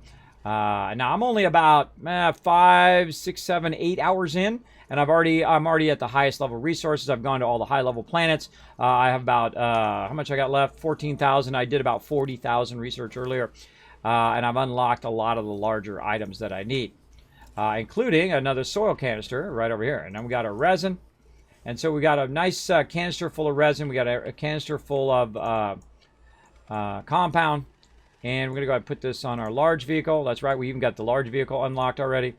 I'm going to put that canister right over there. And we're going to let this kind of finish until the canister is empty. And go from there. I think it's got one more round. Yeah, there we go. Now what's going to do is it's going to stop. And the reason why it stops is because it doesn't have enough to fill that canister. So we're going to put that up there. And then we're just going to tell it to not repeat, but go ahead and run the rest of that out anyway, because we've got a little bit of room over there and whatnot. Okay, we're going to grab our other canister here. And we're going to put that right over here. We're going to grab our power again. We're going to put that right back here again, just in case. And we're going to go make some more holes in the wall. Let's go. Now, I'm going to go a lot faster this time. I hope you don't mind. And we're going to try to fill up all of these canisters, or these 2 canisters. Now, I've actually put so many things on here and put so many canisters that I actually made a ring all the way around the entire world in a previous playthrough. It was very, very fun. I actually still have that playthrough, too. I might have to show that to you one of these days. But right now, we're going ahead and we're just extracting, whoa, tons of compound. By the way, I love the fact that they changed it so the compound and all this stuff goes off to the side. Oh, there's some clay right there, too. We could use that. Now, we can come back later, by the way, and have it automatically pick all that stuff up for us. So we don't have to pick it up for us. But I'm just making a big hole. Well, hey, look!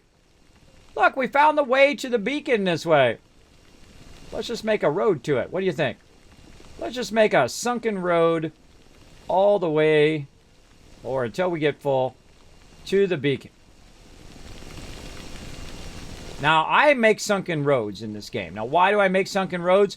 Because it makes it really obvious where you're going and where you're going to. Uh-oh. Uh-oh, hold on. Hold on now. Look out, Kismet. Look out, bro. Oh, look out. We got a bit of a drop-off. Not too bad. Oh, that one over there is a lot worse. But right here, not too bad. But what I'm going to do is just go ahead and temporarily take care of this paving myself. Now, later on, you get a paver to do this for you. But I'm just going to go ahead and do a little bit of this for myself. Back that up a little bit and hope we don't fall down below. But that's okay if we do, because with this vehicle acts as an auctionator. So we just keep on keeping on. Oh, look out. See, that happens all the time. Look at that. Oh, God. Oh, God, Kismet. You're going to fall, bro. You're going to fall. Now, I'm going to show you how to fix this. First, just keep trying to back up. If you can't back up, then jump out. Then you go ahead and take out any obstructions that's blocking you. Right now, it's this piece of dirt that's floating. And so we're going to take that out. It's going to cause your vehicle to start to fall. And you're like, Kismet, now you're screwed. No, not really. Not really, because I have the power of building and the power of shaping. So I can go to hold down control. I'm going to make myself a little bit of a ramp to protect this from falling any further down into there, right? We're just kind of fine-tune that a little bit. Then we're going to go ahead and hit F, and it's going to flip my vehicle over.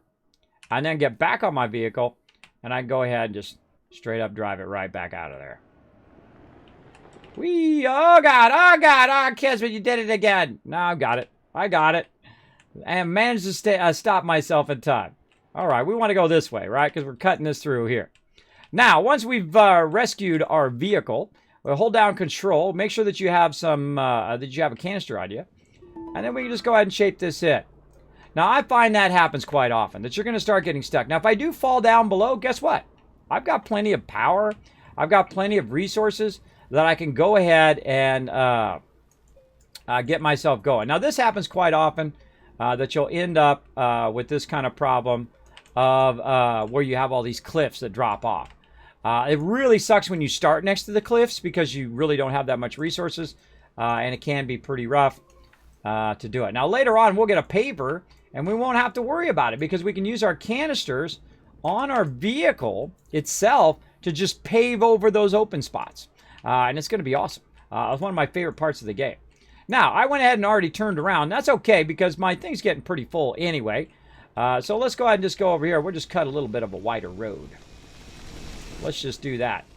Now, one of the hardest things on the way back, because of the odd camera angle that you have to use, is keeping your this level and the level next to it very consistent. It's really hard to do, I find, because it's hard to watch both things at the same time. So what you're going to do is you're going to have this problem of going up and down and recorrecting and overcorrecting. There's a thing that I was looking for right there.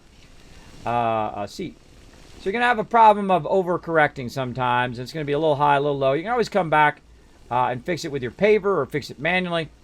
But I'm just going to go ahead and go through. Oh, wait, that's it. We're done. That's it. We got both of those full. All right, back we go. And we got a nice little tunnel. Takes us right back to our base.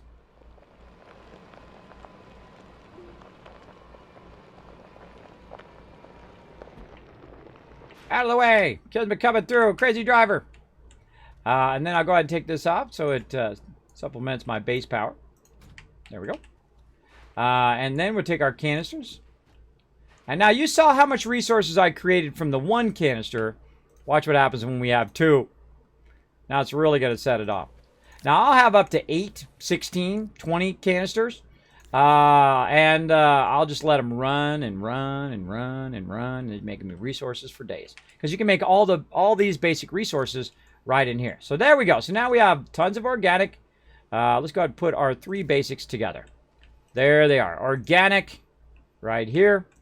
Let's put them in order. There we go. Organic, compound, and resin. Those are our 3 basics that normally we're looking for all the time where we have to go collect. Guess what? Don't have to collect any of those anymore. What else would I consider to be a basic resource? Definitely quartz would be one, I would say. And let's go ahead and see if we can go ahead and create another canister. We're going to need some glass and we're going to need some plastic. Now you're going to start to see something happen here that's going to blow your mind here in a minute. We're going to need carbon and we're going to need compound. So I need carbon. Well, how do I make carbon? Well, I make carbon from organic. So I need to go ahead and take this out, put this in, and I can go ahead and just start feeding this into the actual forge in which it will continue to feed into the forge. Now I need some carbon. Now I need to actually have it stop so it has a place to go. So I'm going to have it actually draw that back in again. Just do a few of these to get started. Right there. So I got my carbon. There we go. And what else do I need? I need my glass and plastic. So I need my carbon over here. Sorry, this way. Over here. There we go. Because I'm trying to make plastic. And then I got compound on me. Bam. There we go. Off it goes. Put that organic up there. All right. So we got that going. Now, again, what we're trying to make is we're trying to make a resource container. So we also need glass. Now, I can go ahead and just make some glass. Like this. We're just making some quartz. But eventually, we're going to have a lot of quartz and a lot of this, that, and the other thing, right? We're going to make a lot of everything. And that's what I do right about now. I start to tool up my entire base so that when I'm looking for a resource, I don't have to go and collect it anymore. It will actually make the resource. The only thing that I collect is the dirt, and it extracts it from the dirt and then makes it into a ton of resources. And they've made a lot of great automated features now that will allow you to continuously run it until it uses up all the dirt or until it fills the canister. There we go. So that one I didn't have on continuous run. Now this right here made some of this carbon. We're good there. And now we're going to go ahead and tell it to make some glass and get that going as well. We got our plastic over here. And we're going to make another canister. And I'm about to show you something that is just so awesome when you get to this point. It is so awesome. And by the way, I can have this all automated. So it does it automatically. Where it grabs one resource and moves it to another. We'll get into all of that. But for right now, we want to go ahead and make another canister. Because there's another item that we want to make a bunch of. Oh, it's time for a battle. All right, we're waiting for that to smelt down. Let's go ahead and do another battle.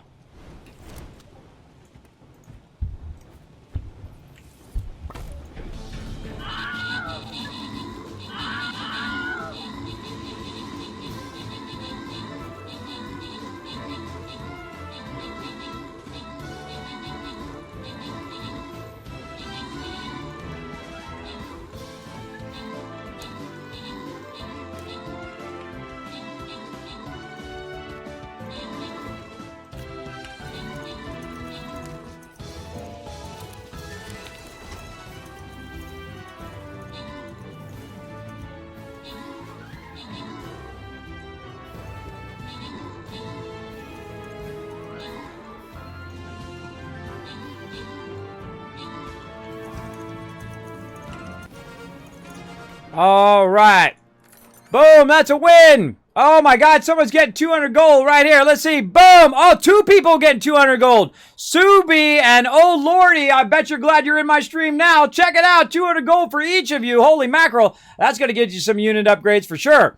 Bo getting some love. Rotisserie G getting some love. And Blauhorn once again with a massive 17 kills coming in. Overall MVP, rocking that HAL icon there. Very nice. All right, now we're going to make a run for the boss. I don't think we're going to get to there in this stream, but that's okay. I'm going to keep the battles going all day long, nonstop. You won't see me, but you won't hear me either. But we'll go into what I call battle mode, and that's where we go ahead and run battles all the rest of the day as well. So we'll keep that going. No problem, Bo. No problem, man. Do what you got to do, bro. All right, so let's go ahead and join me, everybody. There's a link right there in the chat. Feel free to come on in. Bunch of peeps playing some today. That means we're going to get tons of loot. We're going to loot this whole map again. Right now, we're on tier 40 in there, and there's still got like 10 days left, so we got plenty of time to try to push for that bonus levels as well. Now, while you guys were watching that, I was making a bunch of glass. You can see I put it over here along with this ceramic. Over here on this side, I've made this canister right here, and I've gone and done that. Now, I've got this carbon right here, and what I'm going to do is go ahead and prime this with carbon. Now, this is one of my favorite parts in the game when you get to this. Now, I like to have these little inputs here that you can see, the little red inputs right here. I like those facing outward. This way, if I need to grab one, I can go ahead and face it outward. So I'm going to go ahead and face it outward there. And now, here's what we do. We turn this on, and it's going to start putting it into there. And then what it's going to do, it's going to take that entire canister, and it's going to convert it into compound, what you're going to see right here. I'll wait for it to do it. And then it's going to take that and put it in the other canister. So now we can run 32 of these from one end to the other. So now we can just let this run. And this is all part of the new automation. I absolutely love it. I feel like this really pushed this game hugely forward. Highly recommend the game. Highly recommend grabbing it up. Fantastic game mechanic. So we're going to just go ahead and let that run because we're going to need a lot of carbon. We're going to need a lot of stuff coming up. Get that going. Now, over here, of course, we're going to want to replace some of that as well. So over here, what I've done is I've queued up this thing to output, and I've told it to make a bunch of plastic over here. So now it's made a bunch of plastic, though it needs a room to run to, though, so I'm going to have it put that back in. And I just had it automated, use up all the resources to make some plastic. And that plastic is going to allow me to make more containers, right? You got it. Now let's go ahead and switch this one over here as well to our storage containers. And we're really going to gear up our containers now. Let's go. Let's get it going. Now I can also take this plastic, put it right up there. What do I need over here to make more plastic? So if we look over here, what do we need? We need carbon. What are we making over here? Carbon. That's right. So to make more canisters, I need to make more carbon, to make more plastic, to make more canisters. And you see that kind of cyclical genius that is in this game. I absolutely love it. I absolutely love that idea. I love the fact that you can do that, as well as I could actually feed the carbon over there right off of this. So I could actually have it, forge it, feed the carbon over there, and then make the plastic that way as well. We'll get into all of that later on. But right now, we need another canister. What do we need another canister of? Well, we need more organic because we're going to burn up all of our organic over there. So let's go ahead and have it do more organic right over here. And we're just going to set it, forget it, everybody. We got plenty of power now. Look at this power we got going now. We got that going. We got our forges going, or our smelter is what it's called. Look at this. We got all of our stuff we're going to need for a long time. Each of those are 5 charges, by the way. That's a lot. That's a lot of that. We got all of that going, but we still haven't got our other gases going. We need to get that going on our other base. We need to prime for that a little bit, which I was working on earlier. But right now, we want to go ahead and get this going. Now, here's another thing I'm going to do is take this right out of here. I'm going to take this off of here, put that off to the side. I'm going to prime this for that. And when I put that there, it's going to grab all those resources and stick it right in there.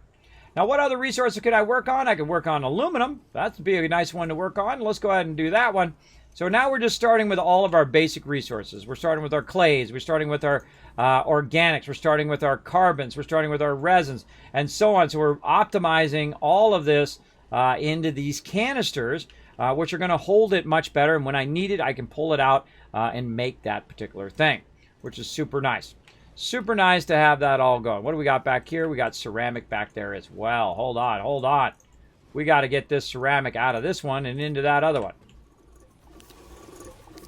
And so we'll consolidate it all in the same one. Which is great, because that's going to free up that canister too. All right, nice. Nicely done. Got that going. Now we have 2 empty containers. Pretty sweet. Now what we're going to do is go ahead and start to prime another one. Now what do I want to put in there? Do I want to put tungsten in there? Do I want to put copper in there? I really want to put whatever I have a lot of. And I like to start with my basic resources. I already have one for zinc. So I'm going to go ahead and start with aluminum. So first I prime it. And then I'm just going to go ahead. Oh, wait, I have that running out. There we go. Wrong way. Prime that. There we go. If there's nothing else on there, you can just throw it on there. And there we go. Now we're going to take that aluminum there. And we're going to set these way off to the side now. What do we got here? Generator, put that there. Set that off to the side. And so on. All right, any more aluminum. Now, remember how I promised I was going to clean this up? Here we go. We're going to clean this up a little bit. We're going to take all of our empties and we're going to put them way off over here on this side so we're not confused as to where our resources are. We're going to consolidate some of these way over there. And then we got some here. We got some copper. Definitely going to want to use some of that. We got some tungsten. Let's line all this up. More copper. A little bit organic. Oh, there's some more aluminum there. Let's go ahead and consolidate that. Move that empty one over there. Very nice. Put that over there. Any more aluminum that we see in here? Let's see. This one's got some wind power on it. That's not helping us. Let's put that way over here for now. So it's helping out the base a little bit. Looking good. This one's empty? Yep. Okay. Now, you're going to end up with a lot of these in the beginning, and you never seem to have enough. And then you get to a point where now you don't really need them as much. You really don't need them as much right here, because now you're on to canisters, and these canisters are so awesome. And by the way, still running. Oh my gosh, I think it's full. I think it's full. Hold on. We got to tell it to stop. That is a full canister of loots. What do we got in here? We got nothing in there. So now we have more organic. So we want to make more carbon? Bam, we can make carbon for days. Speaking of making carbon for days, put that in there as well. There we go. Clean that out a little bit. Let's see. Now, if you don't see one at the top, then that means that canister is actually not full.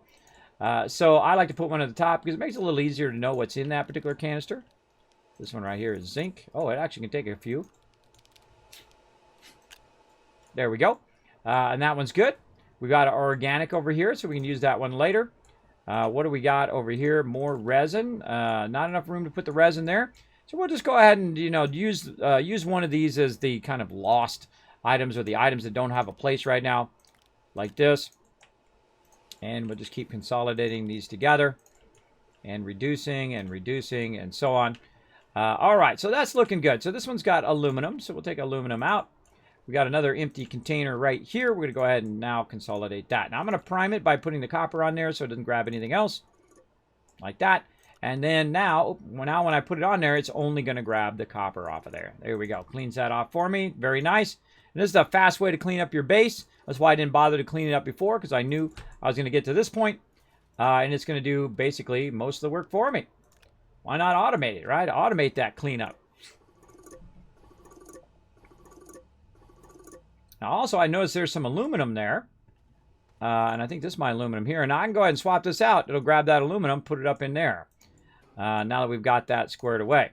Okay, so now we've got our copper there. Our copper's all cleaned out. We got now multiple of these that are clean.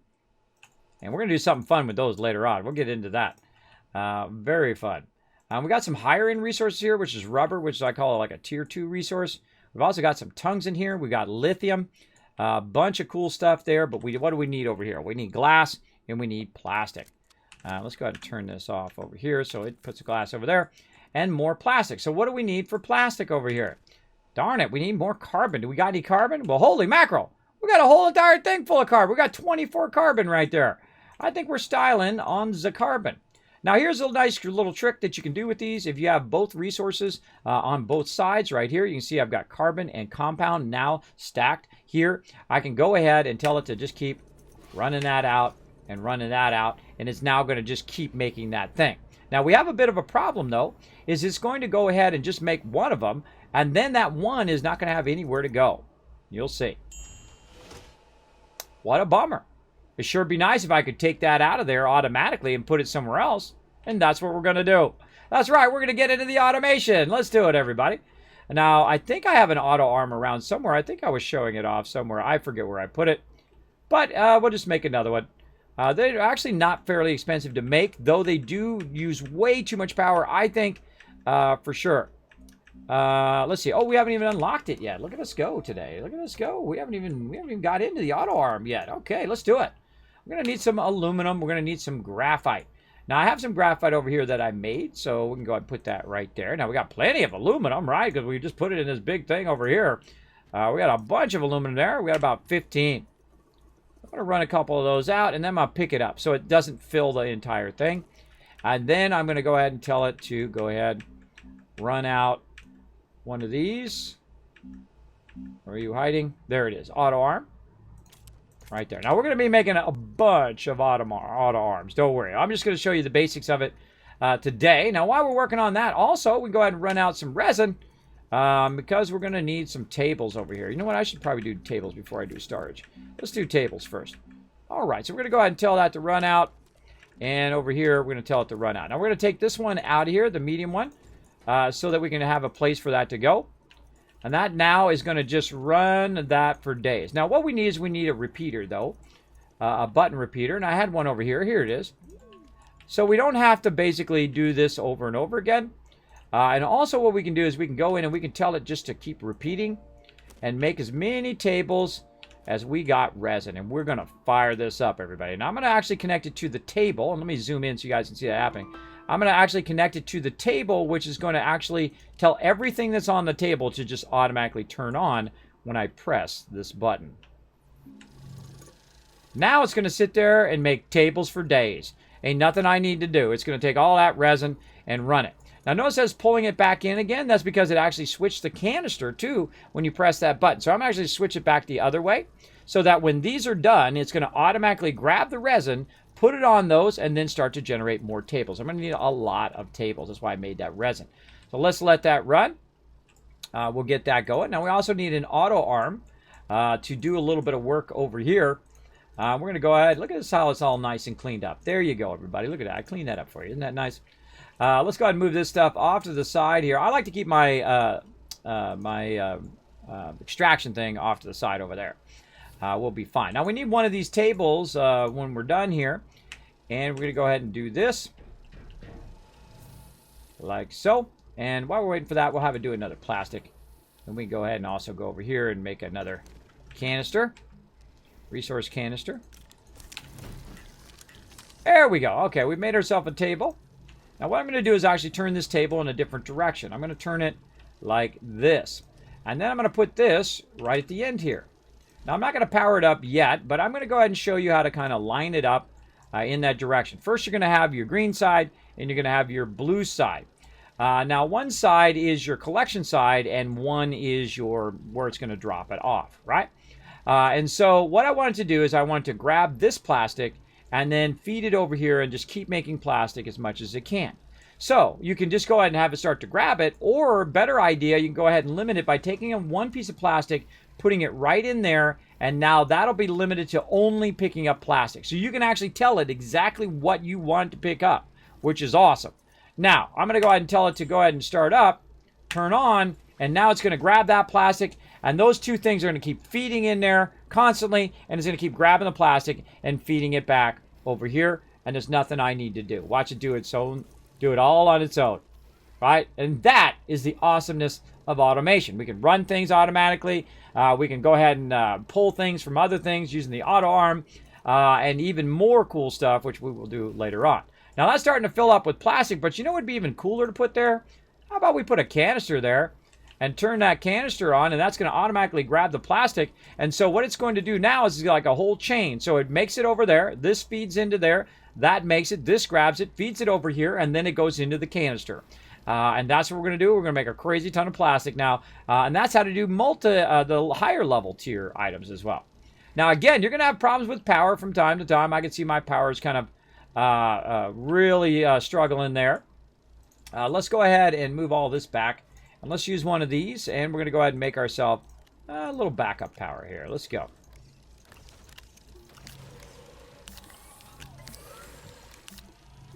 And we're going to tell it, make sure it's not on repeat. There we go. We're going to go ahead and take this canister out, which is now empty, because we ran out all that other stuff. Now, we can also use this canister for some other stuff. We're going to go ahead and prime this canister first, and this is on enable output. There we go. And we'll put lithium in there. If it's on disable output, it's really outputting. And when it's on enable output, then it's the opposite, which means it's inputting. Just think of it as the opposite. Okay, so we prime this with lithium. Now we're going to set that over there. We're going to take our aluminum out of there. We're going to take all our other stuff out of here. We're going to take all of our lithium and try to consolidate that because we have a good amount of that. And go ahead and grab that and have it just go in there. Let's turn it so we can see when it's done. And there we go. So lithium going. Look at all these tables it's making. It's going to keep making them higher and higher and higher. It's got 9 plastic. Now, of course, the more power that I have, the faster all of this stuff goes. You can see it slow down from time to time when it's struggling, when I don't have my wind power going over there. And I can tell you my battery is certainly going down. Look at it going down over there. Crazy.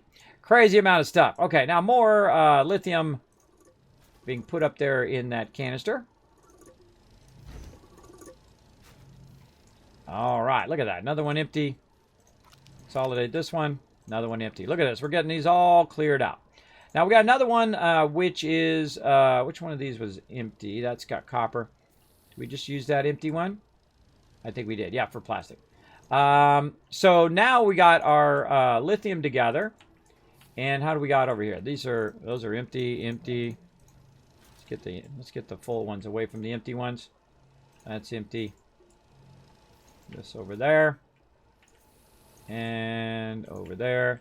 So what I'm doing now is I'm basically transferring all my resources into canisters. And then over here, we're going to need plastic and we're going to need glass. So another thing that we can do is go ahead and make some more glass. So right over here, quartz. And I make just a little bit at a time. I feel like that's probably good. After it makes that next table. That's probably enough tables for a minute or two. And I'm actually going to end up replacing all these tables too and actually taking down 90% of everything in the space. All of it will be replaced. All right, let's go ahead and turn this off. There we go. And that's going to also take the extra resources and run it back because I've switched it back the other way. Let's go ahead and put these tables out over here. And I like to flatten my base out like this. And so we're going to put that in there. I'm always watching the direction of those arrows. Put that right there. And then also we can go ahead and just kind of consolidate our canisters over here. Nicely. There we go. And then we'll go ahead and use another one.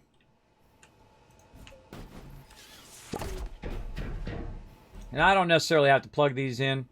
I'm just going to put them over here. To nicely just stack our canisters. So when we're looking for them, they'll be right over there. Okay, and we made some more Otis. Put that in there. And we'll get all 4 of those in there. All right, now we're going to take this and we're going to work a bit more on our power. We're going to really generate some extra power over here. Now, there is a way, by the way, in here, using the logic systems, to tell it when we don't have enough power to turn this generator on its own and then turn it off when we have a surplus power. Or daytime, nighttime, that kind of stuff. You can do that. But I'm just going to go ahead and use that medium generator to supplement my power. Just kind of speed this up a little bit and help us do a bit of this conversion and creation. Now, we did a bunch of plastic over here, and it looks like it's still going. But we're going to go ahead and grab this plastic and run over. Now, by the way, while I was busy doing all that other stuff, it made 21 plastic. That's a lot of plastic, bro. That's a lot of plastic running out there. We're going to go ahead and run that out just a little bit. And now we're really going to get crazy. Now what we're going to do is start doing doubles. Double canister. There we go. All right, I'm going to put that there. Now what I'm going to need is some more glass, though. Put that over here. Now eventually we'll have glass on point 2. But for right now, we're just going to do plastic. Run that out. And go.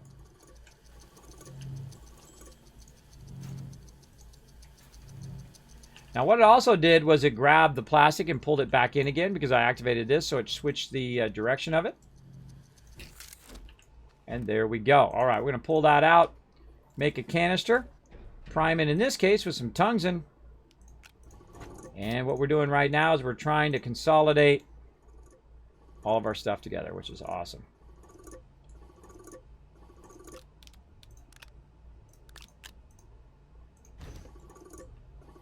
And we're kind of putting those off to the side because those are obsolete now. Obsolete. All right, what else we got? We got any more tungsten over here? Yeah, a little bit. Put that up there. All right, awesome. Tungsten, looking good. Put it in our resource stack. Now, what else we got a lot of? We got a little bit of this, a little bit of that. More titanium over there. Wish we had a lot of that. Well, we'll get around to that. We're a little bit of something, something. We got a bit of ammonium here. We can go ahead and start on that, but I'd probably say graphite at this point.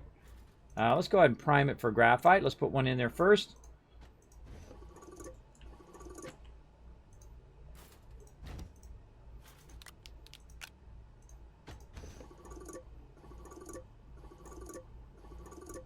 All right, now that's looking pretty good. We're going to go ahead and take all the rest of this stuff and kind of consolidate it, put the titanium together. This is an item we're going to keep over there. We're going to put that over there. This is our high-level items. That's now empty. Let's consolidate.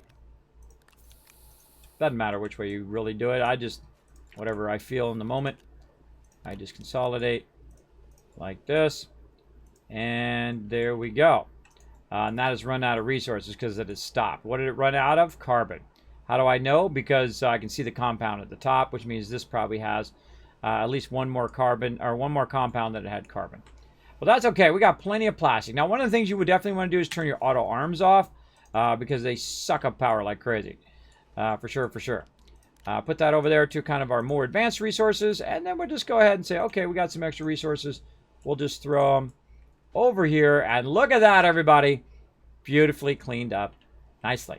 Nicely. And now we have all this extra resources that we can use for whatever we want to make. Plus, we have a whole bunch of tables that we can use as well. We're actually going to use those elsewhere. Put those right over there. Okay, nice. Now we've got that done. Let's put this over here as well. Now what we want to do is go ahead and take some of that plastic back. That's what I needed, plastic. Put that up there. There we go.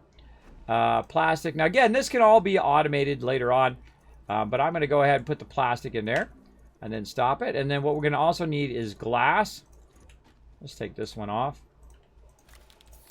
Put that stuff up there for now. Put that back on. All right, so now we're going to need some glass to make that happen. And we're going to go ahead and queue that up next. Now, again, I'm just making a bunch of the basic resources, so I have a lot of each resource. So when I need that particular resource, it'll push me forward. And that's what I do at this point. I just start backlogging a bunch of resources so that when I need them, I can just literally turn around and grab them for whatever I'm making. Okay, now, what do we need now? We need a bunch of clay. So what we're going to do is go ahead and grab a bunch of clay. We're going to tell it repeat and make clay. Go. Now, it doesn't know that it's clay because I haven't primed it with clay yet. But we'll just go ahead and let it run and go from there. Now, by the way, I could be doing multiple centrifuges right now. I could be 2, 3, 10, 50 if I want to. I could be doing a lot of centrifuges. Do you think they'll add achievements to the game anytime soon? There are achievements in the game. Complete this game achievements and all 6 months ago. Is it worth coming back now with all the... Oh, God, you have not played the automation? Oh, man. You got to play the automation, bro. Oh, that's the jam right there. This automation stuff is wicked. I feel like it's the whole reason that re-energized me in this entire game is the automation. You got to try, bro. Because this, you got auto arms grabbing stuff. You got things making things. You got medium canisters and large canisters. You got gas canisters. You got all sorts of new pieces and parts that they've added to the game for all of this automation stuff. Oh, man, you got to give it a go, bro. Especially you already own it, man. You don't have to pay anything. It's a free upgrade. It's a free upgrade. Now, as you can see, they also added this awesome repeat button in all of the things. So you just hit that button and it'll just keep repeating and running that over and over and over is going to fill that full of clay. And then what I'm going to do from that is take that and make it into a bunch of ceramic.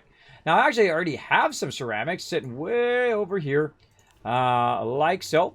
And I'm actually going to use that ceramic for the next thing we wanted to do. And that is these things over here, which I was going to do earlier, but it's okay. We'll just do them now. We'll do them now. Now, we're also going to use another new thing that they've added. There's a lot of logic systems in here now. We're going to use another thing they added. We're going to go and do this. We're going to run out that ceramic. And the reason why I'm making more is because I'm going to burn it all up right here. And so we're going to have both of those running at the same time. So there we go. So now we can run that and whatnot. But we can also tell it how many times we want to run it as well. And that is another item that you have in here. You have a delay and also count repeater. So we're going to make a count repeater. We're going to go ahead and utilize our zinc, or our extra little zinc we have laying around. I know I had one sitting. There we go. And then we're going to go ahead and make that count repeater in our small printer, which is right over here. And right there. So not only do you have a button repeater, which activates multiple things on the same table, or you can actually tell it specifically what you want to activate. With that, you also have a count repeater. Now that count repeater, very much along the same lines of this, and I'm going to take this out for now. You can go ahead and run it to the table like this, and then I can go ahead and say status count 2 activations. So I can hold down F, or hit F, sorry, hit F, and I can tell it how many I want to make. So I want to make about 6. And you're like, well, wait a minute, Kismet. You just said you're telling it to do 3. Well, that's because actually I gotta do the thing. Why does it not let me do repeat count? Not letting me change it. Oh, probably because it's not enough. It's not enough. Okay. So what it's going to do is it's going to do it twice. Instead of doing it endlessly, it's going to just do it twice, which is what I want it to do. Now, I'm not sure why I can't go to 3. Don't tell me. Oh, there we go. You got to use the scroll. I forgot. You use the scroll thing at the bottom. All right, so there we go. I knew there was some trick to it. So I can tell it to go up to 8 times, but in this case, I only want to go 2 times. There we go. Got it going. Now, I'm also going to take the button repeater, and I'm going to go ahead, and I think I target to this. Let's see. But it didn't activate that over there. All right, so we're going to do button repeater. Oh, wait, hold on. We'll put the target down here. I think I got to do both things. So we got to create a segment, like right there. Now it's going to start there, and then I can connect it to this. Oop, I can try. Branch from that, connect it to that. Okay. Don't connect it then. Huh. There we go. Okay. Just me bad clicking. And then I'm also going to connect it over here. Poorly, apparently. See, it'll work. I like it to look nice. There we go. So now I've got that connected over there too. So both things are connected now. So what I'm going to do is go ahead, and this is a repeater, so I'm going to go ahead and activate both things. Now this actually just turned this off, right? That just turned that off instead of on. So, that's a good question. That's a good question. So now we're in the opposite direction. Let's try to do it again. Now let's see if it repeats twice or if it just does once. We'll let it run and see. Now these are called logic systems. And don't tell me, because I like to figure out the logic systems. It's one of my favorite things, is figuring out game mechanics as I go along. If I'm just speaking out loud. I'm just talking about the things that I'm doing. I'm not asking you to tell me. Oh, hey, look at this. We did a whole bunch of this over here. All right. And we need to make another canister over here as well. Canister. All right. Or actually, we just used the canister we just used. Is that one empty? No, I still got 13. So let's run that out over there. Because that's about to finish. How many we got now? 4. 4 left. Let's just go ahead and run it out. So we're going to take this off of here, put this over here, run this out of here, so it's going to start going into the forges. I'm going to try to grab this glass right here and do that. And so, look, it stopped. So that obviously didn't work. So we're going to grab this. Oop. Stop this. There we go. That in there. And that's now going to go ahead and do that. That's going to run out of there and into there. We're at that run. Okay, so that didn't work. So let's go ahead and take this out. Like this. And I'm assuming, okay, if that didn't work to there, maybe we got to do button repeater first. We do this. And then we tell it to go to this. Right? And that's going to run both of these. Then we're going to tell this to go ahead and do twice. Because I kind of feel like it should go through this, though. It should kind of go to here.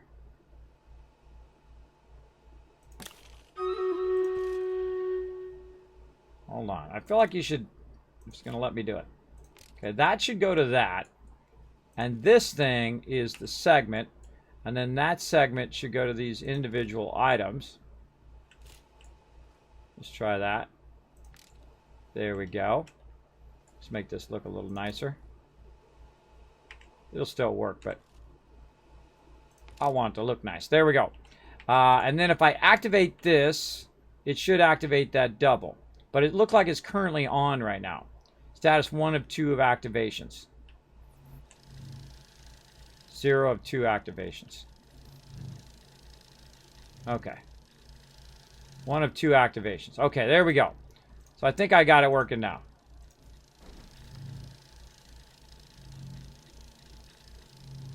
So maybe I could do this. Oh, wait a minute. No, it would be this, into that. Because this is... But I can't activate that, though. I can't turn it on. I got to have some way of turning it on. I can just examine it, but I can't turn it on. That's the problem. See, this one I can actually turn on. So it's got to have some way to activate those two things. So maybe it is this way. I don't know. We'll find out. Let's see what happens. It does seem right because it started. So we'll find out here in a moment. While we're waiting for that to run, let's go ahead and do a battle, everybody. We can do one. We're going to get one more battle in here before the end of the stream, and then we're just going to let the battles keep on rolling.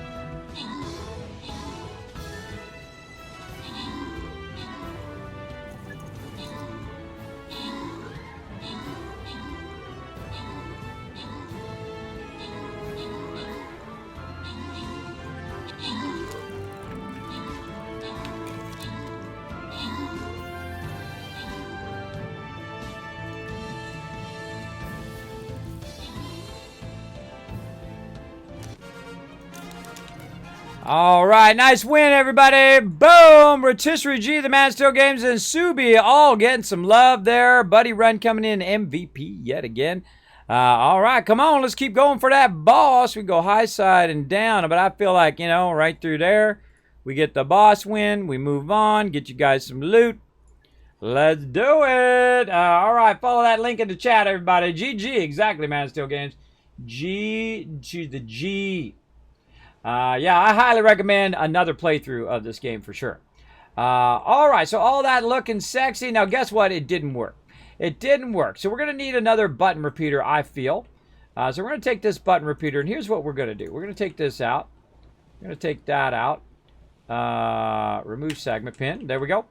And what we're going to do is we're going to do a little bit of a stack here. We're going to go ahead and say this is going to start both of those, right? Now, this one's going to be my repeater.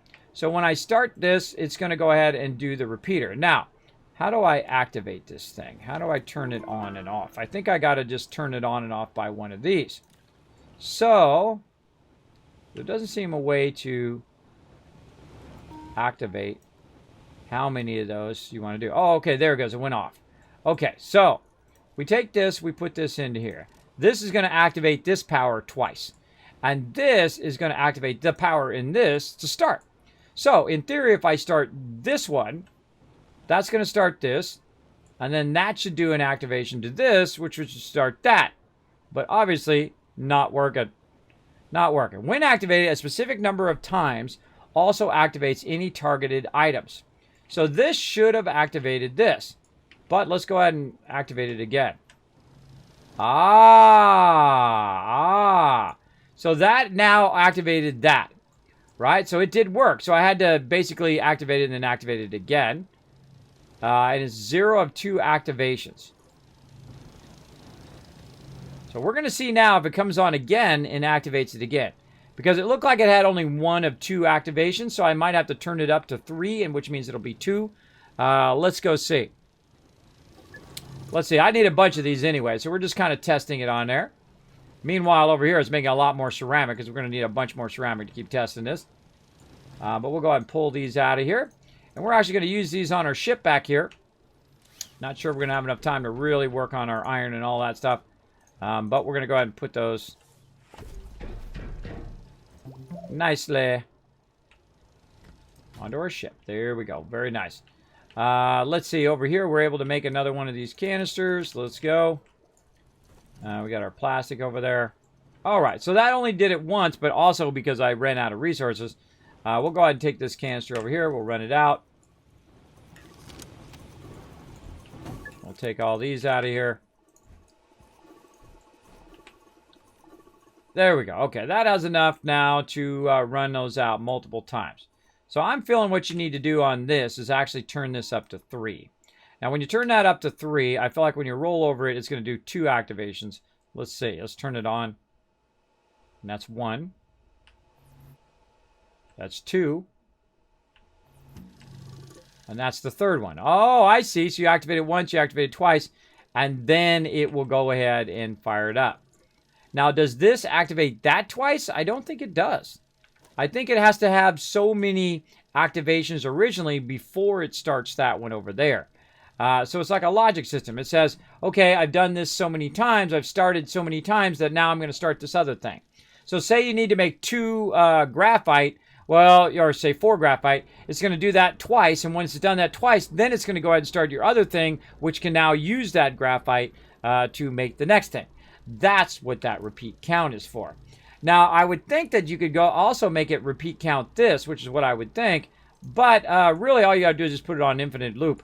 And that would be enough. But that's kind of an interesting thing. We'll fool around with more of that later on. That's a very interesting item. Now, another thing we need to make, of course, is a bunch more batteries. So we're going to make a crazy ton of batteries over here. We'll take this out. Don't need this right now. We'll go ahead and replace that over there. I think that's my lithium, or is it graphite? I knew it'd be the one thing it wasn't in. Graphite and lithium look very close to each other. Right there. Okay, so we've got 12 lithium. Another nice medium container there. And so we're going to go ahead, and we need glass, and we need plastic. Oh wait, no, that's not it. That's not it. That's for research canister. Because it doesn't say lithium. There we go. Lithium and zinc. Zinc is right over here. I just happen to know. Whoops, something's running out. Aluminum, run it back in. All right, we got a ton of these things. We're going to use a lot of them. Don't worry, we'll use a bunch of those. All right, so we got the going, and we got zinc and lithium. And now this is gonna be fun, everybody. Okay, so now what I'm going to do is tell these to repeat. Both of them to repeat. I'm going to run out the zinc, run out the lithium. Now what it's going to do is it should go in and grab it to put it into the thing. I don't know why it's not grabbing it from both sides. That's weird. A little broken.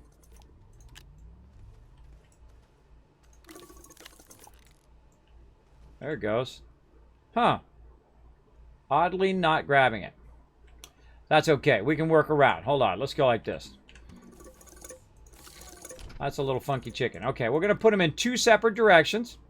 And then on the side over here, what we're going to do is we're going to go ahead and use this medium to be kind of a middle place for both of these. So we're going to run that out. And now it should go ahead and do it. Now it's going to run them out equally. And then we're going to start this up. And that should just make an insane amount of batteries now. And again, that's why I'm building up all those resources so I can just let it run and build a bunch of stuff. Now we'll go ahead and put these over here because we're going to use these over on this side as well.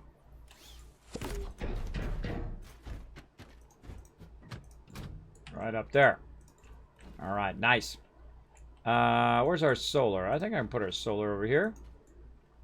Yeah, there we go. Now we also want to make some other solars. Oh, didn't repeat. Must have turned my repeat off. Oh, I hit it so it was inputting it. All right. There we go. All right, keep doing your thing, bro. Oh, because I flipped it because I flipped the switch. Because both of these switch to the opposite direction, which is an input. There we go. Now they're synced. Now they're synced to each other, and now they're going to just run and run and run. Look at that go. Look at that go. It's going to have a ton of batteries, which we're going to need for all of our various planets. We got that done. We got these done. I'm going to need those later on for my larger vehicles. We have a button repeater, which we don't need right now. We can go ahead and put that back over there for now. We can put all these over here just to tidy that up a bit. All right, we're going to grab some of these batteries as well. And we're really going to backlog some serious power. Put one of those back on there. Now what we're going to do is we're going to make an obscene amount of power here at our primary base. And that means I'm just basically going to put some batteries on there. And when I'm not doing anything, it's going to go ahead and stack up those batteries. I like to have them on the side usually. That's just me. This one actually I can take with me later on. Now these batteries are going to actually help me make more batteries and utilize more batteries. And so when I'm not around and it's collecting tons of resources, I might as well backlog all of that so that can just run and run and run. Another cool thing to do too is to let it build up and then switch the one from your vehicle. That works great as well. But that is a lot of batteries. Now, the reason why I need some batteries and I need some power is because I want to go to other planets and extract the gas from those planets. Now, we're kind of at that stage now. Look at all these things. Man, we made a lot of resources. That's going to help us later on. Let's just get them out of the way for now, though. Okay, so now what I need to do is I need to get those gases going. You're like, God, Kim, you were doing that a while ago. I know, but I wanted to kind of gear up what I was doing. Now we need our gas extractor. So we need iron, glass, and plastic. Now we got some iron just sitting right over here. We'll go ahead and put that right there. We're going to need some glass. Well, we're going to go ahead and use our other container right here to basically just run out a bunch of glass. Get that canister out of the way. Come here, canister. There we go. Turn around this way. And because this one's almost empty, but not completely empty yet, we don't really know until we put this canister on there. That'll tell us. Boom. There's nothing in there. You know why? Because it would go and fill up and then go up there if it could. But it can't, so we're going to put this one in there instead. And now it definitely can.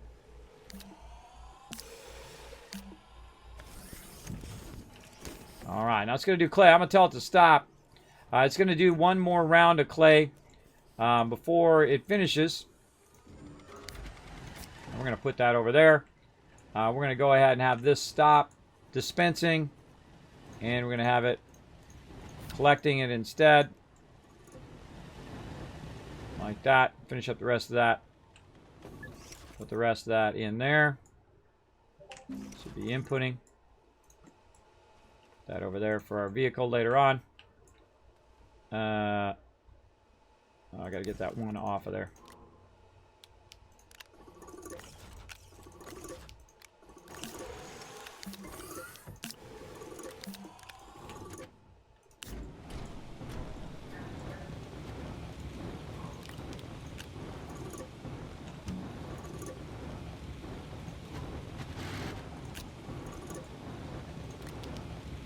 Alright, let's put this back how it was.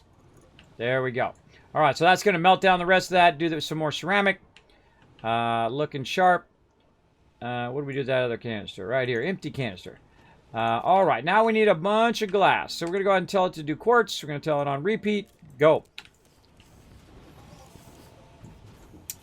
Alright, what else are we priming for our next adventure? We could probably do some more canisters. Bring all of those. We're definitely going to bring our batteries. Let's get those going on. And we're really going to scale this up, everybody. Scale it up big time. We're going to take our batteries. And our main thing right now, though, is to... That's a lot of batteries. Is to be able to do these atmosphere condensers. I only need 2 of them to get started, and then go from there. So glass and plastic is what we need. And, of course, we've got plastic over here. Oh, or not. Are we out of plastic? Ooh, I might have used up my plastic. Ooh. Okie dokie. We got to make some more plastic over here, everybody. What do we need? Carbon and compound. We got compound, and we need more compound and more carbon. Now, here's a perfect time to add another centrifuge. Let's go and grab a table.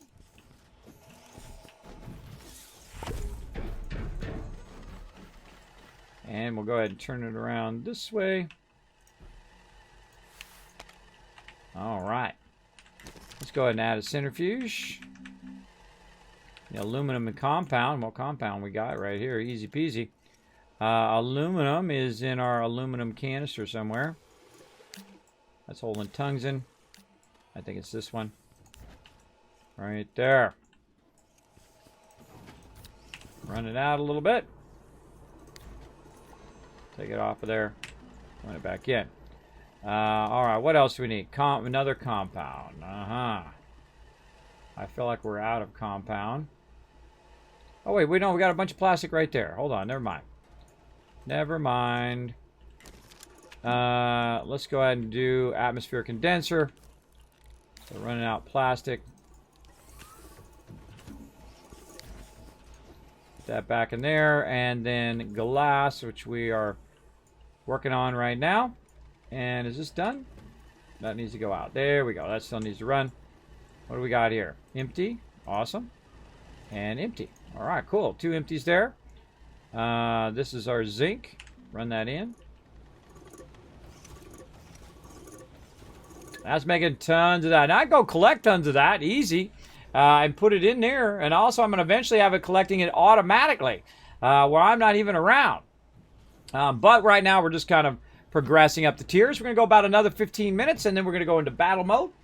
And then go for that. Yeah, I don't need any raid targets because I'm going to go into battle mode there, Bo. But thank you. Appreciate it anyway. But thanks.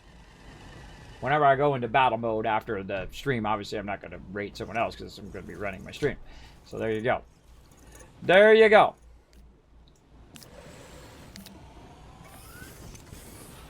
All right. And we're looking pretty good on that. That's about to finish up.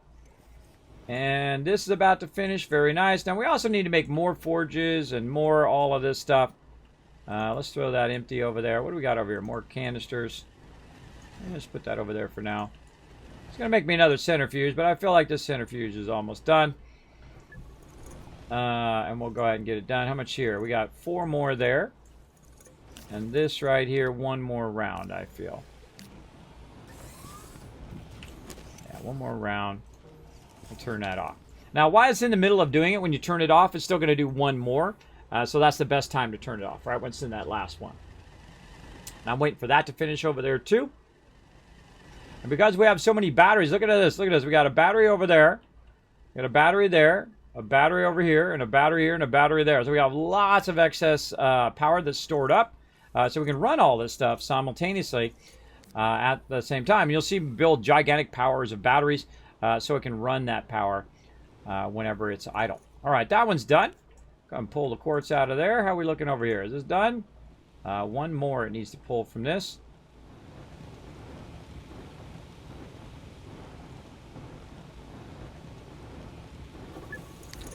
There we go. Oh, put that in there as well. All right, more empties. Empty, empty, empty, empty. Nice. Okay. Looking good. We'll let that finish. Again, the more forges you have, the more centrifuges you have, the faster it goes. Let's see. What else do we need right now? Let's check our stock over here. We got a bit of resin. Always use more resin. We got aluminum. Got tungsten there. Didn't mean to pick that up. Graphite. Copper. Oh, we got tons of organic. All right. Well, we got a good amount of aluminum. Let's put aluminum over here. Now, things like tungsten, aluminum, copper, those I would put all together. Things like graphite, maybe also. But basics like this, where you got organic, resin, and then maybe compound, which it looks like I'm got my compound laying around somewhere. I got plastic over there. Or did I use up my compound? I might have used it all up.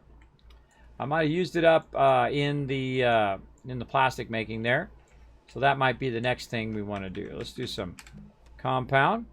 Repeat. Go. Okay, so this is done. This is done my ceramic. Looking good. And now I'm going to tell this to go ahead and make me a bunch of glass. But I'm also going to go over here and set a resource container to go. But I'm actually going to stop this, tell it to actually grab it, put that back into that canister for now, until after it makes a piece of glass. And the reason why is because I want to prime this one for glass, like that. I'm also going to tell it to basically do the input, like that. Then I'm going to run this out. Now it's going to go out of here into there. And that's basically what it's going to do, just like we did on the other one, on the ceramic over here. It's going to run those out. So we'll put ceramic over there. We've got it making this. We've got to tell it to go input. There we go. And that's going to put all of that in there. And we're looking good. Looking sexy, sexy. All right, I'll let that run. Now, back over here once again to our atmosphere condenser. We're going to need a little bit of glass. We're going to let this run into there. If any given time you need the glass in there, you just tell it to run it out, and it will actually go right here, and you can grab it off the end, and then we can go ahead and use that little bit of glass. Now, you got to make sure you turn it back before that's done, otherwise it'll stop. There we go. And put that there, and set that back. Now, I'm going to have it also make me another one over here, because I need two of them. And we need a little bit of plastic, so we'll run that plastic out. And we'll go ahead and do a second one. So now we have two mediums running. We have our furnace going. We've got our centrifuge running. All of that off of batteries right now and a little bit of solar. Pretty awesome. Pretty scaled up now for sure. And this is just going to keep running these out. That's looking right. Running out that glass. Keep making me compound until it runs out of dirt. I got two extractors there. What I should do is go ahead and grab this graphite. I put it at the end here. Grab this graphite and run it out.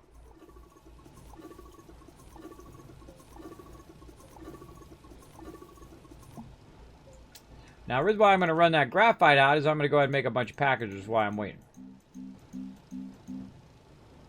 These packages are going to come in handy later. I'll show you why.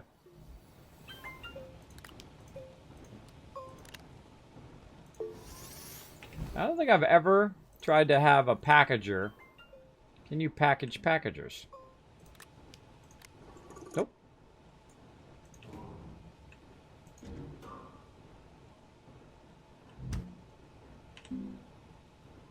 Can't put packagers in those containers. Don't think I've ever tried.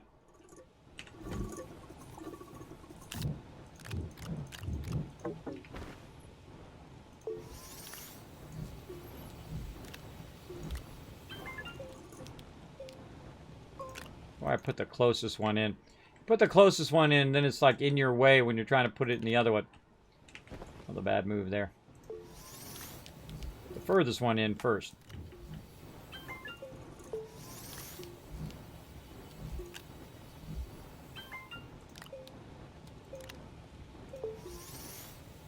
Now we've kind of opened up the key to every single thing in the game now. We can go ahead with just this basic resources I'm doing now. I can pretty much do anything and get to the point at which I can unlock everything. Just a matter of time now, whatever you want your priority to be. I could have unlocked a whole bunch of more stuff by now and gone to other planets and gotten tons of everything. But I like to take a moment to gear up all of my resources to that kind of next level of collecting. Put that just random resources there. All right, so now we got our atmosphere condensers right over there. Looking good. So let's put those up there. We've got our batteries, and we've also got some extra tables in which we're going to use for these, which is why I made these tables right over here. And then we're going to grab another one of these because that's going to come in handy later. What do we got here? 2 more tables. Perfect. Right there. And you're going to see this goes really fast once you kind of can visualize what you're working on. 2 more tables. So we got 4 tables. We've got 2 atmosphere condensers. We've got a large storage. And I need 1 more large storage. There it is. Perfect. I made the perfect amount. And right up in there. Now, that is actually going to do a lot of that. Now, there's actually some more stuff that we need, but we can't fit it on there right now. And so I'm going to put it on my backpack instead. Let's take this off. And grab one of these generators. I always like to have a generator on me at all times. Now I got my battery, though. That's going to be helpful. Let's see. We got that. And now what we're going to do is switch this back to some solar, or I mean wind. Medium wind turbine. Medium wind turbine. There we go. So ceramic and glass. So we got tons of ceramic. Let's take this off of here. So tons of ceramic that we made earlier. It's all going to be the metals. Here's our ceramic. Again, notice how much easier this is just to use canisters, man. Much easier. All right, run out some of that ceramic. There we go. And then stop it for a sec. And then what's the other thing was glass. Now, glass is what we're making right over here. That's for what I'm about to do over there, which is make a bunch more wind power. Now, that wind power I'm going to be using to generate enough wind power to keep all of my gas extractors going. And I'm only going to need 2 tables the gas extractor and the thing I'm extracting. Now, it'd be nice to take some of these canisters with me as well, because I do have a couple empties here, and that's what these are for. Because I think that whole next level, everybody. I'm always on a whole next level, about 5-10 steps ahead. I feel like that's a real fun way to play a game. So we'll go ahead and grab these resource containers, which we're going to need later on. For collecting some other stuff, which we'll try to get that on the way back. We'll see how it goes. But we'll go ahead and grab that. We'll grab those resource containers for that. We'll see if our glass is finished here. I feel like we're good enough for now. We'll come back, grab the rest of that glass, and we'll run that out. And then we'll run this out. Now we're going to have them both running out. And then here we go again, everybody, on repeat. Go for it, baby. And then we fire both of those up. And they're going to make a whole lot of those. And we're going to let those run. All right. I'm just going to finish this up. Put that back over there out of the way. All right. All of that is looking good. A little bit of random thing there. This is plastic. And this one's now empty. That out of there. Oh, did it not repeat? Oh, I don't have to tell it running out.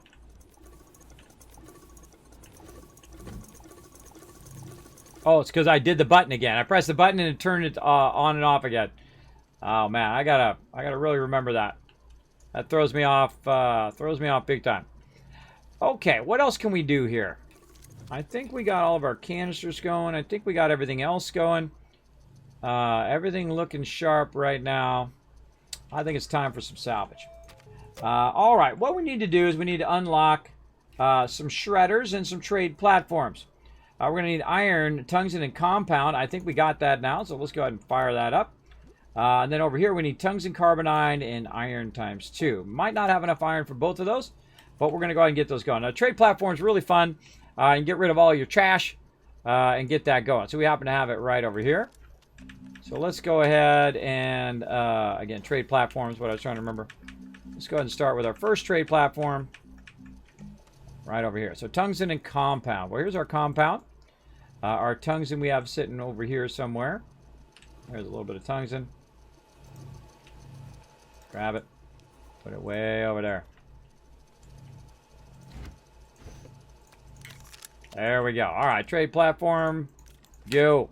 It's really nice when you have a lot of power now, too. You got a lot of power in-game that you can go ahead and just keep doing all this stuff, right? You're running your stings, you're doing this. Look at that.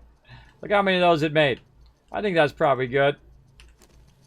We'll go ahead and tell it to stop after that one. And after that one. I think that's probably enough for a little bit. For a little bit. Okay, and we're going to go ahead and bring these along with us. And we're going to go ahead and put those onto here. And we're only going to need 8 of them to start with. We can always bring more. But actually, eventually, we're going to not even need any of this. We're going to scrap all this stuff. We're not going to need any of this power. We'll use the highest level power down the road. Okay, so what we need to do is we need to bring this with us. Actually, we're going to need to bring... I'm going to need to bring that over and probably come back for the rest of that. Yeah. Okay, so let's grab the rest of these. Actually, let's leave the... You know what we'll do? We'll come back and we'll do the canisters later. We'll do this first. Yeah, we'll do our wind power first. At least we'll get one of them going. Oh, God. My headphones went out again. All right, I've just got 2 minutes left. All right, let's try to get our stuff going. So we're going to let that run right over there. We're going to need another solid fuel thing because I don't think we made our other thruster. I think we were doing a whole bunch of other stuff, and we'll get back to it. All right, where is my thruster? I think we unlocked it. We just didn't make it. Yeah, tungsten, we need steel. Let's just go ahead and do some steel. We should probably do that first. We're going to need some iron. Oh, that's right. We can't do steel because we need iron, argon, and whatnot. That's right. That's what we're working toward all of that. All right. So let's make another solid fuel thruster. Just in case. Ammonium and aluminum. We'll go ahead and take this back in again.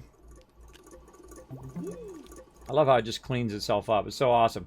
And again, ammonium and aluminum. So ammonium, we got some of that just sitting around right over there. Take that out. Aluminum, we can run some of that out. I'll just grab it and move it over. Now, we could move the canister over there and everything. Oh, there's already some over there. But we'll just go ahead and do that.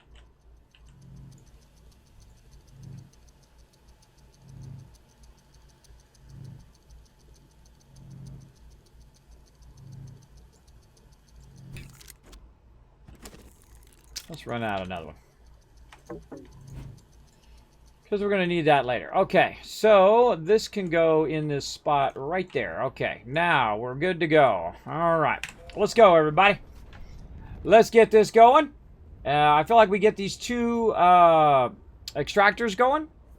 We've mission accomplished for today. Man, we got a lot of stuff done today. Absolutely crushed it. Crushing this playthrough like nobody business. All right, now the first one I want to go to actually is Venecia, not Atrox. And the reason why I want to go to Venecia is that's the one with argon, and I'm going to need that argon as well. Also has lithium, and we'll get into that later on. But right now, we just want to go ahead and... Oh, look at that landing. Oh, my gosh, look at that. Right where the actual places we want to go. Awesome. And right down here on the planet. Now, while we're landing on the planet here, actually, I'll land first, and then we'll go ahead and do the Stream Raiders battle. And we're just going to keep the battles going all day long as well. There we go. And I'm going to go ahead and start that battle. Let's go.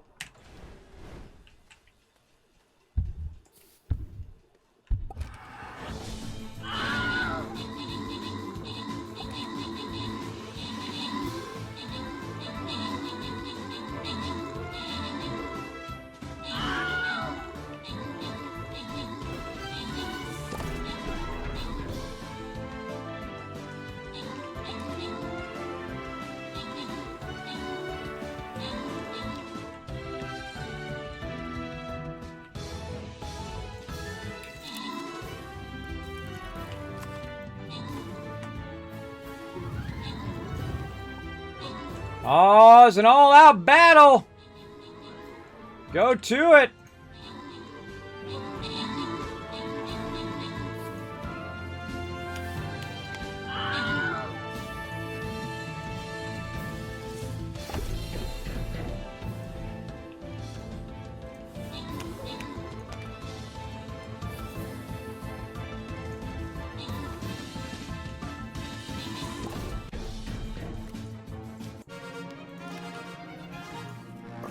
All right, nice job, everybody. Open the captain's chest. Boom! 4 people got a bunch of loot there. Bo, Man of Steel Games, Rotisserie G, and the Rubber Hand all get some extra stuff.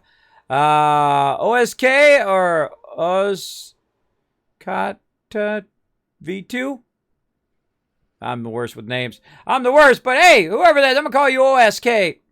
I'm going to call you OS. How about that? OS coming in overall MVP with the 13 kills. If I butcher your name, feel free to let me know how to say it in the chat. There's a good 30% chance that I'll remember. There you go. Let's go ahead and keep the battles going. Let's fire it up. Good afternoon. What's up, Shadow? Thanks for coming in, hanging out in the stream as well. I'm going to go ahead and put this right down here. Come and join me, everybody. We're going to be doing battles all day long. Right now, I've been doing battles for 5 hours straight. We're going to also be doing battles all the rest of the day, so about 15 hours of battles today. So this is the place to be if you want to get epic loot. Now, while you guys were watching that battle, I was over here doing some work. Bam! Look at that. I already put the tables down and got the power out. Got ourselves a atmospheric condenser there. Got that out of there as well. I'm going to put a couple batteries down over here for our surplus power. Now, I'm also going to go ahead and grab one of these out so I can set it right down here. And you can see I'm already thinking ahead right here. Look at this. And then we're going to go ahead and put the rest of our medium turbines in here. And I forgot I had a free one over here. I already got a free wind turbine in here. And those are going to help keep those batteries charged up from time to time. Now, it's definitely going to run down out of battery at some point running these atmosphere condensers. But that's okay, because I'm not going to be around. It's going to do it for me while I'm not even here. Now, also, we left some resin here, and the reason why we left some resin here is we can go ahead and do some medium storage right over here. Now, I can't use the canisters for gas, but they actually added gas canisters, and we'll probably do that next time. We'll have some fun doing that. Now, this is the type of game that I could play all day. I love this game. I can just keep playing and playing and playing, but got the IRL stuff to do, everybody. I'm a busy guy in the IRLs. So we're going to keep that going. Now, again, we already have an extra one there, but you know what? We got 4 of them in there. We're looking good. Let's go ahead and put that right over there. Oh, and look at that. Firing that up there, too. Get a little extra power. Now, we're going to go ahead and just put mediums in for now. Now, we don't really need that much argon. We don't really need a tremendous amount. But we do want it to do something for us, so we're good to go. So we're going to go ahead and tell it, all right, go ahead, get us some argon, and repeat. Make sure you put that repeat button on, and it's just going to keep grabbing argon enough to stack it up right there. And again, we'll use those gas containers next time. Now, I also want to get my resin back, because I definitely want to take that to my other planet, because I want to do exactly what I'm doing here, and that is make myself some additional stuff. I find a lot of times it's easier just to bring the 3D printers and the actual resources, and then use those resources to make the thing that you need to make, right? It does help a lot. Now, look at that batteries going down like crazy. Those batteries are going to go down and be burned. Now, also, it would be great to bring some solar power in here and do a bit of that, but we're good for now. Now, I actually had some extra lithium here, too, that we did last time. You thought I forgot about it, but I didn't. Right over here, and I go grab some more, but hey, you know what, it's sitting right here, might as well just grab it. GG, we're good to go. Rocking and rolling that. All right, that's looking good. Now I'm gonna actually take my extra fuel thruster off just in case something goes horribly wrong with my vehicle, and I'm gonna go ahead and say that's good, that's ready to rock. Now, before you leave though, I suggest to wait out at least a little bit of this argon and snag one of those. Snag it before you leave, even if it's just a couple charges. Because then you can build stuff while that's working, right? And when you come back, boom, you're going to have a lot of argon over there, or a good amount. And later on, we'll come back with the gas canisters, and we'll have a crazy ton of argon right there. All right, we got that rocket working, rocking, rolling. Now, we'll come back and probably do solar and also some other stuff later on, or just skip all of that and go right to the RTGs. We'll see. We got to find the sun. Where's the sun? There it is. The closest one to the sun is Atrox. That's where we're going next. Look out for our thruster. Stop. It broke. He's back. Chicken is back again. All right. Again, we'll be doing battles all day long, so feel free to settle in. We're going to have some fun. All right. How's our base? Where's our base at? Oh, it's back over that way. Oh, no. We missed it. We got to go all the way around. Got to go all the way around. Again, our big thing here, I think, is to get these atmosphere condensers going. And the next time we log in, we have all of the gas we need, all of the resources we need, everything we need to unlock every single thing in the game. So pretty awesome. But there is one thing, having the resources and know where the resources are and having access to the resources. And then there is the actual the massive amount of resources that you need, right? And then what I do is I use resources to get me more resources and so on and so forth and so on. And so what it will do is it will continuously kind of scale up and to a point in which it's collecting the resources for me and putting them in a bunch of containers where I just need to take that big old container and then bring it back to my base, and bing, I've got like 400 of that particular thing, like 400 iron or 400 titanium or whatever. And then it's converting 400 iron into 400 raw iron into 400 finished iron or iron ingots, and it's just doing that the whole entire time. And that's awesome. And that's what I love about this game is it scales up and scales up as you play through it. And all of that power comes in handy later for the storyline as well. But I could actually power up and do the main storyline right at the very beginning of the game. If you want to. If you want to put enough effort into it, absolutely. All right, we're waiting for our base to swing around again because we landed just too far down for where we can click on our base. But that's okay. There we go. All right. Let's go ahead and click on our little temporary spot here we got going. And we're going a little bit overstream, but that's okay. That's okay. I want to go ahead and finish this up. Otherwise, I'm going to think about it all day. Okay, there we go. So now here we are in this little landing spot that we chose. And then we also put a ramp down into there. Look at that cool little mine down into there. What we're going to do, and I like to face it toward the cargo area of my base. So I'll go ahead and grab, again, 2 more tables right over here. Now, the reason why I use 2 tables is one is the collecting table, one is the power table. That's why I made 2 of them. And there we go. And then we'll go ahead and do this. Now, this particular planet is probably the toughest one for power. For power, it's going to be really obnoxious. Grab that out of there. It's going to be really obnoxious because it doesn't generate as much power as the other planets do. So we're going to just do whatever we can right now. We got 1 extra. We're going to need to go grab a bunch more later on. But that's okay. We'll at least put some batteries here. Like this. And we'll come back later, by the way, and have perpetual power. And this will just run endlessly. But right now, we're just kind of queuing this up. As long as we have these particular resources, we're good. Now, we don't need hydrogen. We could do argon. No, we can't do argon in here. What are you talking about? Insufficient concentration. Because the button's green. So we can do hydrogen, we can do methane, we can do nitrogen, we can do sulfur, helium, and so on. But what we really need, what do we not have on our other planets? Here's what you do. You go to your other planets and you say, okay, what do I got here? I got hydrogen and nitrogen, right? Over here, I've got basically hydrogen and sulfur, which I've already got sulfur here. I got argon there. I got methane on Novus. I've got argon on Glacio. And on here, wait a minute, we got methane on Novus. So that's got overlapping, which is unique to this particular planet. And the one that's unique to this particular planet is helium. And that's the one that we're going to set it to because this is the only planet we can get that helium from. Now, we were smart enough to also bring our other stuff here where we could go ahead and do a bunch of resin.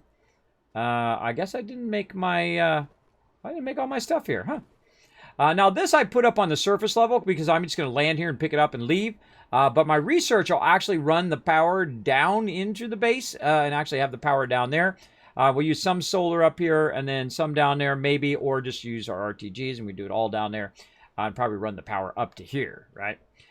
Because this way you can just land, grab the gas, but you're not looking for the research. But if you are looking for the research, you go down there and run your research as well. You get the general idea. Okay, now we need to do this, and we're going to need a little bit of compound, and I don't see any over here. Actually, we use this organic here for a second. Let's go for a little wander on the hardest planet in the game. Watch out for all the baddies. They will try to kill you, all those deadly little plants. We're going to look for a bit of compound. Dee-dee-dee-dee. Jump, little guy. No compound to be found. I could bring my vehicle, which would make it a lot easier to breathe. Whoa! Ayo! Almost fell off the side. Look out for these guys right here. You can just see it on the side there, right there. Those guys shoot at you, explosive thingy things. These guys try to spike you to death. Look out for those ones. You get too close to them, they will get you. I was looking for a little bit of compound, but apparently not my lucky day today. I see some resin. Oh, there's some over there. Now, resin is good. You know what's good about resin? Let's go over here and zap some resin. We go and get some resin here. And we go ahead, instead of rushing back, go ahead and make ourselves a nice oxygen filter.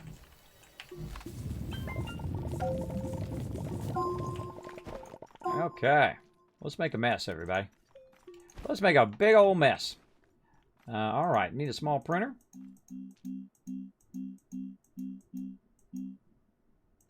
There we go. We don't need our organic now. Right there. Now, one of the things, instead of running all the way back and then checking, is you can go in here and say, okay, hold on. What do I need to make? What do I need for me to make a medium printer right here? I need 2 compounds. So if I ran back now, I wouldn't have enough compound. I don't have any compound on me, so I need to take an extra minute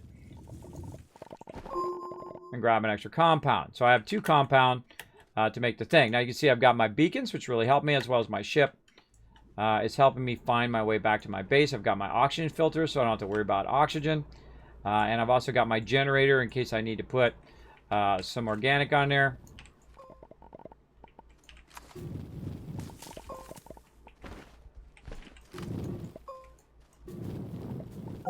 There we go.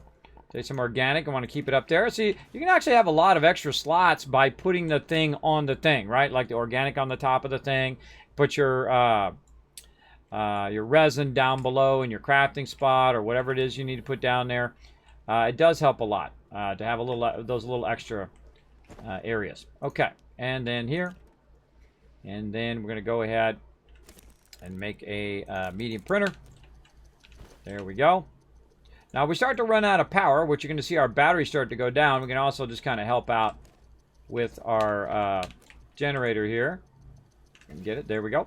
Actually, I just put it up here. Even easier. Put it up there. There we go. All right. Now we're just going to let that backlog some power too. Some medium printer action. This over here. That over there. Take this off temporarily. Oh wait, actually I don't need a medium printer. Now that I think about it. I don't need the medium printer. I actually just needed the small printer. Just so used to making a medium printer after I make a small printer. What I need is I need medium storages.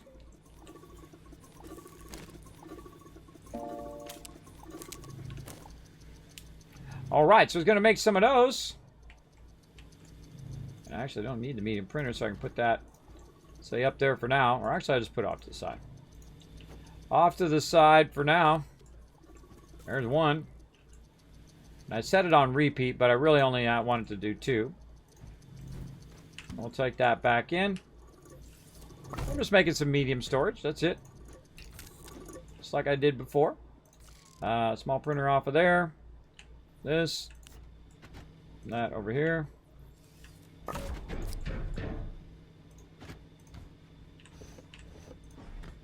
And you can guess what we're going to do next. And there we go. Now that'll just run and run and run.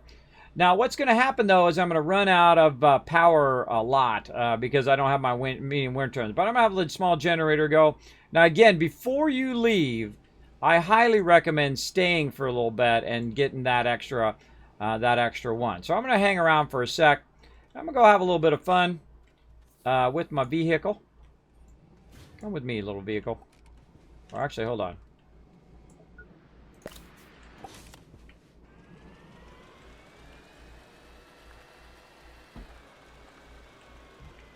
Go for a little drive in my vehicle here.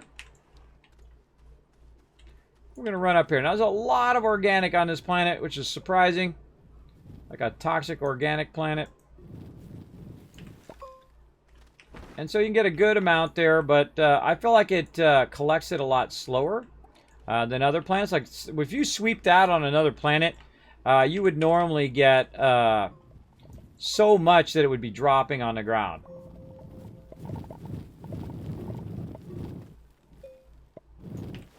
All right, so we got one there.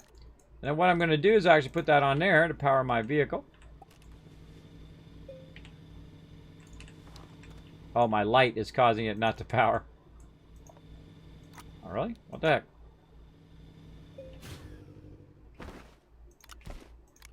Oh, it's powering me. That's why it's not doing it. It's just charging up my battery.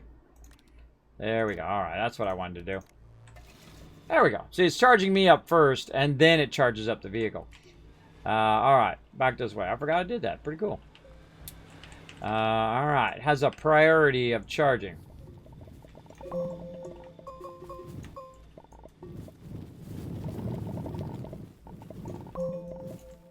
I didn't really need to bring the vehicle, but it's fun. There's some research there. We could grab it, but I'm not going to bother. Let's get rid of these baddies. And I could grab all that research, but again, I'm not going to worry about it. Just going to run around on the top here. Another baddie right there. Blow that up. Let's try to find a little bit of organic by my landing spot. While I'm waiting.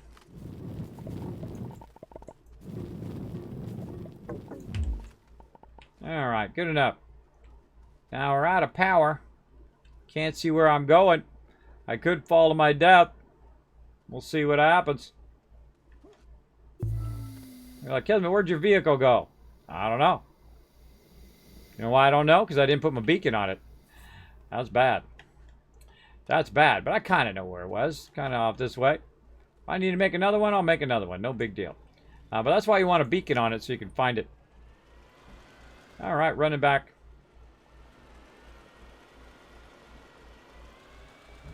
I love the lighting in this game. It's pretty cool too. I got that little light in the front. So it's helping me light my way. Alright, looking good. Good enough. Now what I'm going to do is go ahead and supplement this with a little bit of organic as well. And I think by now we got a little bit... did I not turn it on?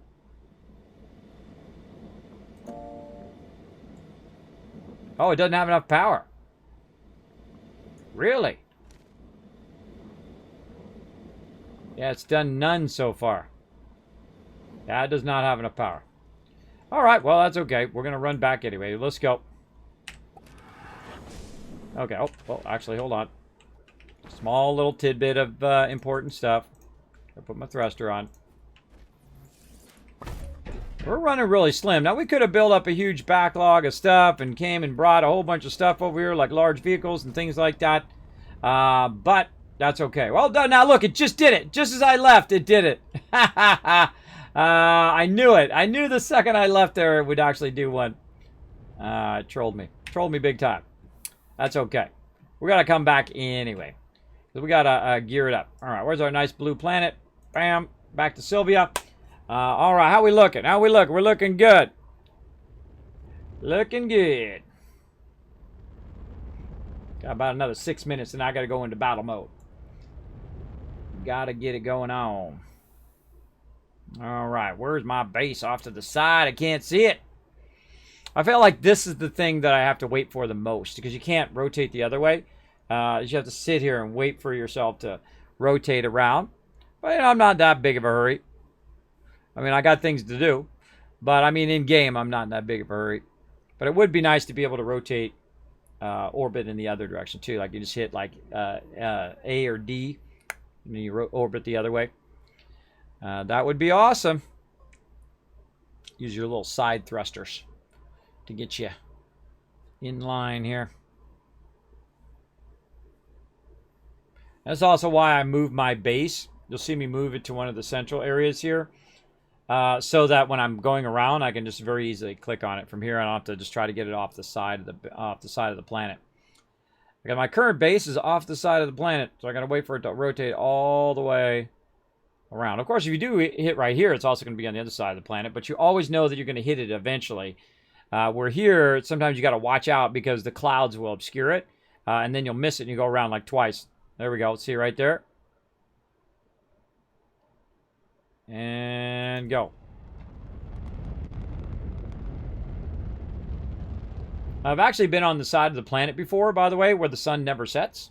There is a side of the planet where the sun actually never sets. It's always at like a 45-degree angle or a 35-degree angle, and you can actually have solar the entire time. You just put solar around in a circle, so as it circles around the planet, it's always hitting a solar. I've done it before. I actually shaped out an entire mountain for 8 hours just because it was blocking my solar. Yeah, it was really fun. A lot of fun, a lot of fun. All right, let's get our wind power that we need. Right up here. And let's leave our lithium behind. Like this. And we're going to go ahead and need to make some more thrusters. Grab this one. Let's see. Our ammonium is probably out by now. Yeah. How are we doing here? Compound, good. Compound is complete. Put that over there. We need to get more dirt. Need to do a lot more things. But first, we need to go back and make sure that this is ready to rock.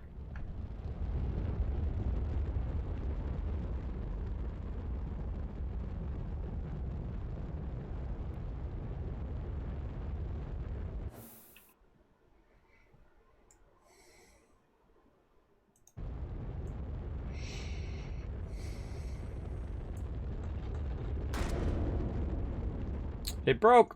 That's why I grabbed that other one, just in case. Just in case, and I knew it was going to break anyway. Oh, all right, there we go. Good job. Good job. Right where we can land. Easy peasy. Let's hope it's the correct one, though, because sometimes there's like two bubbles right next to each other, and then you click the wrong one, you end up in the wrong spot. We'll see. Nope. We got it.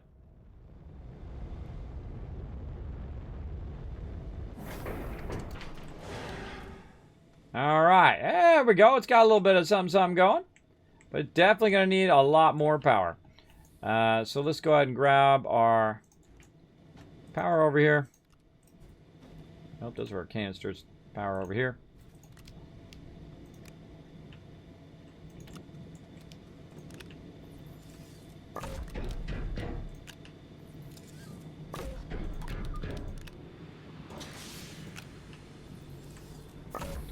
Okay, now it's also good to have solar power over here. Obviously, during the day, you get a little bit of solar power. But you actually look at the planets. It'll actually tell you what the level of that power is. It's like low sun and low wind.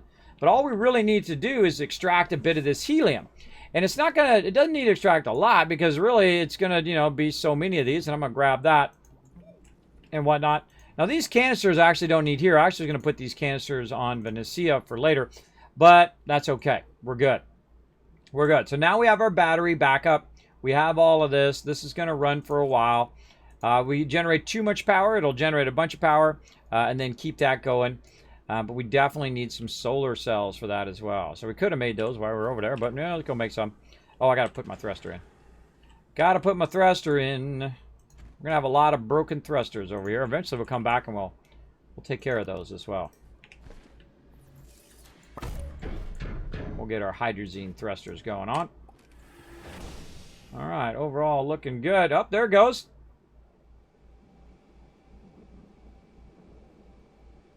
Yeah, not a lot though, not a lot. We're out. Okay, so we only need a little bit. Now, the reason why we only need a little bit is because what we're going to do is create a way where it has continuous power all the time, right? And we need those gases to get to that point. And once we get to that point, it just really scales us up. I mean, it goes to a point in which everything now can go and be powered up endlessly. Because now you can extract your stuff endlessly. You can keep your power going endlessly. It's really, really cool when you get to this stage. And it's the highest stage of the game. And that's when you start doing your nanocarbon alloy. We're going to go ahead and do a little bit of that here for just a second, but not too much. Not too much. Let's hope that's the right one. Let's go.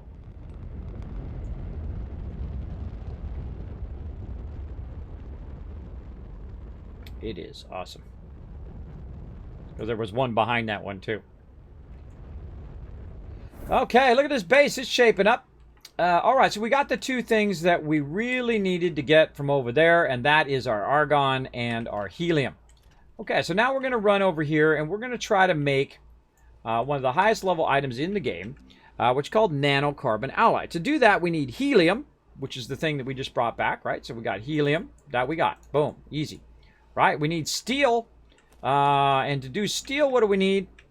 We need to do... we need argon. Okay, guess what? We got some argon, don't we? Yes, we do. Now, we probably don't have enough, but we'll get a try anyway. We need iron, argon, and carbon. Now, we got iron right over here. We got some carbon for sure. We made a bunch of that. I don't know if I used it up, but we'll go look. What do we got over here? Nope. What did I do with that carbon? I might have used it up. Empty? That's empty. That gets off of there if it's empty. What did I do with that carbon? There's ceramic, glass. I think we might have used it all. Wow. Okay. Well, it happens. It happens. That's no problemo. All right. We'll grab the glass over here. Oh, there's some carbon right there. Hold on. There's some right there. Let's go ahead and throw that over here. Oh, or miss it completely. That works good. All right. And there we go. Our first steel in this particular playthrough. Pretty awesome. Let's do it. Now, we're going to be making crazy tons of steel later on. Believe me, we're going to make a massive amount of it. But right now, we need perpetual power. So let's put that over there. So again, we're trying to make nanocarbon alloy right here. Now again, how many hours are we in this playthrough? 10 hours in, and I'm already on nanocarbon alloy. I consider that a really good start. So we need titanium alloy, we need steel. So we got to go back and we got to make titanium alloy again. And what we're going to need is we're going to need all the stuff we needed before, right? Nitrogen. Well, hey, look at this over here. We got a ton of that, right? Now we probably should make it a little bit easier on ourselves and use some of these mediums over here.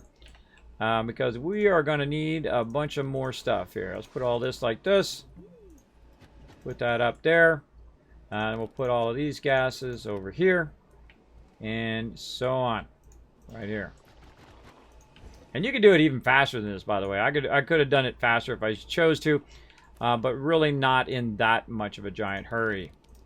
Alright, we've got our aluminum over here. The trick is, do we have any more titanium? And we got our trade area. Awesome. That's going to be super useful here in a moment. And we're going to put that over there. That over there. And we want to make our large... where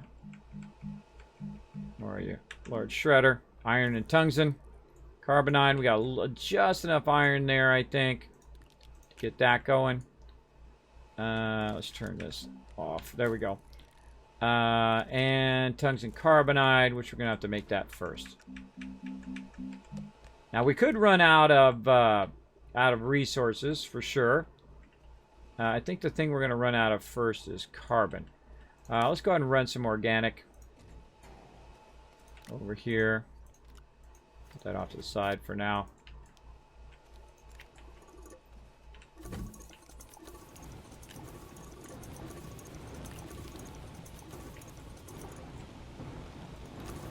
Keeps telling me my headphones are dying, but they don't actually die.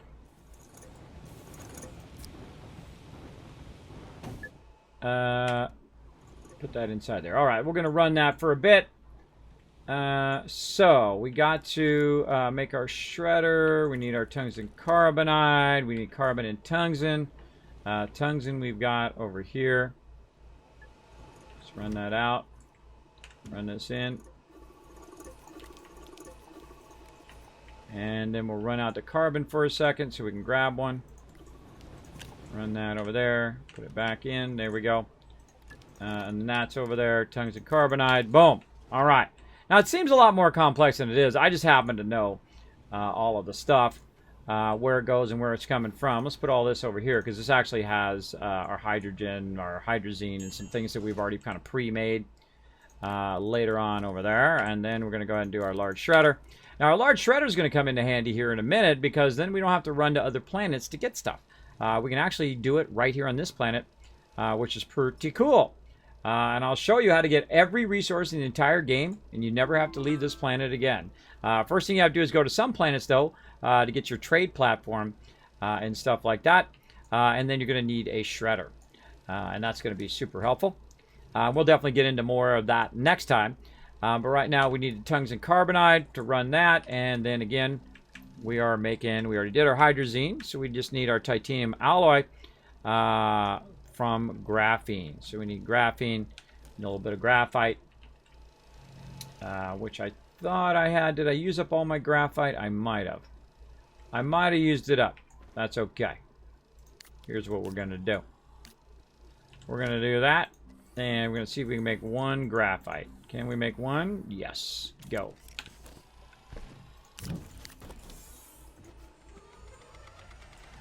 And there is our shredder. Oh, now we're going to have some fun. Now we're going to have some fun. Now, at some point in the game, these little mediums here become obsolete. And so, you just shred them. I love that mechanic. I absolutely love it. I think it's the coolest thing. You can put that on your vehicle and just drive around and shred stuff all day long. It's pretty cool. I dig it big time. Oh, another battle. Let's go. Uh-oh. I got to go. I'm going to go AFK while you guys are doing this battle. I'll be right back.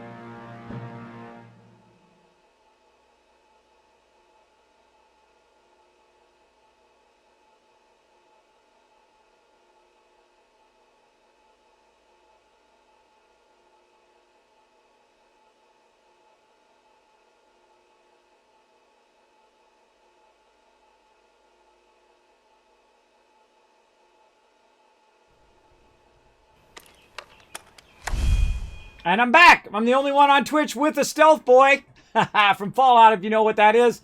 Thanks, everybody, for coming in and hanging out.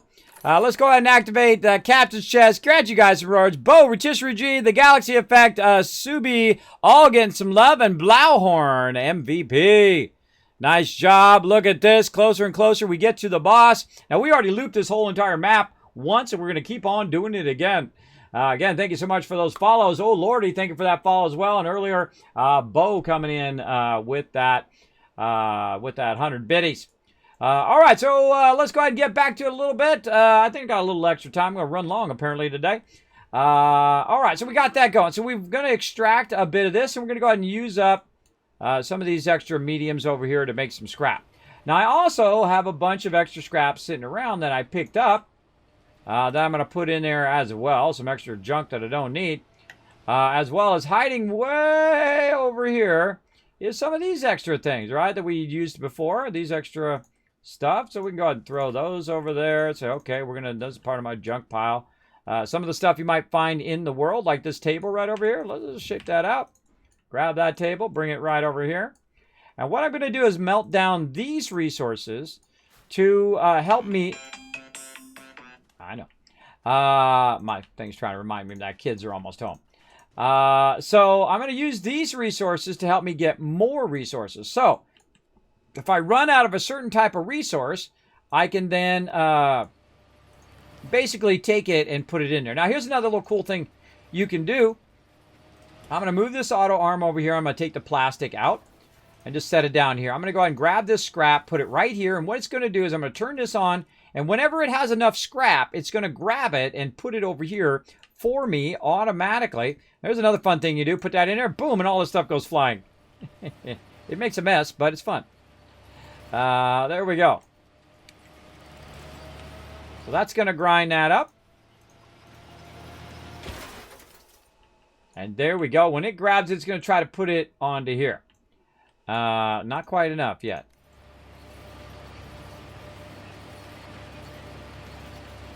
And I like to keep my base nice and tidy. Now, this is actually the large one, but there's actually one even bigger than this one that we'll get to later on. But we're going to need higher end resources for that one. Put that off to the side. Oh, there it goes. See, it put. Oh, it already did put one in there. There we go. Already had one in there. And so all this extra junk you found wandering around, or you might have had extra rockets and whatnot, you can now reutilize. So while that's running, doing its thing, we're going to keep on going on what we're doing here, graphene. So we need some graphite. So I had it run some graphite over here, like this, from the extra dirt that I had in my backpack. I'm going to run that right over there and make me some graphene. Now, eventually, by the way, this will just be making tons of all of these resources all on its own. And you can get to a point where you have basically, you know, hundreds or thousands of each and every resource in the entire game. And I find that very, very fun. Now, we're going to go ahead and also take the table here. We're going to put the table in there, and guess what? It grinds that up too.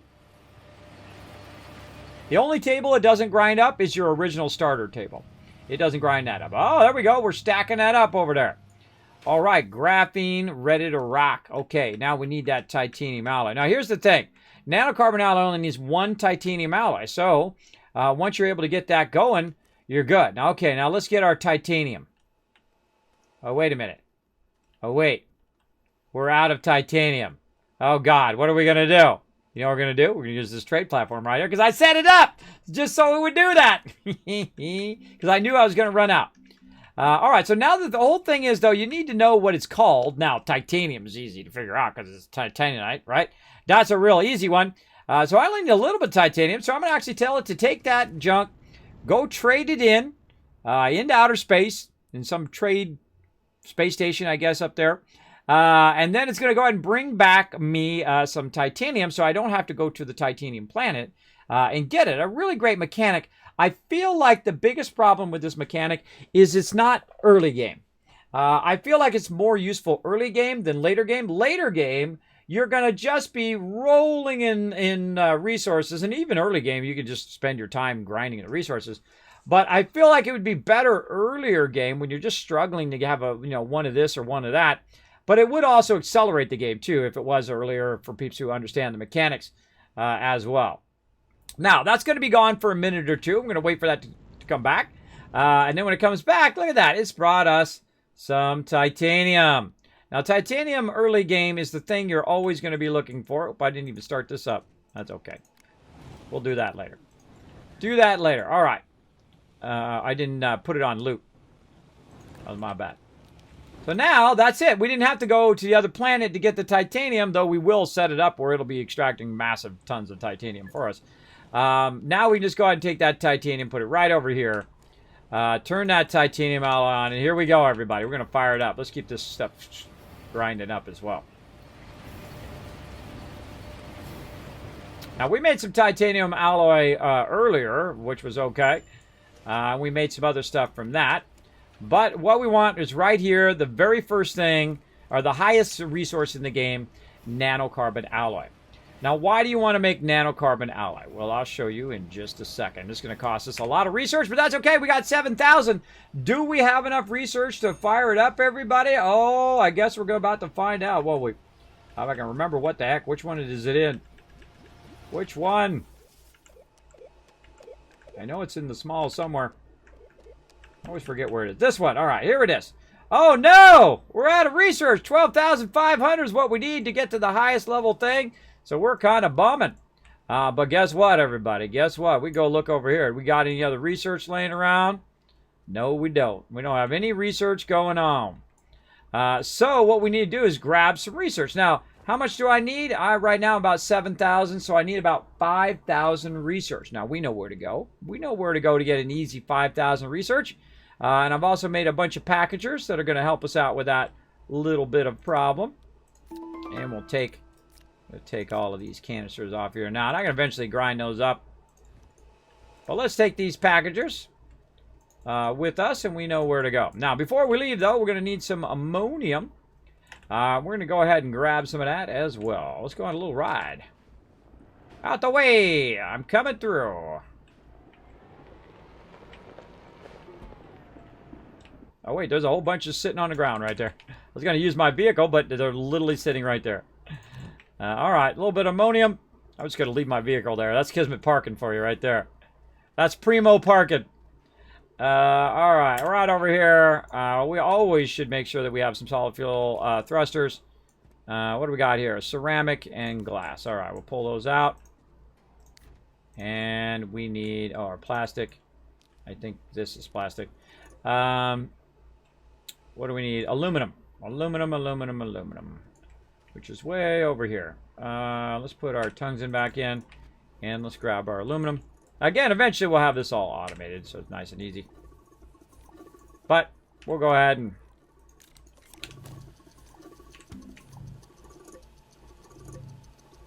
do a little bit of this. Always have an extra fuel thrusters. Always have fuel thrusters on here. You'll regret it. You'll be making some new bases soon.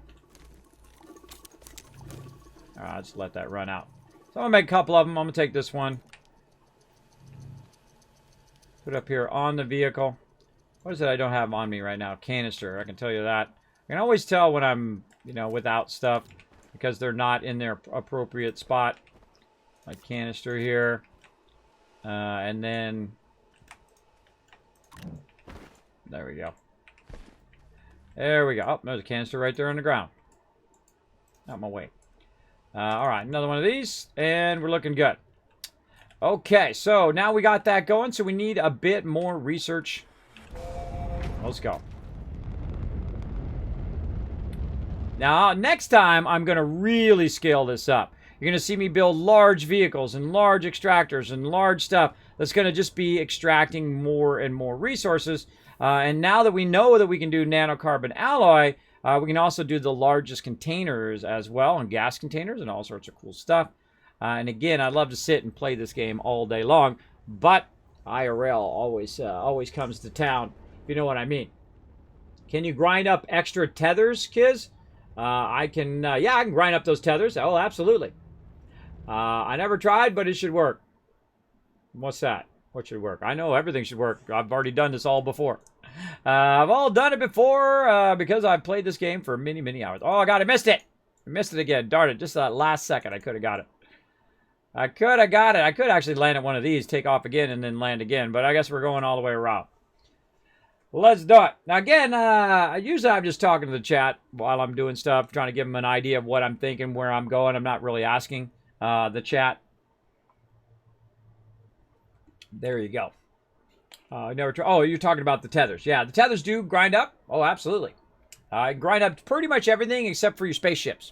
Your spaceships you can't grind up, but someone had a great idea that you could blow up your spaceship with a dynamite and then take the pieces and put it in there. I've never tried that. We might have to try that in this playthrough. That is a smart idea, in theory. Never tried that one. But I have grinded up many a tether and many a thing. Because, again, I don't use that many tethers. As you see, only in the very beginning of the game do I use tethers in the very first kind of thing. But once I get my vehicles, I don't need tethers anymore because I don't need oxygen from the tethers and I don't really need the power.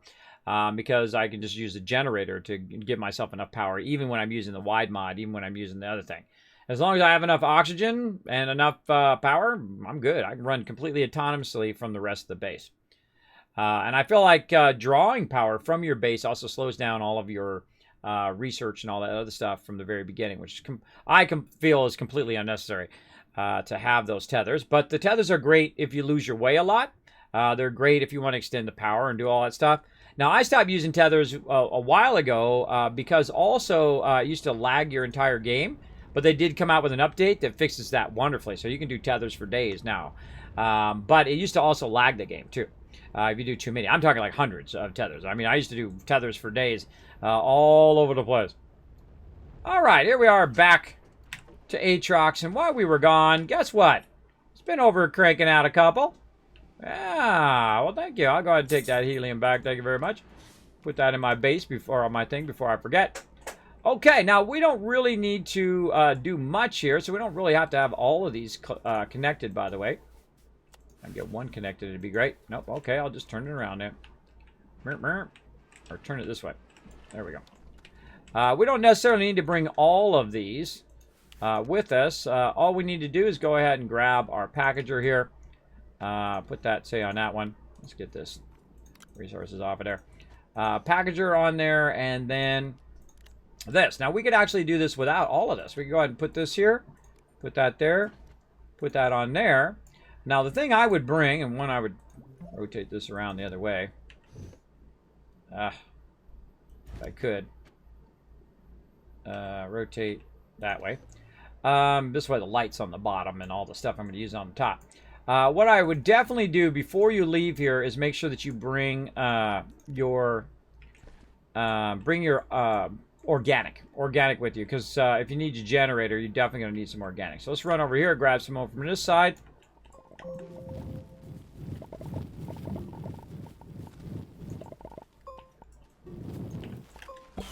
Yikes! He's after me, everybody. He's trying to get me. Haha, I got him before he could shoot me. Look how slow organic goes on this planet. Isn't that wild? I mean, every other planet, you start doing that organic, man, you have like 50 of those on the ground. Just this one again. And again, that's why this one's a bit tougher. Come on, I know you're almost there. I got one more organic. And there's a whole bunch of research on the surface level that you can do as well. Alright, I feel like that's good enough. I think it's easier to get compound than it is organic. Alright, so we'll go ahead and say, you know what, we good. Let's go ahead and put this into there. Let's put this up here, turn that off.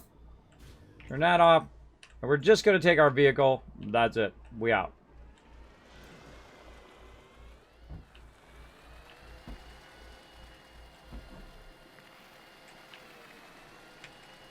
Very hard to drive with just the vehicle without the trails. It's like fishtails all over the place, as you can see. All right, so here we are. Now, we've already gone in this direction before, but here's a great little trick for you. Because I've left some of this stuff here, sometimes this will be respawn right here. Now, watch this. Without even putting in the thing, boom. That was 400 research right there. 400. So I could just run around and grab those as well. Now, I've already gone in here and went through here and got a bunch of research before, about 40,000 research. And we've already kind of made ourselves a bit of a path. Look at that medium there, too. I could have came and got that medium as well. But look at this. We got some organic over here. I guess we could do a little organic pit stop. Now, notice that my, you see some sparks coming off the ground. That's because I have a level 2. I could have made a diamond one while I was over there. But we're going to make a bunch of other stuff. And we're going to use our large vehicle eventually. And there we go. We'll charge that back up a little bit. And off we go. So we get a little bit more organic. When you see this organic, you definitely want to swipe it. So you don't run out of overall power. I don't think I have any more room. And we'll drop one. Just so we're not doing too much. All right, now we've already gone in this direction, so we know that a lot of that research has already been found. So probably best idea is actually to turn around, go in the opposite direction of where we went this time. Uh-oh, out of power. That happens. But then again, that's why I have this. Oh, missed it. There we go. Oh, it's going to try to charge me up first. Hold on, I got to get out of the way.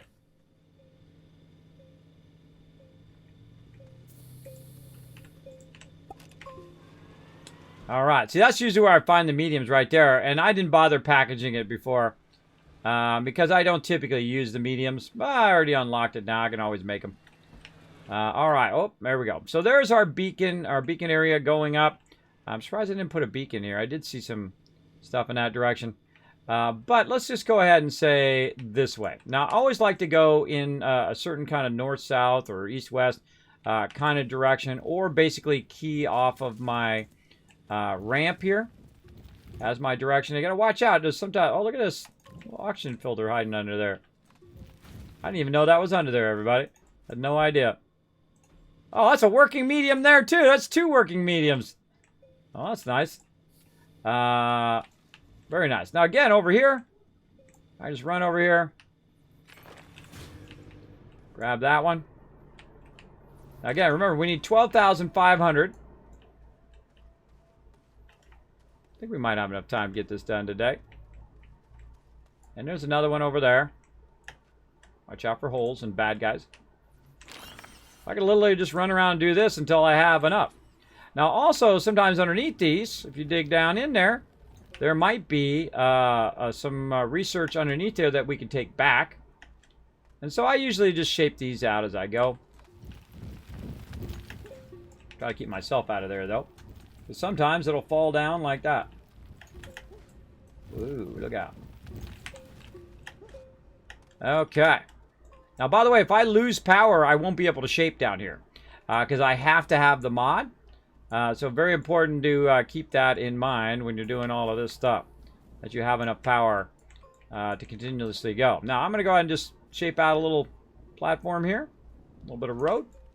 Now, there's some solar stuff there, but I'm not going to bother because usually it's a waste of my time. I'm going to go this way.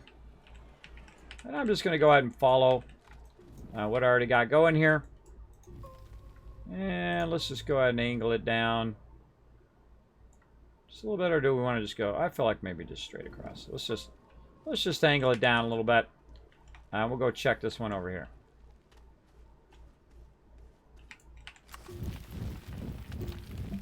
Nothing. Nothing under there.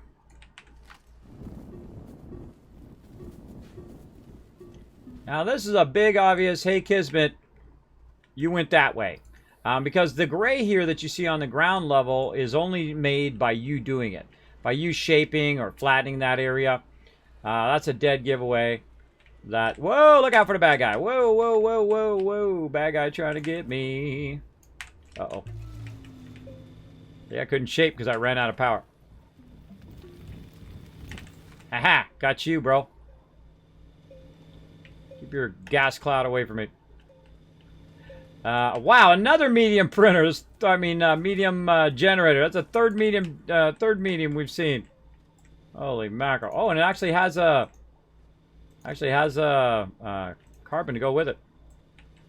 All right, I'm just gonna put it along the road. I might come back and get it. I don't know. It's trying to tell me something, I think. I could definitely use these on my up on the surface, or for my research later on. We'll come back and do a bunch of research. But what I need is up ahead here. And I actually just saw it. It's up here on the edge. Anything worth getting here? Nope. It's right up here. This is what I'm looking for. And this is my research item. Now that is worth 5,000 research. Not 500, 5,000. At the very first planet is worth 500. Now there's ones that are even more, 7,000 plus, that you can get by unlocking. But these are the easiest ones to get because they're literally right here on the surface level. And so we're just going to shape all this out. And I'm going to turn that off. Letting it power up my battery a little bit there. All right, let's keep going. I don't like it when rocks are in my way, so I will shape out the rocks here. Shape that back in. Now, if you start to get to a point you're confused at where you're going and what you're doing, here's what I do. I put the finger down so I know which way to go. So here we go. Finger time.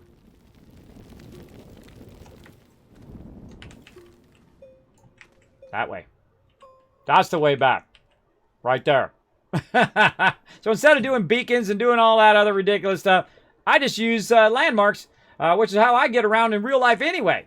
Let's see. Put a 1 in the chat if you're the type of person, if someone tells you where a road is, you just say, go to this road, that road, that road. Now, if you're the number 2 type of person where they say, go to Walmart, hang a left at Walmart, go to the gas station, hang a right, and so on, then put a 2 in the chat. Let's do a little chat poll right now. Let's see. What kind of person are you? How do you do your directions? Inquiring minds want to know.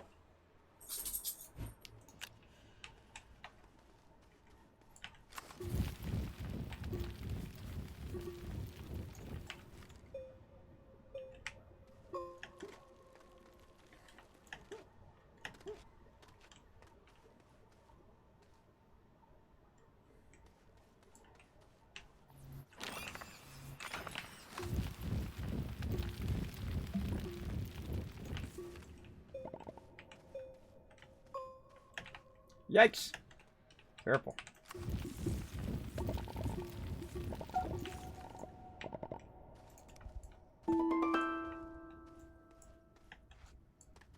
Get some of this quartz while we're at it.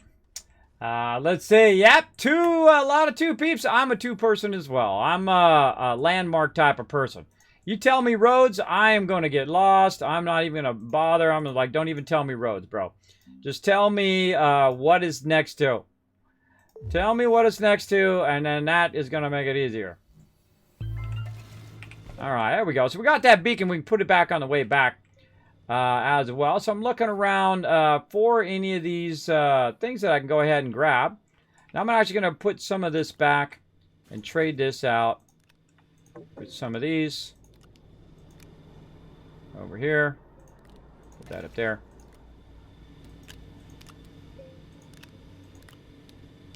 There we go. All right. And we'll let that run. Now, a lot of times what I'll do is I'll just kind of run up ahead and look instead of driving my vehicle through there and taking all the time to do that. Now, you don't want to go too far without having to make sure you got a beacon where you can find your way back. I typically run in the same direction so I can turn around, see my vehicle from that direction. And I'll look left, I'll look right, I'll go ahead and look around, maybe shape out a little bit here, maybe there's some through here. But with the second you run into the next zone and you can't see your vehicle, you're going to be in trouble. I can tell you already. Like you get too far ahead here, you're going to be in trouble. So I like to shape out a nice wide view. What I'm looking for. There's some over that side. How we doing? We're at 10,000. How we doing on time? We're doing okay. Again, look at this. Oh, God, where's my thing? You don't want to go too far. Don't want to go too far and forget where you're at. Okay, now look at this right here. We got a little something special right here. You're like, Kismet, what the heck, bro? What the heck is that? What does that do? Oh, can't tell you. Total secret, bro. Total secret. Can't tell you. Sorry. We'll have to explore that next time. You're like, ah, Kismet. Dang it. Cliffhanger.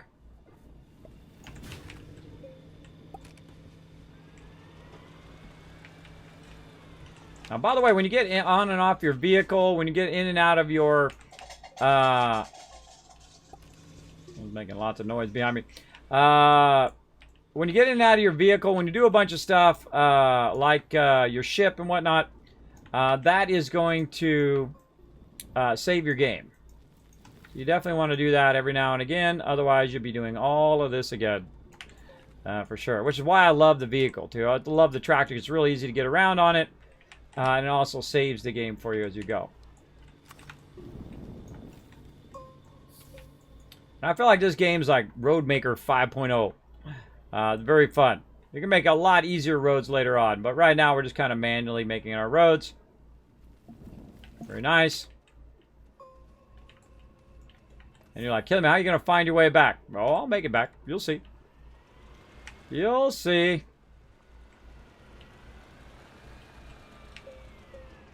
I do a little bit at a time and then shape in some more road.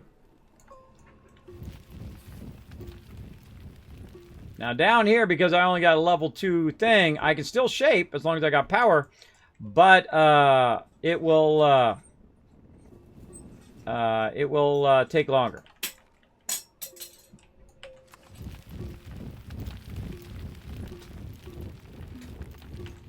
Sometimes I'm shaping it out just to get it out of my way, and sometimes I'm shaping it out to get it out of my way and collect dirt at the same time. Now we got to look out because I just noticed that my thing burned up all my organic. Now this is the fast way to get stuck in here right now, because look, we got no way of generating power right now. We got no wind power. We should have brought a wind in here. There we go. All right, we got our organic. We're good to go. But you know what I really need to do? I need to have this organic over here, so my vehicle can run, right?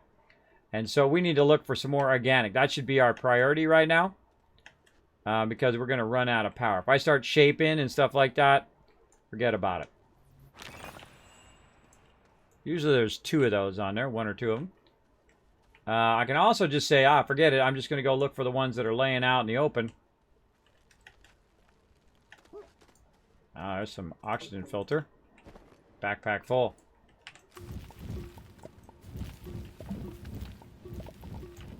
And if I'm shaping, I should be shaping organic. There we go. Not seeing too much. Now, sometimes what you do is you'll hit dry spell. A dry spell is where you cannot finding any research and whatnot. Now, I go back right now, by the way, and get the rest of my research. I'm only, a little bit away from it right there, but, we're here. There's another organic. Nice. What else we got? That I'll just carry back. Don't see any other easy research. See a little bit of research there. Just drop that. Now, sometimes your guy gets, stuck. Gets, stuck on the edges of the triangulation or something. So you got to do a little jump every now and again because it'll just, run in place. Like doing the Running Man. Alright, there we go.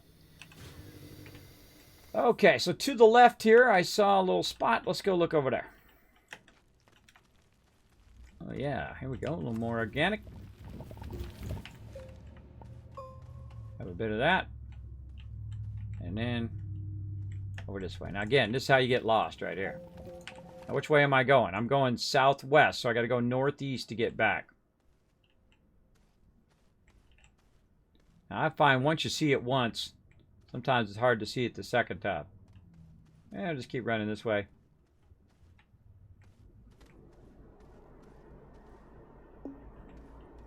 All right. Oh, oxygen. Quick. Find your way back.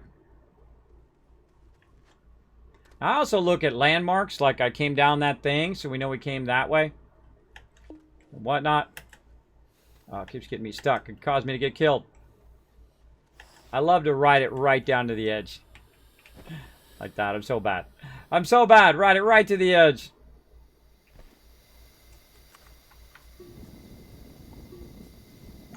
I think we do a little bit more shaping now. Got it kind of squared away.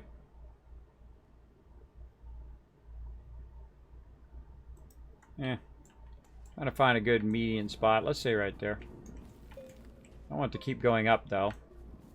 Actually, I want it to flatten out.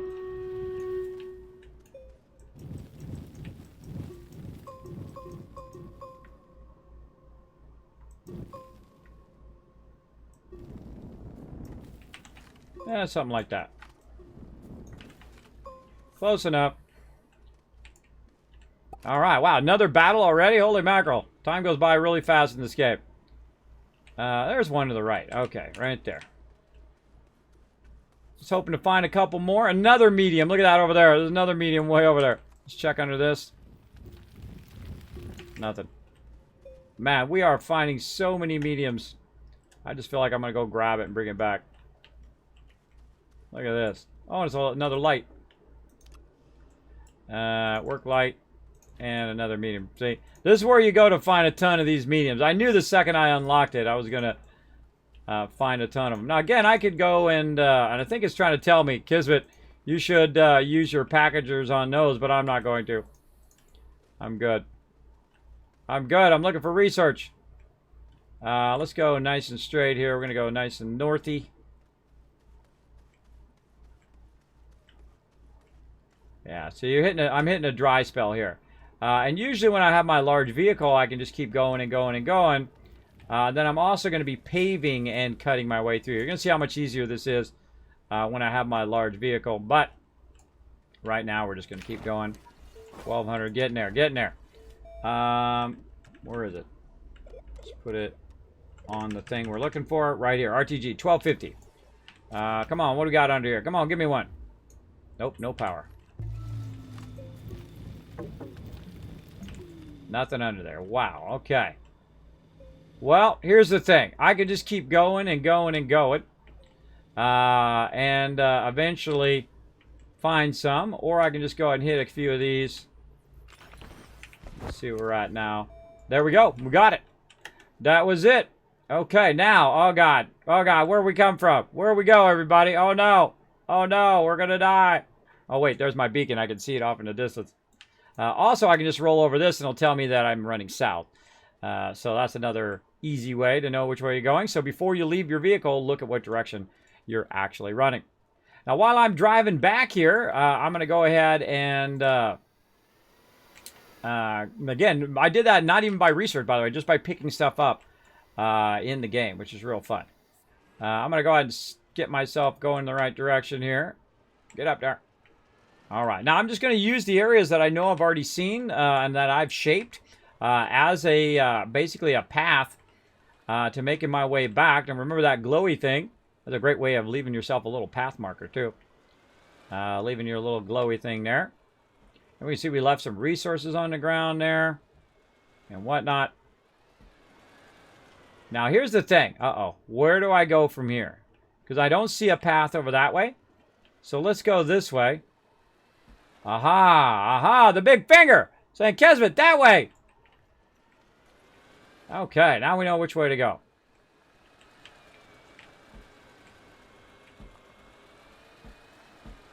Probably not my best road I've ever made. Whoa! But a pretty decent one. Look at all these mediums just sitting around on the ground. Alright, hold on. Gotta get out of there. Turn our generator on. Alright, let's do this battle. Oh, I gotta get away from it. There we go. Alright, let's do this battle while I make my way back. Let's go.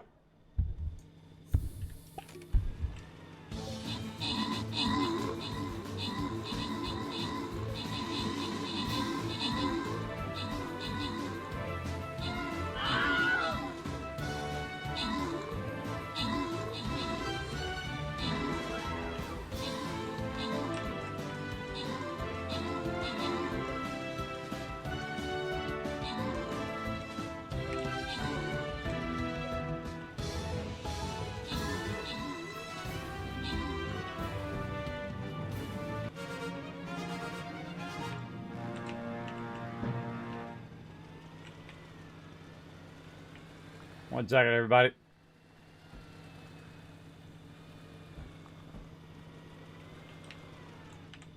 All right there. All right. Open the cap chest. Boom. Magic and Low Lordy getting some love. Mr. Grimm MVP. And there's that boss run. Now, I'm going to disappear here in a moment. I'm going to go ahead and take care of that IRLs, everybody, as everybody should do. And I'm going to go into what's known as battle mode. I'm going to go ahead and also come and join us, everybody, streamcaptain.com. You can find it right there in the chat. I'm going to go ahead and run this way. Now, what we're looking for is we're looking for our ramp going up. And we got it right here. Now, one of the things we want to do, though, is make sure so that we can find it next time, nice and easy. We're going to go ahead and put our beacon down right here. And I always put a red beacon, which is my entrance and exit. So I'm going to put it over there because my road kind of goes along that side right there. And then we're going to take this vehicle and we're going to run it up out of here. Hopefully we have enough power. We'll find out in a second.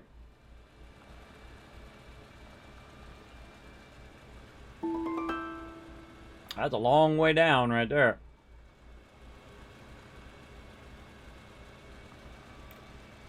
Catch some air. Whoop, whoop. There we go. Nice.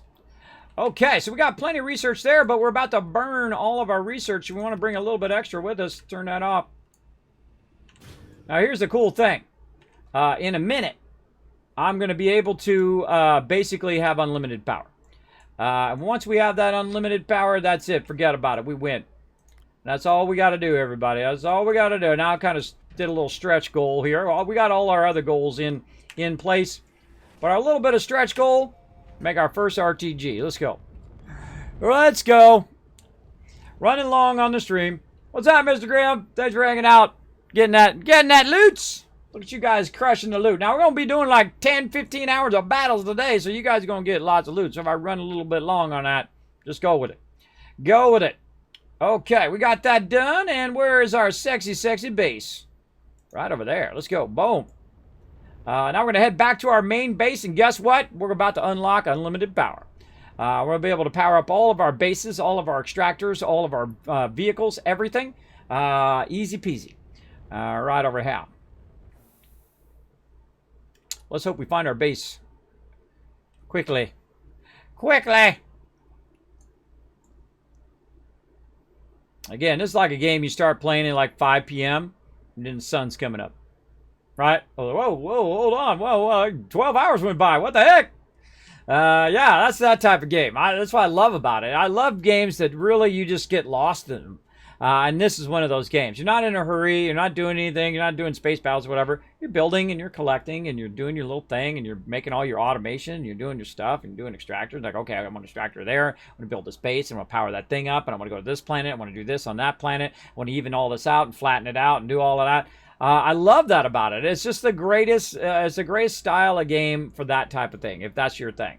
Right? You want all first-person battles and pow, pow, pow, pow, pow, pow. There's plenty of other games for that. But this game is just great to just chill, right? You're just chilling out. It's a rainy day outside. You're like, you know what? I'm going to play some Astroneer today.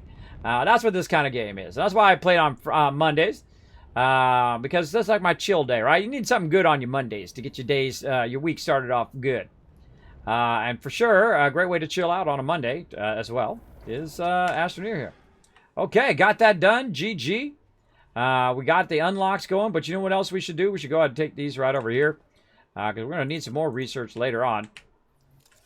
Let's take that, and boom, that's 5,000 right there. Boom, roughly. Whoop, I told it to stop. My bad. Go. Used to be when you stopped that, you lost it. I'm glad they took that out, because I screw that up all the time. All right, there we go. Let that run. Looking good. Hold on, let's get this in here. There we go. You want to see tethers? Hold on. Let me find a useless tether right here. Wait for that one to finish. I'll put the tether in there for you. All right. We weren't able to find any. Sadly, we had a dry spell of research there. I should have definitely got those mediums. Those would have been handy up on the surface there. But there we go. Okay, so all we needed to do was to unlock this. And we already had everything else. We just needed the research. Now we got 77 left. There we go. And we can go get so much more. We get a crazy ton. So we got the nanocarbon alloy already. We just need to unlock the thing. Now, also, the only other thing we need is lithium. And that we've got a good amount. So here we go, everybody. Our very first RTG, the highest level item in the game, other than large canisters. This has always been the highest level item in the game. And now we just need our lithium, which is hiding around here somewhere. Where are you hiding, lithium? Where are you hiding? I know I brought a bunch of it back, too, and just set it over here. Yeah, right here. There's a bunch right there. Let's put that over there. There we go. And here we go, everybody. First RTG. Off and running. Now, what we're going to do next time is we're just going to make a crazy ton of those. Make a whole lot of them suckers, and then everything, our main base, our other bases, our extractors, all of that stuff going to be extracting for days and days and days. We're going to set up a whole assembly line, but look at this. Now, we don't even really need batteries after this, because once we stick this RTG here, boom. That's it. That is endless power. Now, how much power does it have? That's a good question. A very good question. A good balance between that power is when you have all your solar is not working and your wind is not working like right now. Right now we got battery power, and that's running this. But look how many batteries I have. I have tons of batteries. Here comes my wind power. I actually don't have enough batteries for it to even charge it now. I had a surplus of power, both batteries and all that, because nothing else is really going on. But when I have the rest of my factory going, it's going to show us a bit on how much it can do with just one RTG. Now, one of the things it can do really well is you can take one RTG, especially on the small vehicle, but on the large vehicle as well. You can take this RTG and just use it around until you get more nanocarbon alloy. You can just use it over here. Boom. Use it to charge up that battery. You know what's even easier? You just take this battery off, switch it with that one, put it on here, way easier. And just keep your nanocarbon alloy thing over here. Your RTG. That's way easier. But that's going to charge that one way over there. Because it's down the line. Also, all of that's going to charge it as well. We'd also plug this into here. Depending on which direction we do it, it either puts the power in or it takes the power out. So we can actually charge our vehicle as well. by backing it over here. And if we run it this way, then it's charging it. If we go the other way, then it's providing power to everything else. So that battery is now being used for the rest of our factory. And I typically like to do it that way. Now, a fun real little thing to do is put the RTG on the front of this vehicle, and then it will never stop running ever. You could just keep going. You never have to worry about power ever. It'll just keep going and going and going, which is awesome. It's awesome. That one would be super powered up over there. Now, we've also got some other larges here that we're going to use on our vehicle later on. We'll deal with that. We did scrapping today. We did canisters. We did next level stuff. We put in our gases in all of our places. We now have the access to all of those resources and any resource that we need, by the way, because we can continuously scrap stuff and continuously tell it to send us more resources. So we can sit here and just scrap all day, every day, and we'll leave all of these here for next time. But you get the general idea. Now, that's it for me, everybody. I ran way over that time, about an extra hour and a half. Let's go ahead into our base here. It's now save the game right there. We're going to go to my overseer's office, and then we're just going to straight flip over to some Stream Raiders. Let's go.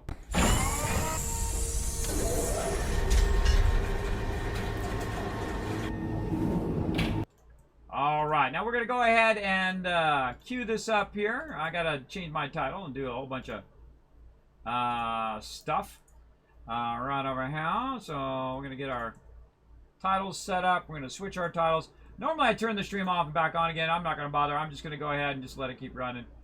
I think it should be fine. Anybody who's watching the video to this point, know that this is just going to do Stream Raiders for the next 5 hours. So, hello to all of you. If you want to watch Stream Raiders for 5 hours, feel free. There we go. There we go.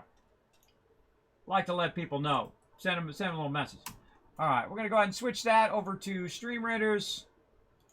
And switch this to the game Stream Raiders. There we go. And I like to double check it in my panel here because, you know, sometimes it gets screwed up. All right, there we go. And let's double check it over here that we are in Stream Raiders. We are. Okay, that's it for me, everybody. I'm going to switch to my Stream Raiders only screen, and we're going to go into battle mode. Now, every now and again, we're just going to keep going and going and going all day long. So every 30 minutes, I'm going to go ahead and keep running a battle. Now, sometimes it may run longer. Don't get entitled because I'm running lots of battles, so I don't want to hear no feedback on that. Know that this is a bonus stream beyond my normal stream. So I'll come back every 30 minutes, run those battles while I'm working on crazy tons of other stuff. I got a bazillion things. I'm running behind already. And I appreciate everybody being here today. Thank you so much for being here, everybody. Let me go ahead and give you guys some love in the chat. There's my schedule right there. If you want to know the next time I'm going to stream, it's going to be tonight, 9 p.m. Eastern Standard Time. You're going to see me live back here. You're going to be hearing me live as well. When I go into battle mode, you won't see or hear me, by the way. That'll just be running battles for my peeps over at who love Stream Raiders. Also, right here, you can check out all the social media. Feel free to go onto the Twitter, onto the Discord, and on the YouTube.